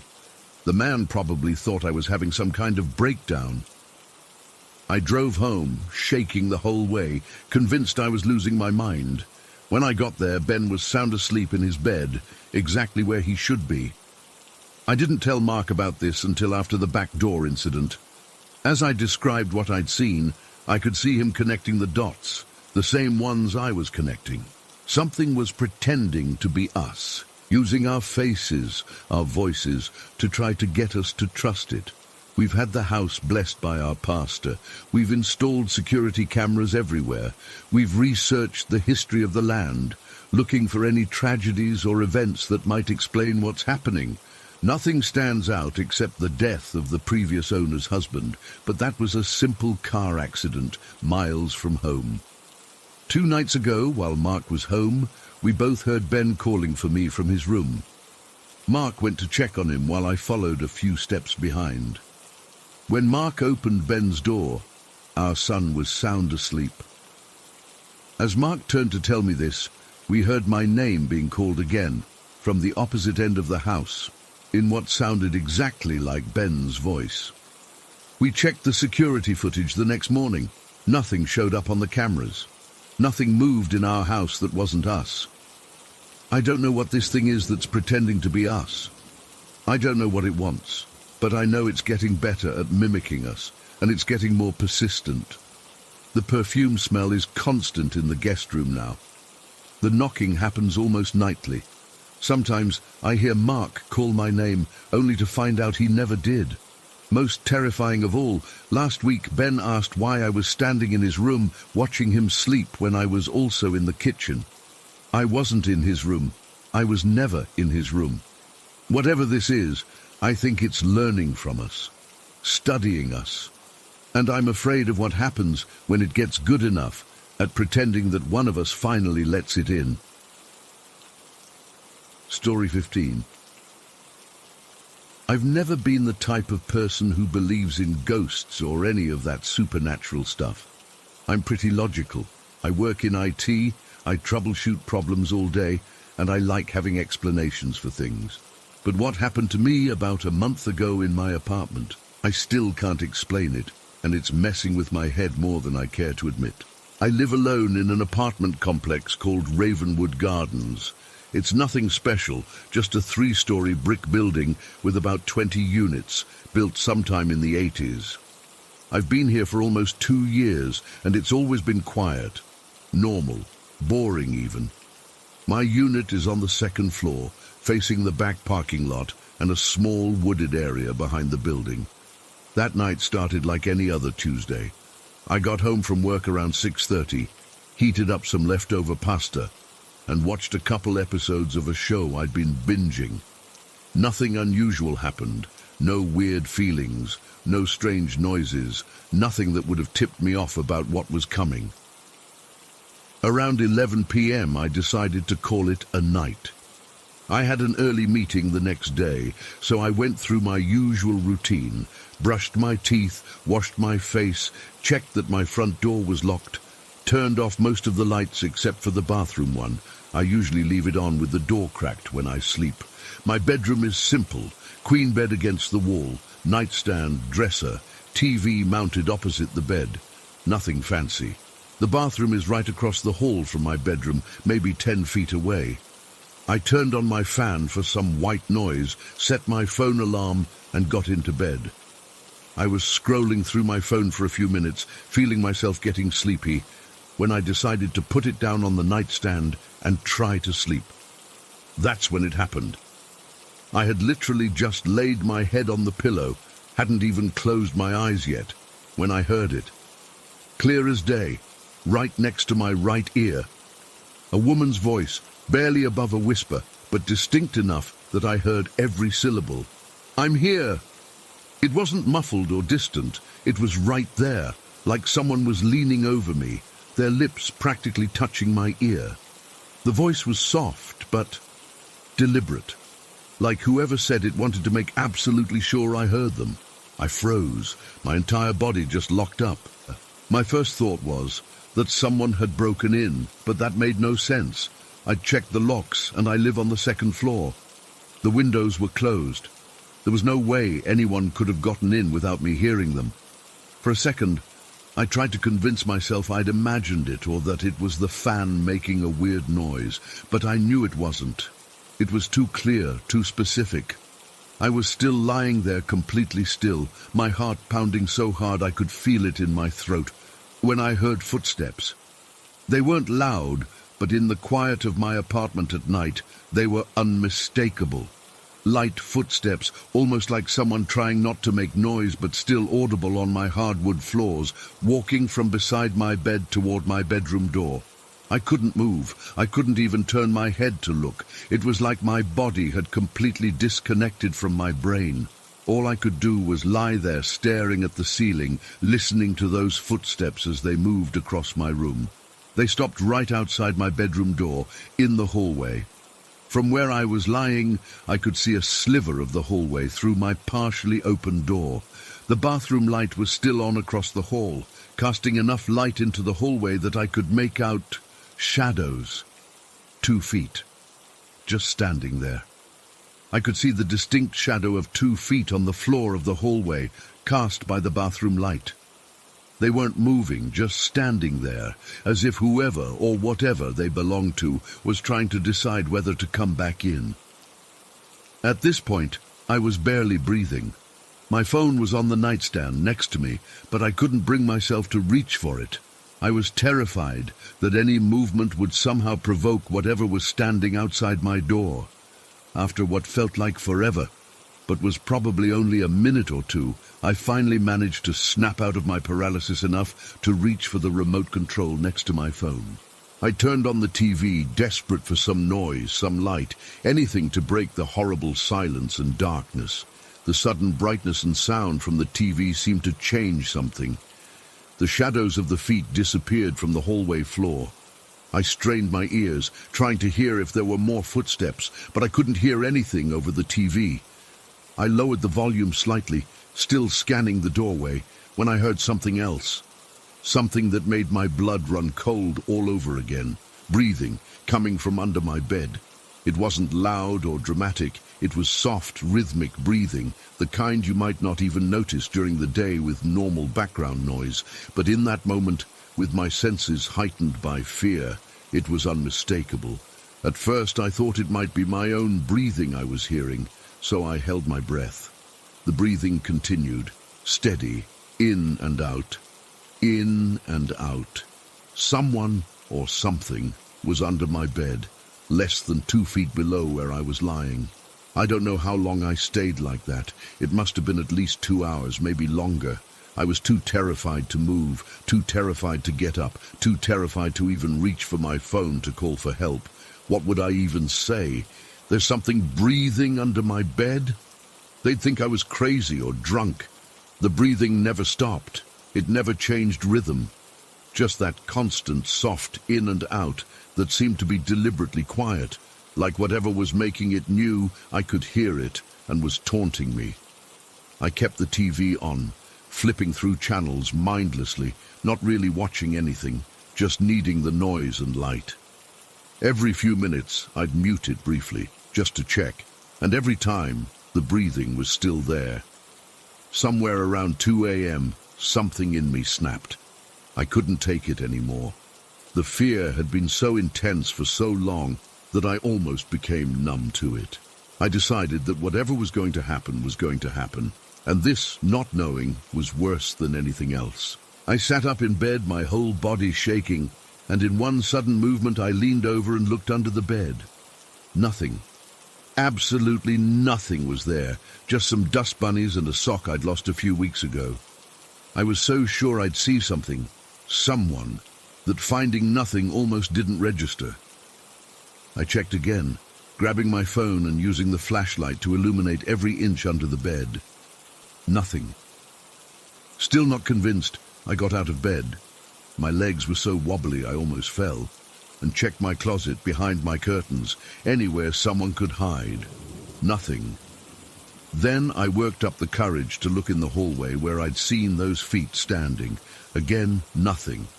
The bathroom light was still on, the hallway was empty, and my front door was still locked from the inside, deadbolt and chain both secured. I checked every room in my apartment, turned on every light, opened every door and cabinet and closet. I was alone, completely alone. But I had heard that voice. I had heard those footsteps. I had seen those shadows. And I had heard that breathing for hours, even when I held my own breath. I didn't sleep that night. I couldn't. I sat in my living room with all the lights on, the TV playing, waiting for morning. I called in sick to work and spent the next day in a daze, trying to come up with any logical explanation for what had happened. Carbon monoxide poisoning? No, my detector was working fine. Sleep paralysis? Maybe, but I wasn't even asleep when it started.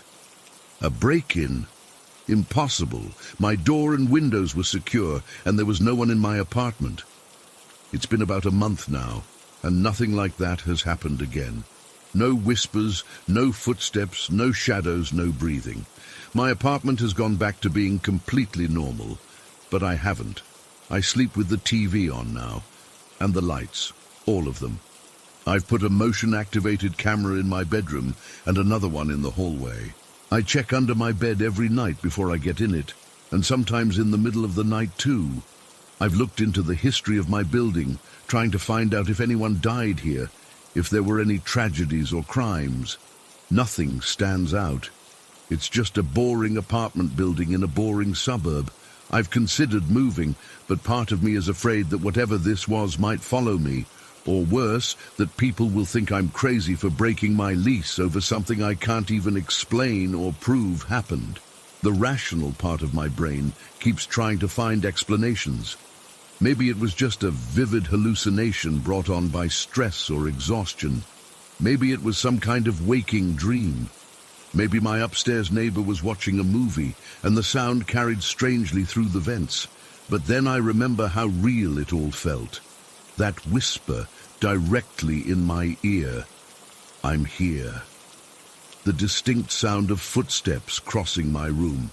The clear shadow of feet in the hallway, and that breathing, that constant, steady breathing that continued even when I held my own breath. What was it? Who was it? Why did it come to my apartment, to my bedroom that night? And most importantly, will it come back? I don't know if I believe in ghosts now. I don't know what I believe.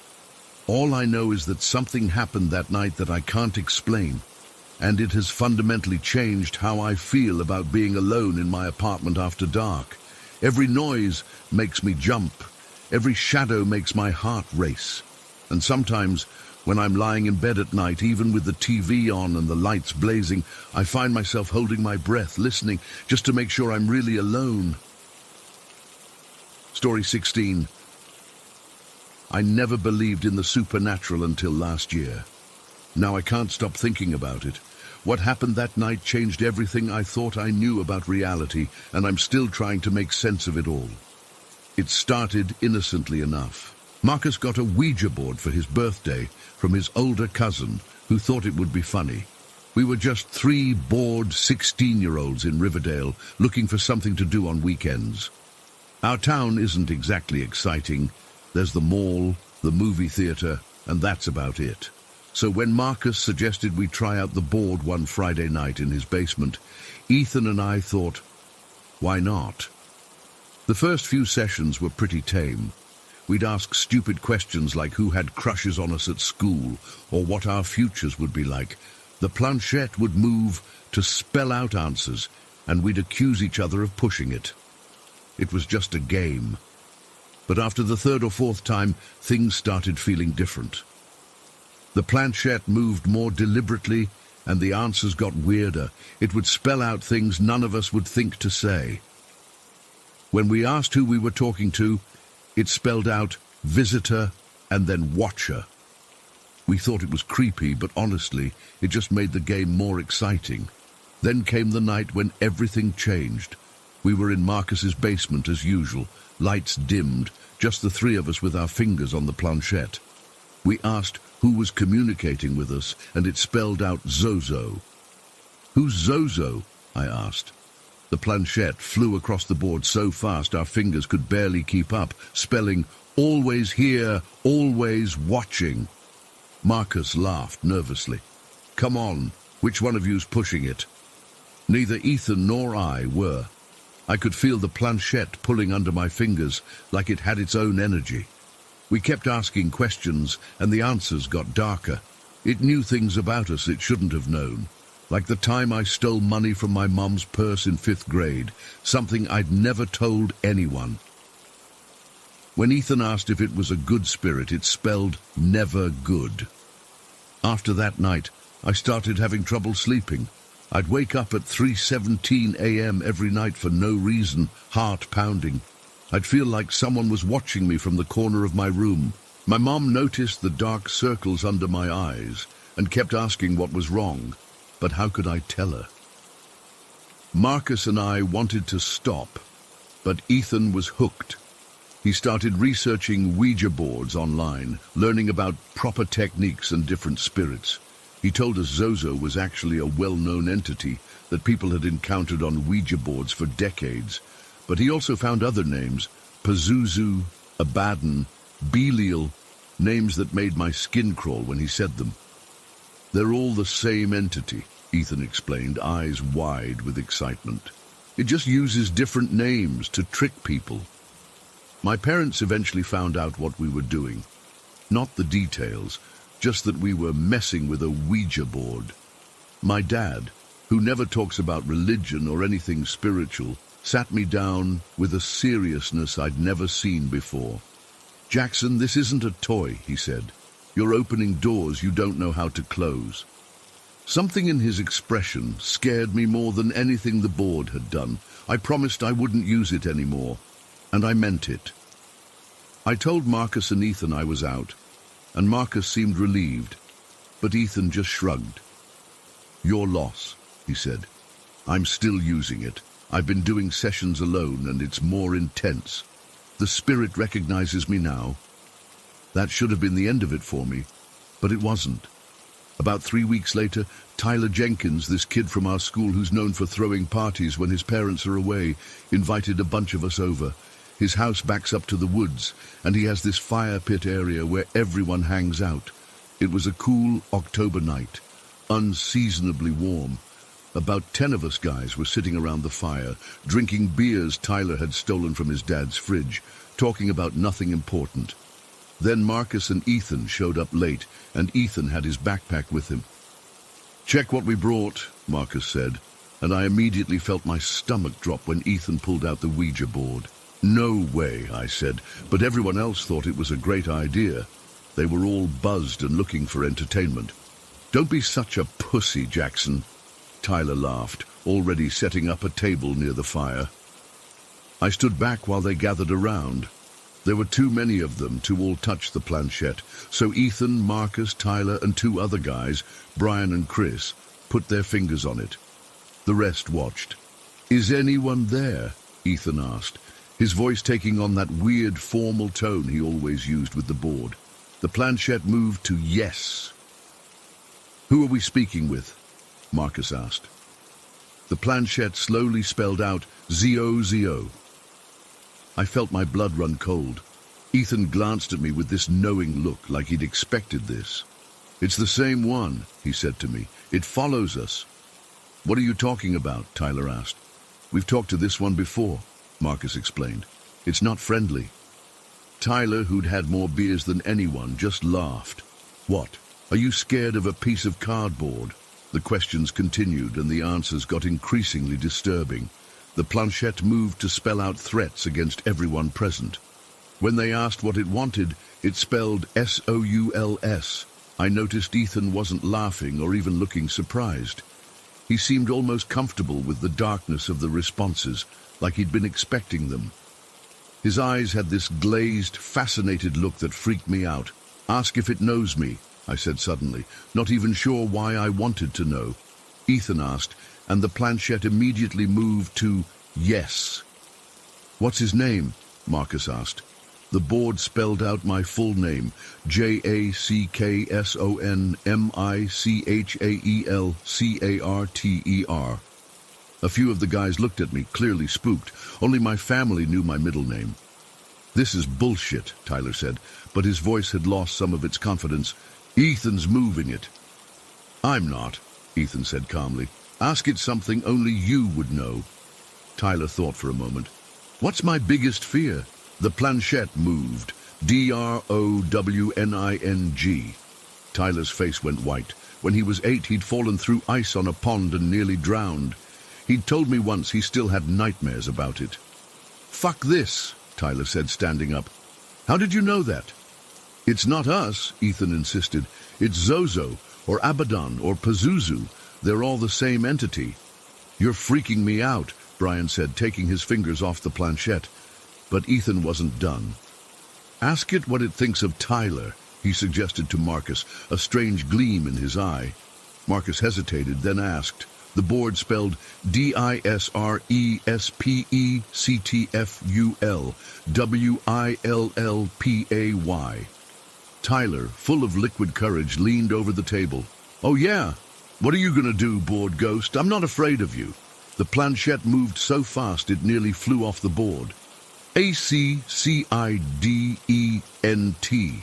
That's it, Tyler said, grabbing the board. Before anyone could stop him, he snapped it over his knee. It didn't break cleanly. Ouija boards are pretty sturdy, but he managed to crack it into 2 jagged pieces. There's your ghost. The look on Ethan's face was pure rage. What the fuck, Tyler? That was mine. I'll buy you a new one, Tyler said dismissively. Let's burn this piece of crap. I should have left then. That would have been the smart thing to do. But I stayed, partly because I was worried about Ethan's reaction, and partly because something in me needed to see that board destroyed. Tyler tossed the broken pieces into the fire pit, but they just sat on top of the flames without catching. Even when he rearranged the logs to put the board directly in the fire, it wouldn't burn. Weird, Chris muttered. Maybe it's treated with something. Tyler grabbed lighter fluid from near the grill and squirted it over the board pieces. They sizzled, but still didn't really catch. He emptied the entire container, then found another and emptied that too. Finally, the board began to burn, but the flames were an odd greenish-blue color that none of us had ever seen before. As it burned, I swear I could hear a faint, high-pitched noise, almost like a scream. Everyone got quiet, watching the board blacken and curl. The fire cast strange shadows across our faces, and nobody was laughing anymore. Ethan stood close to the fire, staring into it with that same glazed expression. His lips were moving slightly, and though I couldn't hear him over the crackling flames, I could have sworn he was saying, "I'll make a new one. I'll make a new one." After the board was nothing but ash, the party broke up quickly. Everyone was spooked, though no one wanted to admit it. As I was leaving, Marcus grabbed my arm. "Did you notice that the pointer thing wasn't in the fire?"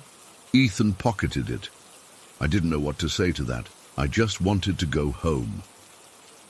2 days later, the story got even weirder.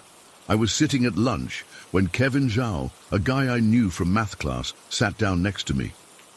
"Hey, heard you guys were messing with a Ouija board at Tyler's party."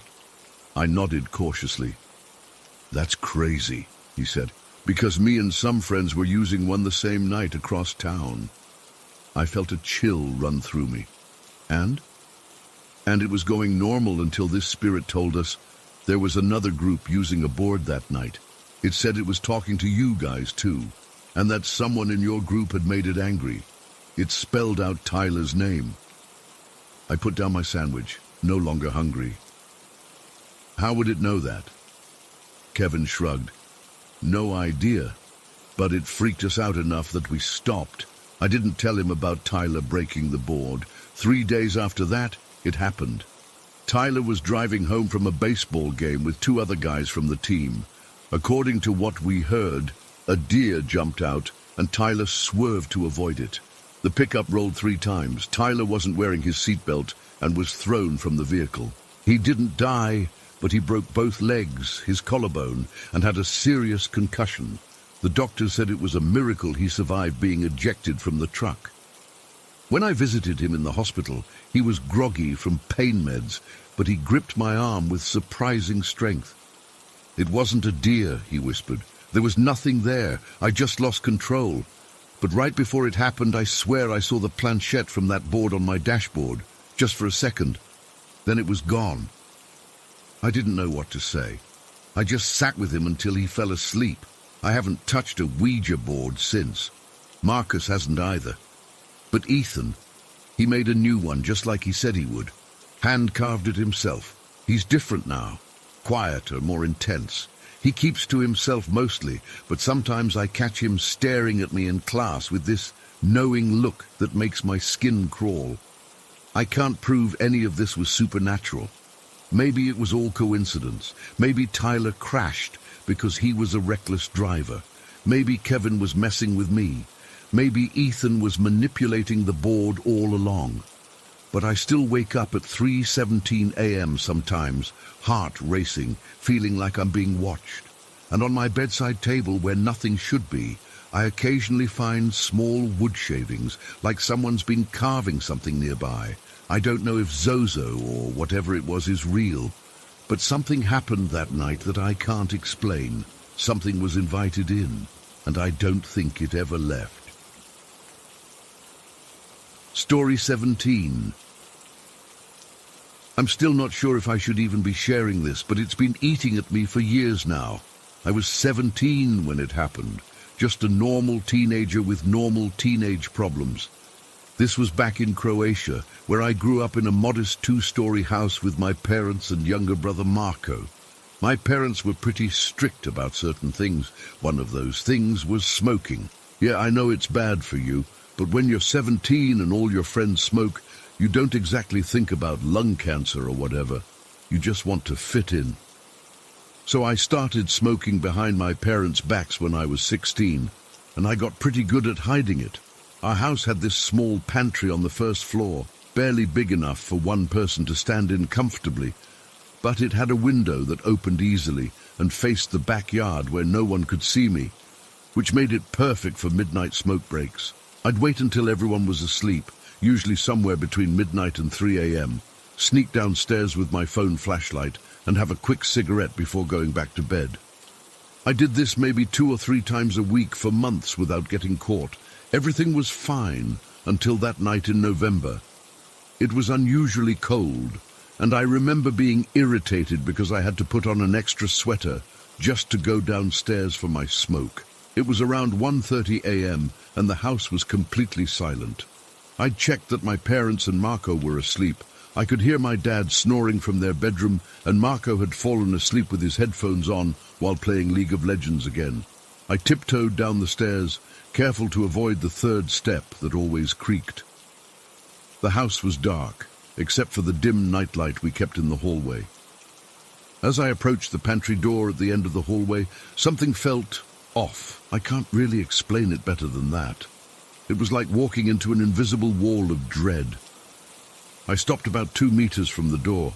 My heart started racing even though I hadn't done anything yet. I remember thinking maybe I was getting sick or something, but this didn't feel like being sick.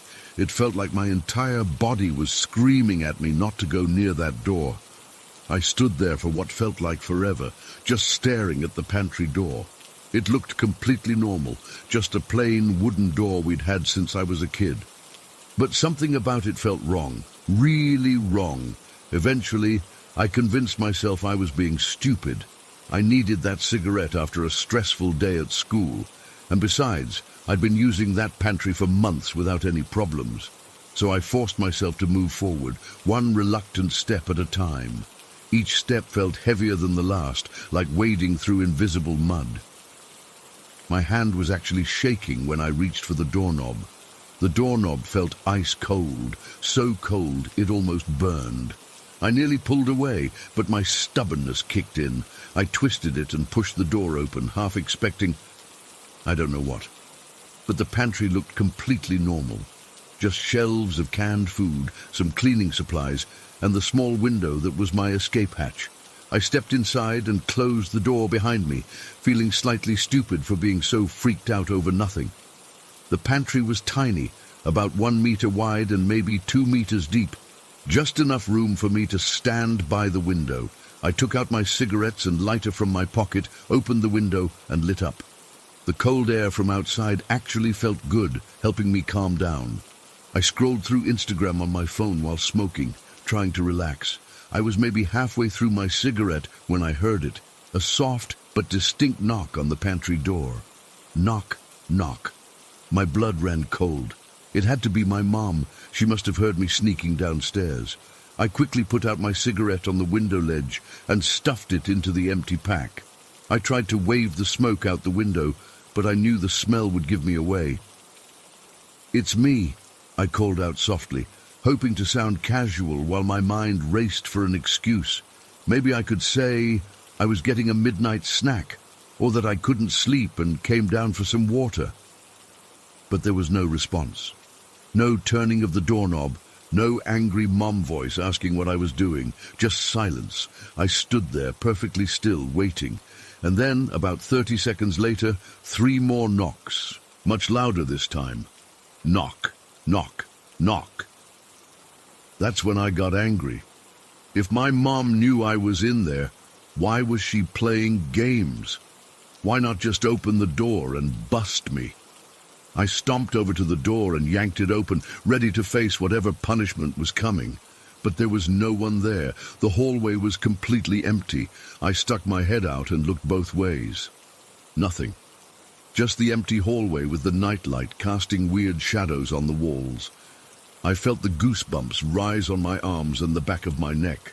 I closed the pantry door and ran back upstairs as quietly as I could, not caring about the creaky 3rd step. When I got to my room, I locked the door and jumped into bed, pulling the covers over my head like a little kid. I know it sounds stupid, but I was genuinely terrified. I lay there for what felt like hours, just listening. The house was completely silent except for the normal creaks and groans of an old building. Eventually, I must have fallen asleep because the next thing I knew, it was morning and sunlight was streaming through my curtains. In the light of day, I felt silly about being so scared. Houses make noises all the time, right? Maybe it was just the pipes or the wind or something. I went downstairs for breakfast, trying to act normal. My mum was in the kitchen making coffee. I casually asked her if she'd been up at all during the night. "No, why?" she asked, without looking up from her coffee. "I thought I heard someone knocking on the pantry door when I went down for some water," I lied.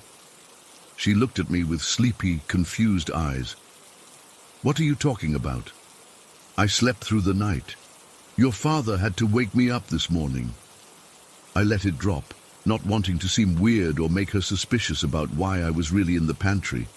I tried to convince myself it was nothing, just my imagination, or some normal house noise I'd misinterpreted. That day, I had plans to go to my friend Anna's birthday party. It was supposed to be a sleepover, so I packed my bag and tried to put the weird experience out of my mind. I spent the night at Anna's, and we stayed up late watching movies and gossiping. It was exactly what I needed to forget about the pantry incident. When I got home the next morning around 11 a.m., something felt different the moment I walked through the door. The atmosphere in the house had changed. My parents and Marco were sitting in the living room looking tense. They weren't fighting, it was something else. They looked up when I came in, and I could tell immediately that something had happened. "What's going on?" I asked, dropping my overnight bag by the door. My mum and dad exchanged a look, and then my dad said, "Sit down, Lena." I sat, feeling a knot form in my stomach. Was someone sick? Had something happened to our relatives? "Did you experience anything unusual in the house before you left yesterday?" my dad asked carefully. The knocking immediately flashed in my mind, but I hesitated. "What do you mean?" That's when Marco, who was usually glued to his phone or computer, looked up at me with wide eyes. "Something grabbed me," he said. "What?" I felt my skin prickle. Marco explained that the previous night, while I was at Anna's, he had been in his room playing League of Legends with his headphones on. He was completely absorbed in the game when he felt someone grab the hood of his sweatshirt and pull it, hard enough that he felt the collar tighten around his throat. "I thought it was you messing with me," he said, "but when I turned around, there was nobody there. My door was closed, and I was alone in the room." He said he'd run downstairs and woken up our parents, completely freaked out. They'd searched the house but found nothing. My mum had tried to rationalize it. Maybe his hoodie had caught on his chair, maybe he'd imagined it because he was tired. But Marco was adamant about what he'd felt. That's when I told them about the knocking in the pantry. I admitted I'd been smoking, which earned me a disappointed look from both parents, but they were too concerned about the other stuff to lecture me just then. I described the feeling of dread, the cold doorknob, and the knocks that came from nowhere. My mum went pale as I told the story. When I finished, she looked at my dad and said something in a dialect I barely understood, something my grandmother used to speak. My dad nodded gravely. "See, my family is from a small village originally, and my grandparents were pretty superstitious. They believed in all sorts of things: spirits, curses, protection rituals. My parents had mostly left those beliefs behind when they moved to the city, but in that moment I could see them reverting back to the old ways. What happened next was a blur of activity. My mum called my grandmother, who still lived in the village. They spoke for almost an hour, while my dad took Marco and me to the local church to buy candles, specific ones blessed by the priest. When we returned, my mum had already started cleaning the house from top to bottom. That afternoon, we performed what I can only describe as a cleansing ritual. My mum walked through every room with a smoking bundle of dried herbs, while my dad followed with the blessed candle. They recited prayers, not just regular Catholic prayers, but old ones in the dialect I barely understood. They sprinkled water in the corners of rooms and put salt on the windowsills and doorways. The whole time, I kept thinking about how close our house was to the cemetery, maybe about 100 meters down the road. It had never bothered me before, but suddenly it seemed important. When I mentioned it to my grandmother on the phone later, she made a sign to ward off evil and told me to sleep with a small pouch of protective herbs under my pillow, which she'd bring the next time she visited. The weird thing is, after the cleansing ritual, the house felt different, lighter somehow. The heavy feeling of dread never returned to the pantry, though I didn't dare use it for smoking anymore. For a few weeks, everything was normal, but it didn't last. About a month later, I woke up at exactly 3:17 a.m. to the sound of my closet door sliding open. I remember checking the time on my phone before looking up. When I did look, the closet door was open about halfway, even though I distinctly remembered closing it before bed. Since then, these little things have happened periodically. Nothing dangerous, but deeply unsettling. Objects not being where I left them. The sound of footsteps when I'm home alone, doors opening or closing by themselves. The feeling of being watched. I've moved out since then. I'm at university now. But whenever I go back to visit my parents, something weird always happens. Just small things, like my hairbrush disappearing and reappearing in a different place, or my phone's alarm going off at 3:17 a.m., even though I never set it. I don't know what it is, or why it seems attached to our house, or worse, to me. All I know is that it started that night in the pantry, and nothing has felt completely normal since. I've told this story to a few close friends, but most people just think I'm being dramatic or trying to scare them. But I know what I experienced. I know what Marco experienced, and sometimes, when I'm alone in my apartment at night, I swear I can feel something watching me from the dark corners of the room, and occasionally, just occasionally, I hear soft knocking from inside my closet. I don't open it when that happens. I never will. Story 18. I've been putting off writing about this for years.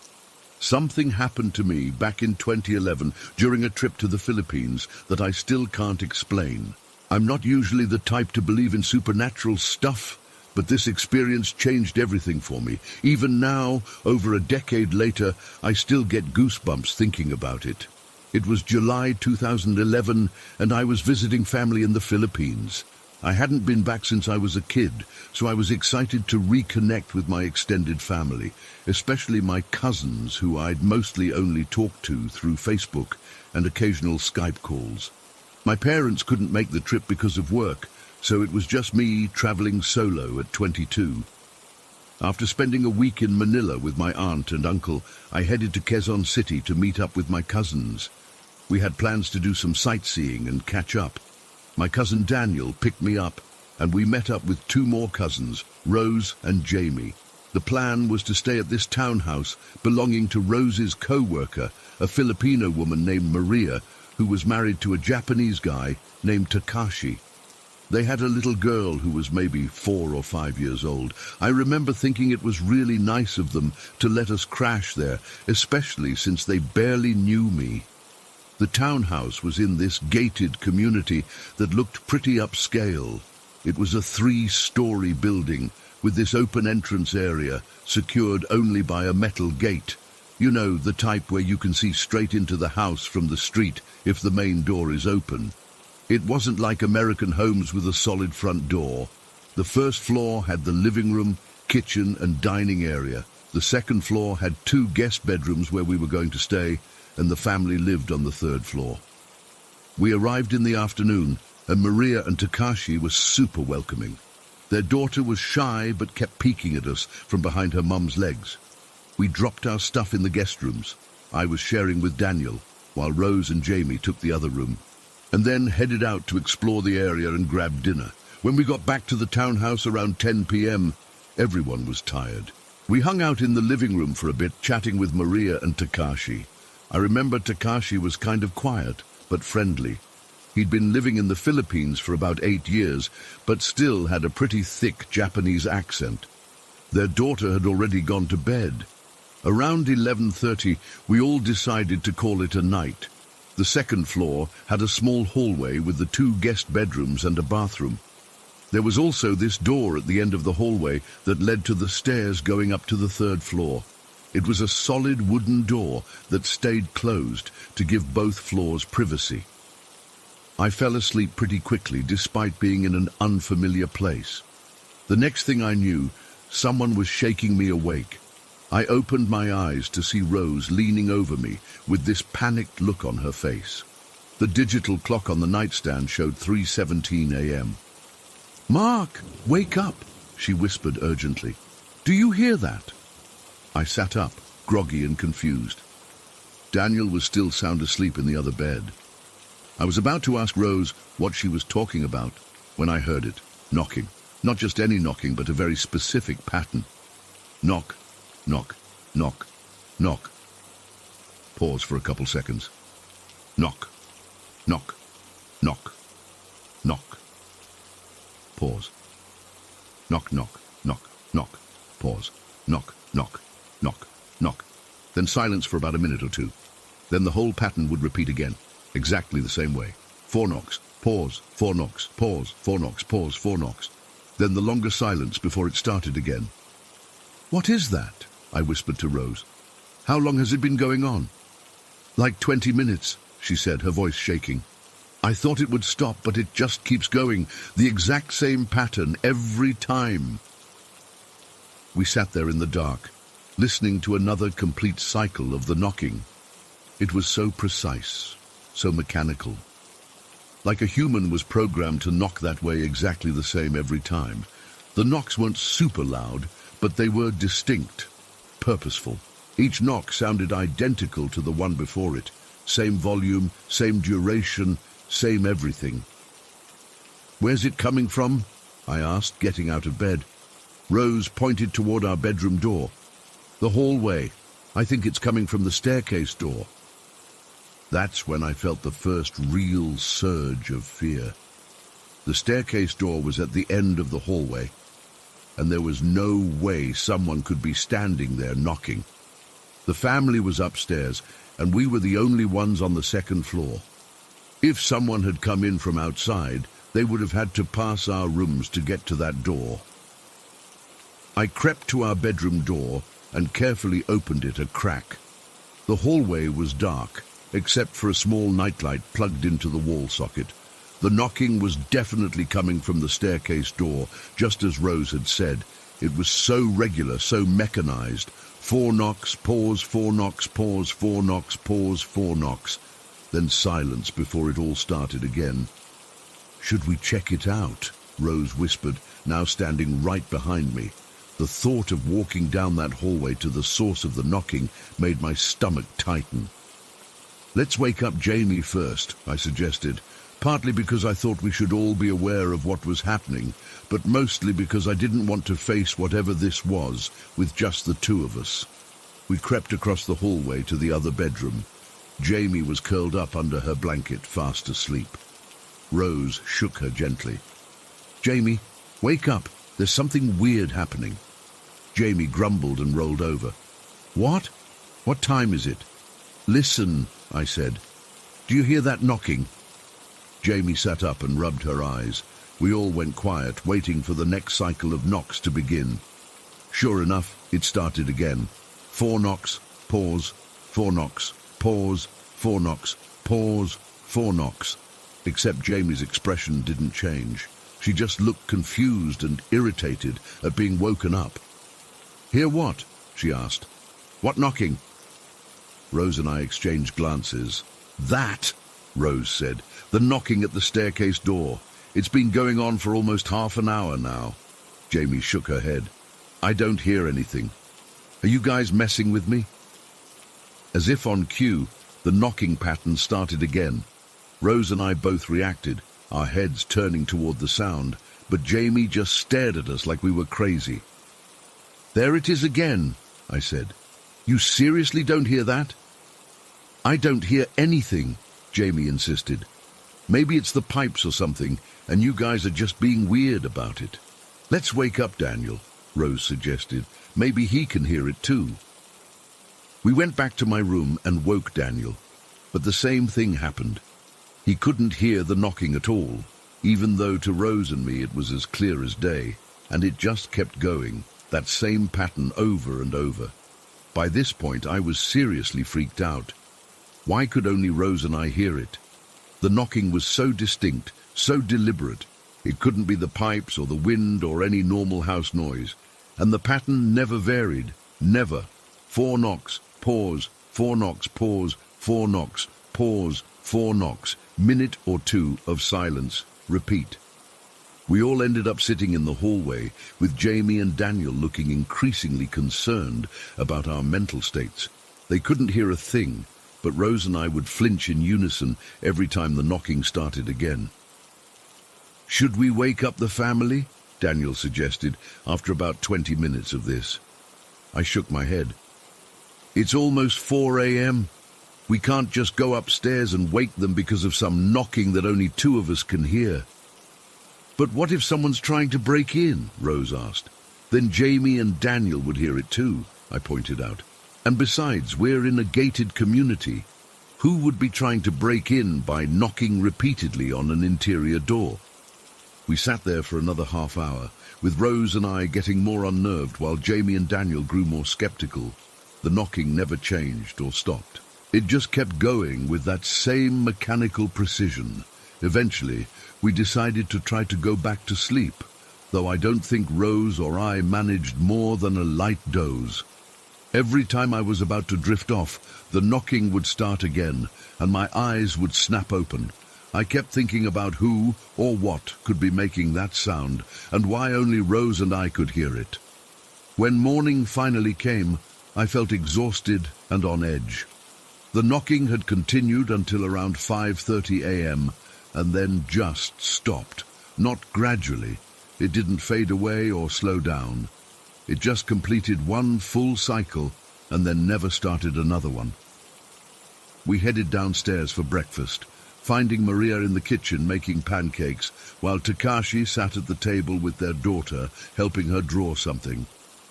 "Good morning," Maria said cheerfully. "Did you all sleep well?" Rose and I exchanged glances. "Actually," I began hesitantly, "something kind of strange happened last night." I explained about the knocking, the pattern, how only Rose and I could hear it, how it went on for hours. As I talked, I noticed Takashi's expression change. He put down his coffee cup and was watching me intently. When I finished, Maria looked confused, but Takashi nodded slowly.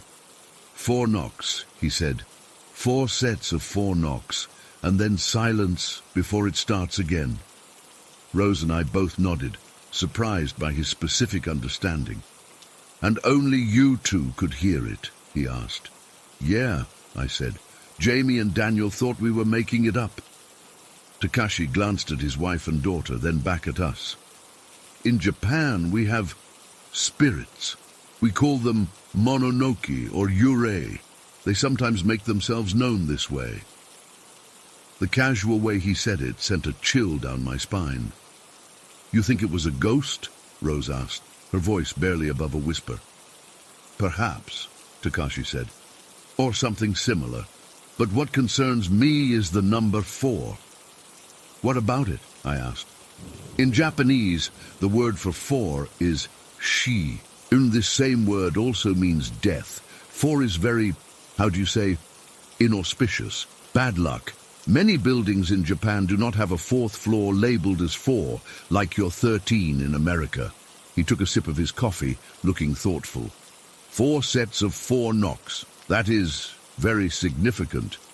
"Has this happened before?" Daniel asked, finally seeming to take us seriously now that Takashi was confirming something strange might have occurred.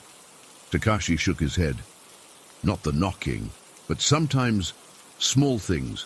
Objects moved, cold spots in the house. Maria's mother visited once and said she saw a shadow person on the stairs." Maria interjected quickly, "My mum is very superstitious. This house is not haunted." She seemed uncomfortable with the direction the conversation was taking, especially with her young daughter sitting right there.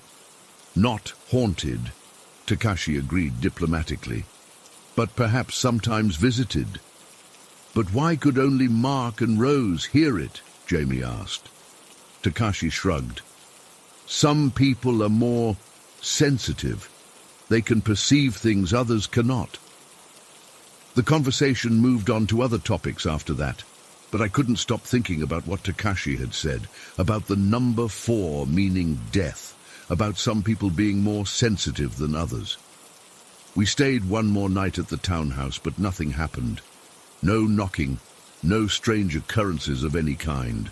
It was as if whatever had made its presence known had said what it needed to say and moved on. It's been over 10 years now, and I still don't have an explanation for what happened that night.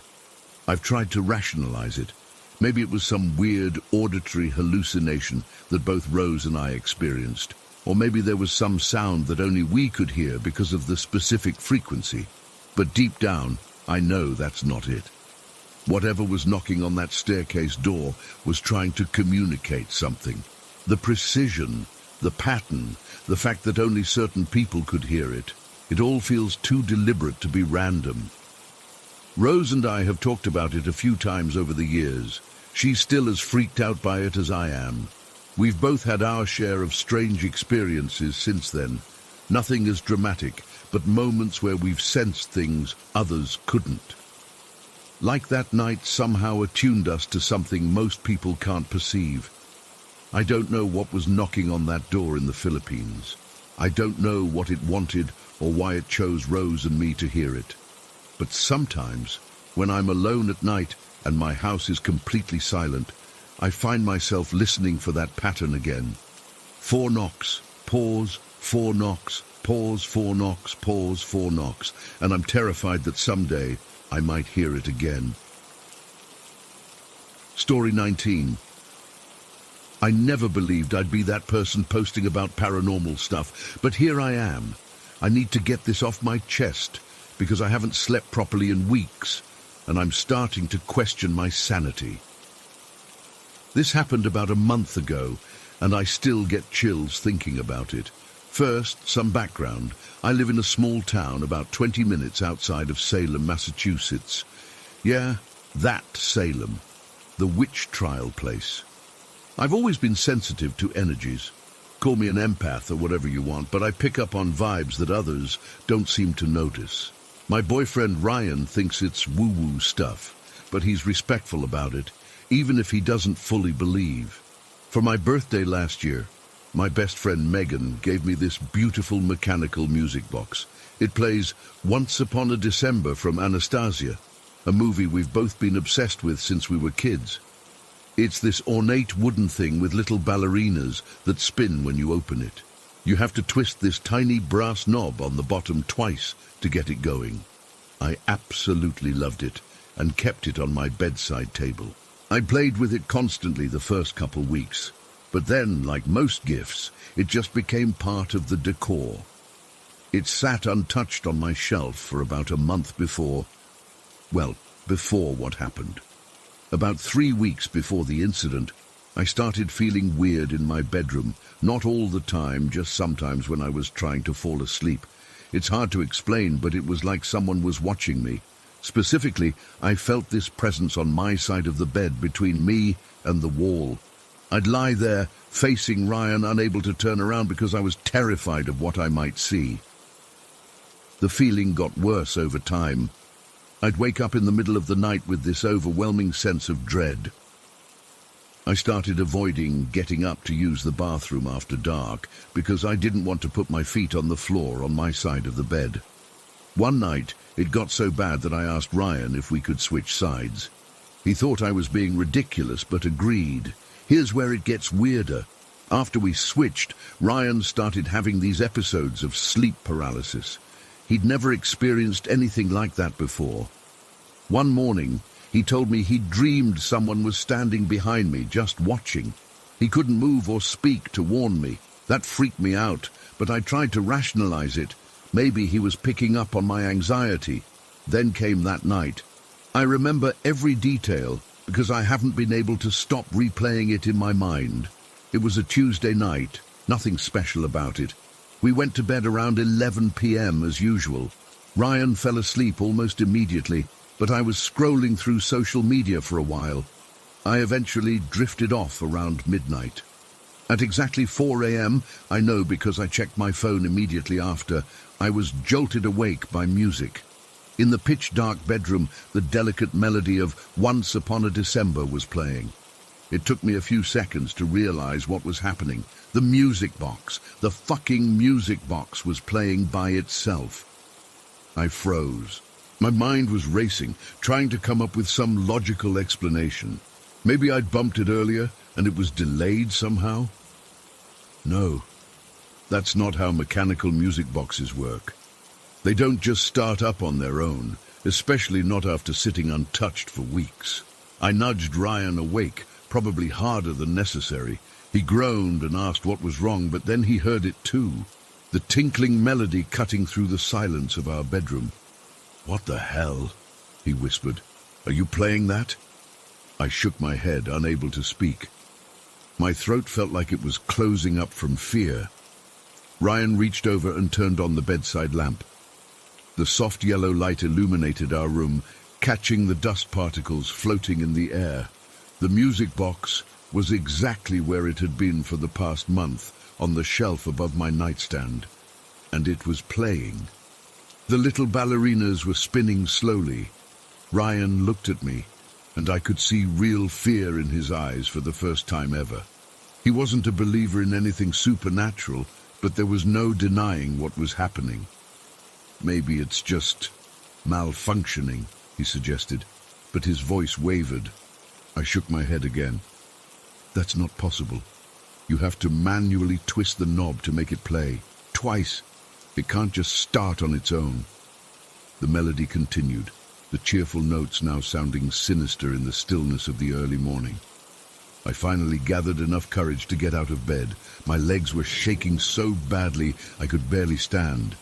Ryan followed close behind me as I approached the shelf. The music box played its tune all the way through, about 30 seconds of music in total. Then it stopped with a final delicate note. The silence that followed was almost worse than the music. I reached out with trembling hands and picked up the box. It felt cold, much colder than it should have been. I turned it over and examined the knob at the bottom. It wasn't twisted. For it to have played, someone would have had to wind it up. "This doesn't make any sense," I whispered. "It's not electronic. There's no battery, no power source. It's completely mechanical." Ryan took it from me and examined it carefully. He's an engineer, so he knows how these things work. After a minute, he set it down on the dresser, far away from our bed. "There's no explanation for this," he admitted. "No way it could have played on its own." We stood there in silence for a moment, both of us trying to process what had just happened. Then Ryan suggested we try to go back to sleep, but I knew that wasn't happening. Not for me, anyway. "It played at exactly 4 a.m., I said. "Do you know what that time is?" Ryan shook his head. "It's the witching hour. Well, technically that's 3 a.m., but 4 a.m. is still part of it. It's when paranormal activity is supposed to be at its peak." Ryan sighed. "Jules, don't go down that rabbit hole. There's probably a logical explanation we're just not seeing right now." But I couldn't let it go. Everything seemed connected. The strange presence I'd been feeling, Ryan's sleep paralysis, and now this. "I need to do something," I said. "I can't just ignore this." Ryan knew better than to argue. He watched as I grabbed the sage bundle I kept in my dresser drawer. I'd bought it months ago at a little shop in Salem, never thinking I'd actually need to use it. I lit the end of it and let the smoke waft around our bedroom, focusing especially on the corners and the space near my side of the bed. As I moved around the room, the smoke seemed to behave strangely. In some spots, it would curl and twist in unnatural ways, as if being manipulated by unseen currents. In other areas, particularly around the music box, it would almost dissipate entirely. I started reciting a protection prayer I'd learned from my grandmother. I'm not particularly religious, but the words felt right in the moment. Ryan stood awkwardly in the middle of the room, clearly uncomfortable but trying to be supportive. After I finished, we opened the windows to let the smoke and whatever negative energy out. The cool night air rushed in, and I felt like I could breathe a little easier, but something still didn't feel right. The music box sat on the dresser, innocent looking now, but I couldn't shake the feeling that whatever had made it play was still there with us, watching. "Should we get rid of it?"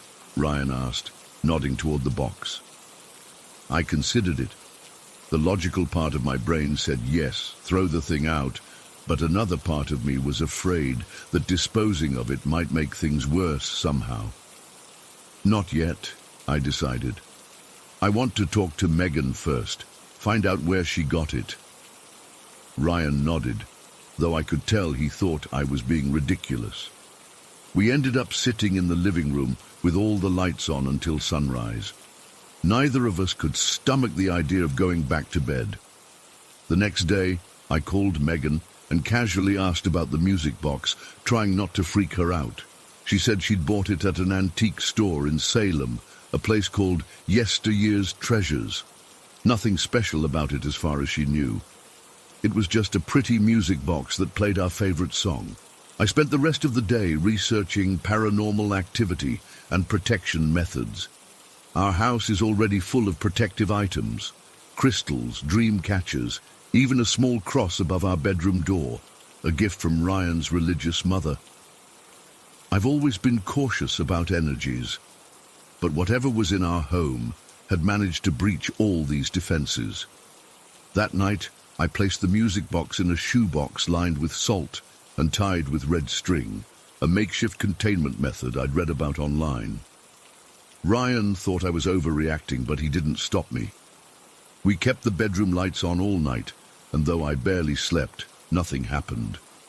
The next day, I took the box to a spiritual shop in Salem. The woman who owned the place examined it carefully but couldn't detect anything unusual. She cleansed it with frankincense and gave me some blessed oil to anoint our doorways and windows. It's been about a month since the incident, and the music box hasn't played on its own again. I keep it in the guest room now, still in its salt-lined box. I haven't had the heart to get rid of it completely because it was a gift from Megan, but I can't bear to have it near me when I sleep. The presence I felt before seems to have faded, but I still get uneasy at night.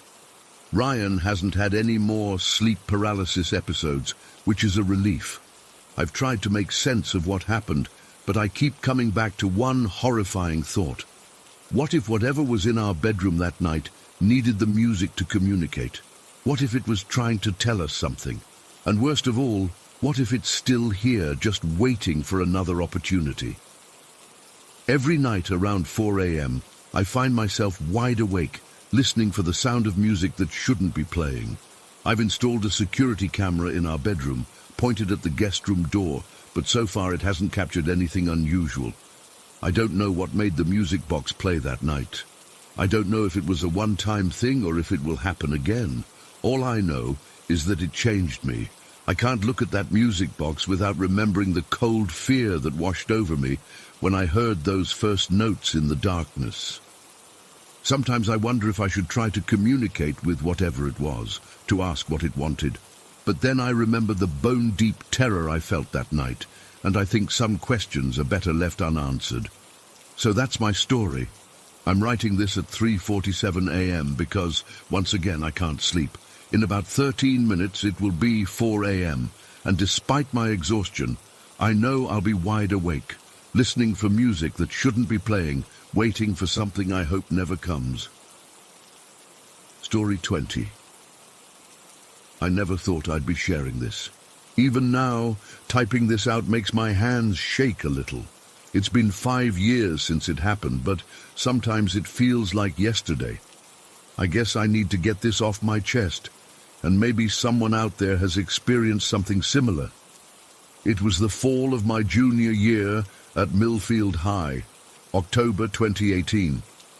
God, it feels weird to even put a date on it. Looking back, I'd been struggling for months, probably longer if I'm being honest. My home life was difficult.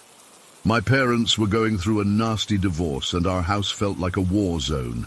Every night was either screaming matches or this awful heavy silence that somehow felt worse. I was the oldest, so I was trying to shield my little brother from the worst of it while keeping my grades up and pretending everything was fine. By the time homecoming rolled around, I was barely holding it together. I had this stupid idea that maybe the dance would be some kind of turning point, like maybe I could have one normal teenage experience in the middle of all this chaos. I spent weeks saving up for a dress from my part-time job at the mall, even though my mum told me it was a waste of money. It wasn't anything fancy, just this dark blue thing with some sparkles, but it made me feel pretty for once. The guy I'd been crushing on all year, Jake, had been flirting with me in English class. He never officially asked me to homecoming, but he kept hinting that he'd see me there. I convinced myself that meant something. God, I was so naive. The night of the dance, I spent hours getting ready. My friend Patricia came over to help with my hair and makeup. She kept telling me how good I looked, how Jake was going to lose his mind when he saw me. I actually felt hopeful for the first time in forever. But when we got to the gym, Jake was already there with Melissa Carter. They were all over each other on the dance floor. When he saw me, he just gave this little wave like we were casual acquaintances. I found out later he'd asked her weeks ago. All that flirting with me had been just nothing, just him being nice, I guess. Or maybe not even that. Patricia tried to make me stay, but I couldn't. I felt so stupid and embarrassed. I called my mom to pick me up, but she was dealing with some crisis with my dad and said I'd have to find another ride. So I walked home, 2 miles in those stupid heels I'd bought, trying not to cry and mess up my makeup, even though no one was going to see it anyway. When I got home, the house was empty. My mom had taken my brother to our grandma's for the weekend. I remember sitting on my bed, still in that dress, scrolling through Instagram, seeing all these pictures from the dance. Everyone looked so happy, normal. I felt like I was watching life from behind a glass wall. I don't know exactly when I made the decision. It wasn't dramatic. It was almost calm, like the eye of a hurricane. I just suddenly knew I couldn't do this anymore. The pain was too much, and I couldn't see any way it would ever get better. The next morning, I woke up early. The house was still empty. I remember how quiet it was. No TV, no fighting, no little brother running around. Just silence. I went to the bathroom and found my mom's sleeping pills. She'd been taking them since the divorce talk started. There was almost a full prescription. I didn't count them. I just took them all, handful by handful, washing them down with water from the sink. Then I went back to my room and lay down on my bed. I remember looking at the glow-in-the-dark stars on my ceiling. I'd had them since I was a kid. They were faded now, barely visible even in the dim light. I thought about how I hadn't really noticed them in years, even though I looked at that ceiling every night. It seemed important somehow. I don't remember much after that. I know my mum came home early. She found me unconscious and called 911. I woke up in the hospital with tubes everywhere and my mum crying beside the bed. The doctors said I'd had a seizure. I'd been unconscious for almost 24 hours. That should be the end of the story, right? Girl hits rock bottom, gets help, slowly rebuilds her life. And that part did happen. The therapy, the medication adjustments, the long talks with my mum. I'm in a much better place now. But there's something else. Something I didn't find out until weeks later when I was back at school. Patricia came to visit me my first day back. She hugged me so tight I could barely breathe, then sat on the edge of my bed looking at me weird. Not like she was afraid I'd try again, but like she was seeing something she couldn't quite understand. What? I asked her. She hesitated. Can I ask you something crazy? I laughed. After what I just went through? Sure. Patricia twisted her friendship bracelet around her wrist, the matching one I had. We'd made them freshman year. When you were, in the hospital, did you ever, leave? Leave? You mean, check out early? I was unconscious most of the time. No, not like that. She was really struggling to find the words. Were you ever somewhere else? Outside the hospital? The way she asked sent this chill down my spine. What are you talking about? She told me that the Monday after homecoming, when I hadn't shown up at school, people started asking questions. Someone, she wouldn't tell me who, had joked that maybe I'd killed myself. Patricia said when she heard that, she felt this horrible cold sensation run down her spine, like someone had poured ice water on her. She tried calling me, but obviously I didn't answer. Then, on Tuesday afternoon, while I was still in the hospital, our friend Amber came rushing up to Patricia in the hallway between classes. I just saw Olivia, Amber had told her, 20 minutes ago, walking down Maple Street. Patricia had told her that was impossible, that I was in the hospital, but Amber insisted.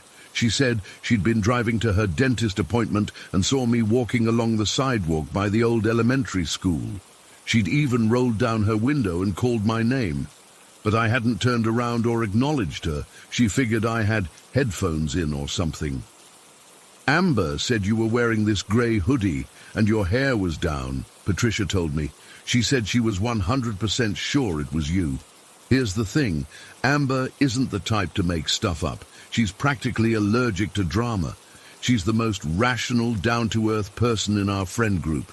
And she was absolutely convinced she'd seen me walking down Maple Street when I was actually lying unconscious in a hospital bed 10 miles away. When Patricia told me this, I felt like the floor had dropped out from under me. Because I remembered Maple Street. Not walking down it that day, but I had this flash of something. Standing at the corner by the old elementary school playground, watching the empty swings move in the wind. But that was impossible. I was in the hospital. There's no way I could have been on Maple Street. The doctors had told me that during my overdose, my heart rate had dropped dangerously low at one point. They hadn't used the term clinical death, but one nurse had mentioned something about touch and go for a while. Is it possible that in that moment, when my body was shutting down, some part of me, my consciousness, my soul, whatever you want to call it, separated from my physical form? Could I have been in some kind of in-between state, not fully alive, but not fully gone either? I didn't tell Patricia about my flash of memory. It seemed too weird, too scary to admit. But over the next few weeks, I pieced together more strange coincidences. My mum mentioned that one of the nurses had come into my room on Tuesday morning and gasped, saying she'd thought I wasn't in my bed for a second. My little brother said he thought he heard me calling his name from outside our grandma's house that same day. But when he looked out the window, no one was there. And then there was the weirdest thing of all. When I got home from the hospital, I found the grey hoodie Patricia had mentioned, the one Amber said she'd seen me wearing, lying on my bedroom floor, but I distinctly remembered putting it in the hamper before homecoming. I asked my mum if she'd done laundry, but she said she hadn't had time with everything that had happened. Sometimes I try to convince myself there's a logical explanation. Maybe Amber saw someone who looked like me. Maybe my mum did do laundry and just forgot. Maybe the nurse was tired and my brother has an active imagination. But there's a part of me that wonders if something truly unexplainable happened during those hours when my life was hanging in the balance. Not just a hallucination or a dream, but something else. Like my spirit or consciousness was somehow untethered from my body, wandering the familiar paths of my life while doctors fought to keep my physical form alive. The most unsettling part is that I don't remember any of it, just fragments, flashes of images and feelings. Standing on Maple Street, the sound of swings creaking, a vague sense of floating, the desperate need to connect with someone, anyone, but being unable to make them hear me. It's been 5 years, and I still don't have answers. Amber still swears she saw me that day. She's not the type to back down or second-guess herself, even when faced with the impossible. Sometimes when we're together, me, Patricia, and Amber, I catch them looking at me differently, like they're trying to reconcile the Olivia in the hospital bed with the Olivia walking down Maple Street. Like they're wondering which one was really me. I've researched near-death experiences, astral projection, doppelgangers, anything that might explain what happened. Nothing quite fits. All I know for sure is that while my physical body was fighting for life in that hospital bed, something that looked exactly like me was wandering my hometown, silent and unreachable. And sometimes late at night when I can't sleep, I wonder if part of me left my body that day. Did all of me come back? Or is there still some piece of my soul out there, walking down Maple Street, unable to find its way home? I don't expect anyone to believe this. I'm not sure I believe it myself most days. But I know what Amber saw. I know what my family experienced. And I know that something happened during those hours that science can't explain. Whatever it was, a spirit, a doppelganger, or something I don't have a name for, it was real. And sometimes, when I walk past the old elementary school playground, I swear I can feel someone watching me from the corner of Maple Street. Someone with my face, my hoodie, my hair down around their shoulders, waiting for something none of us understand.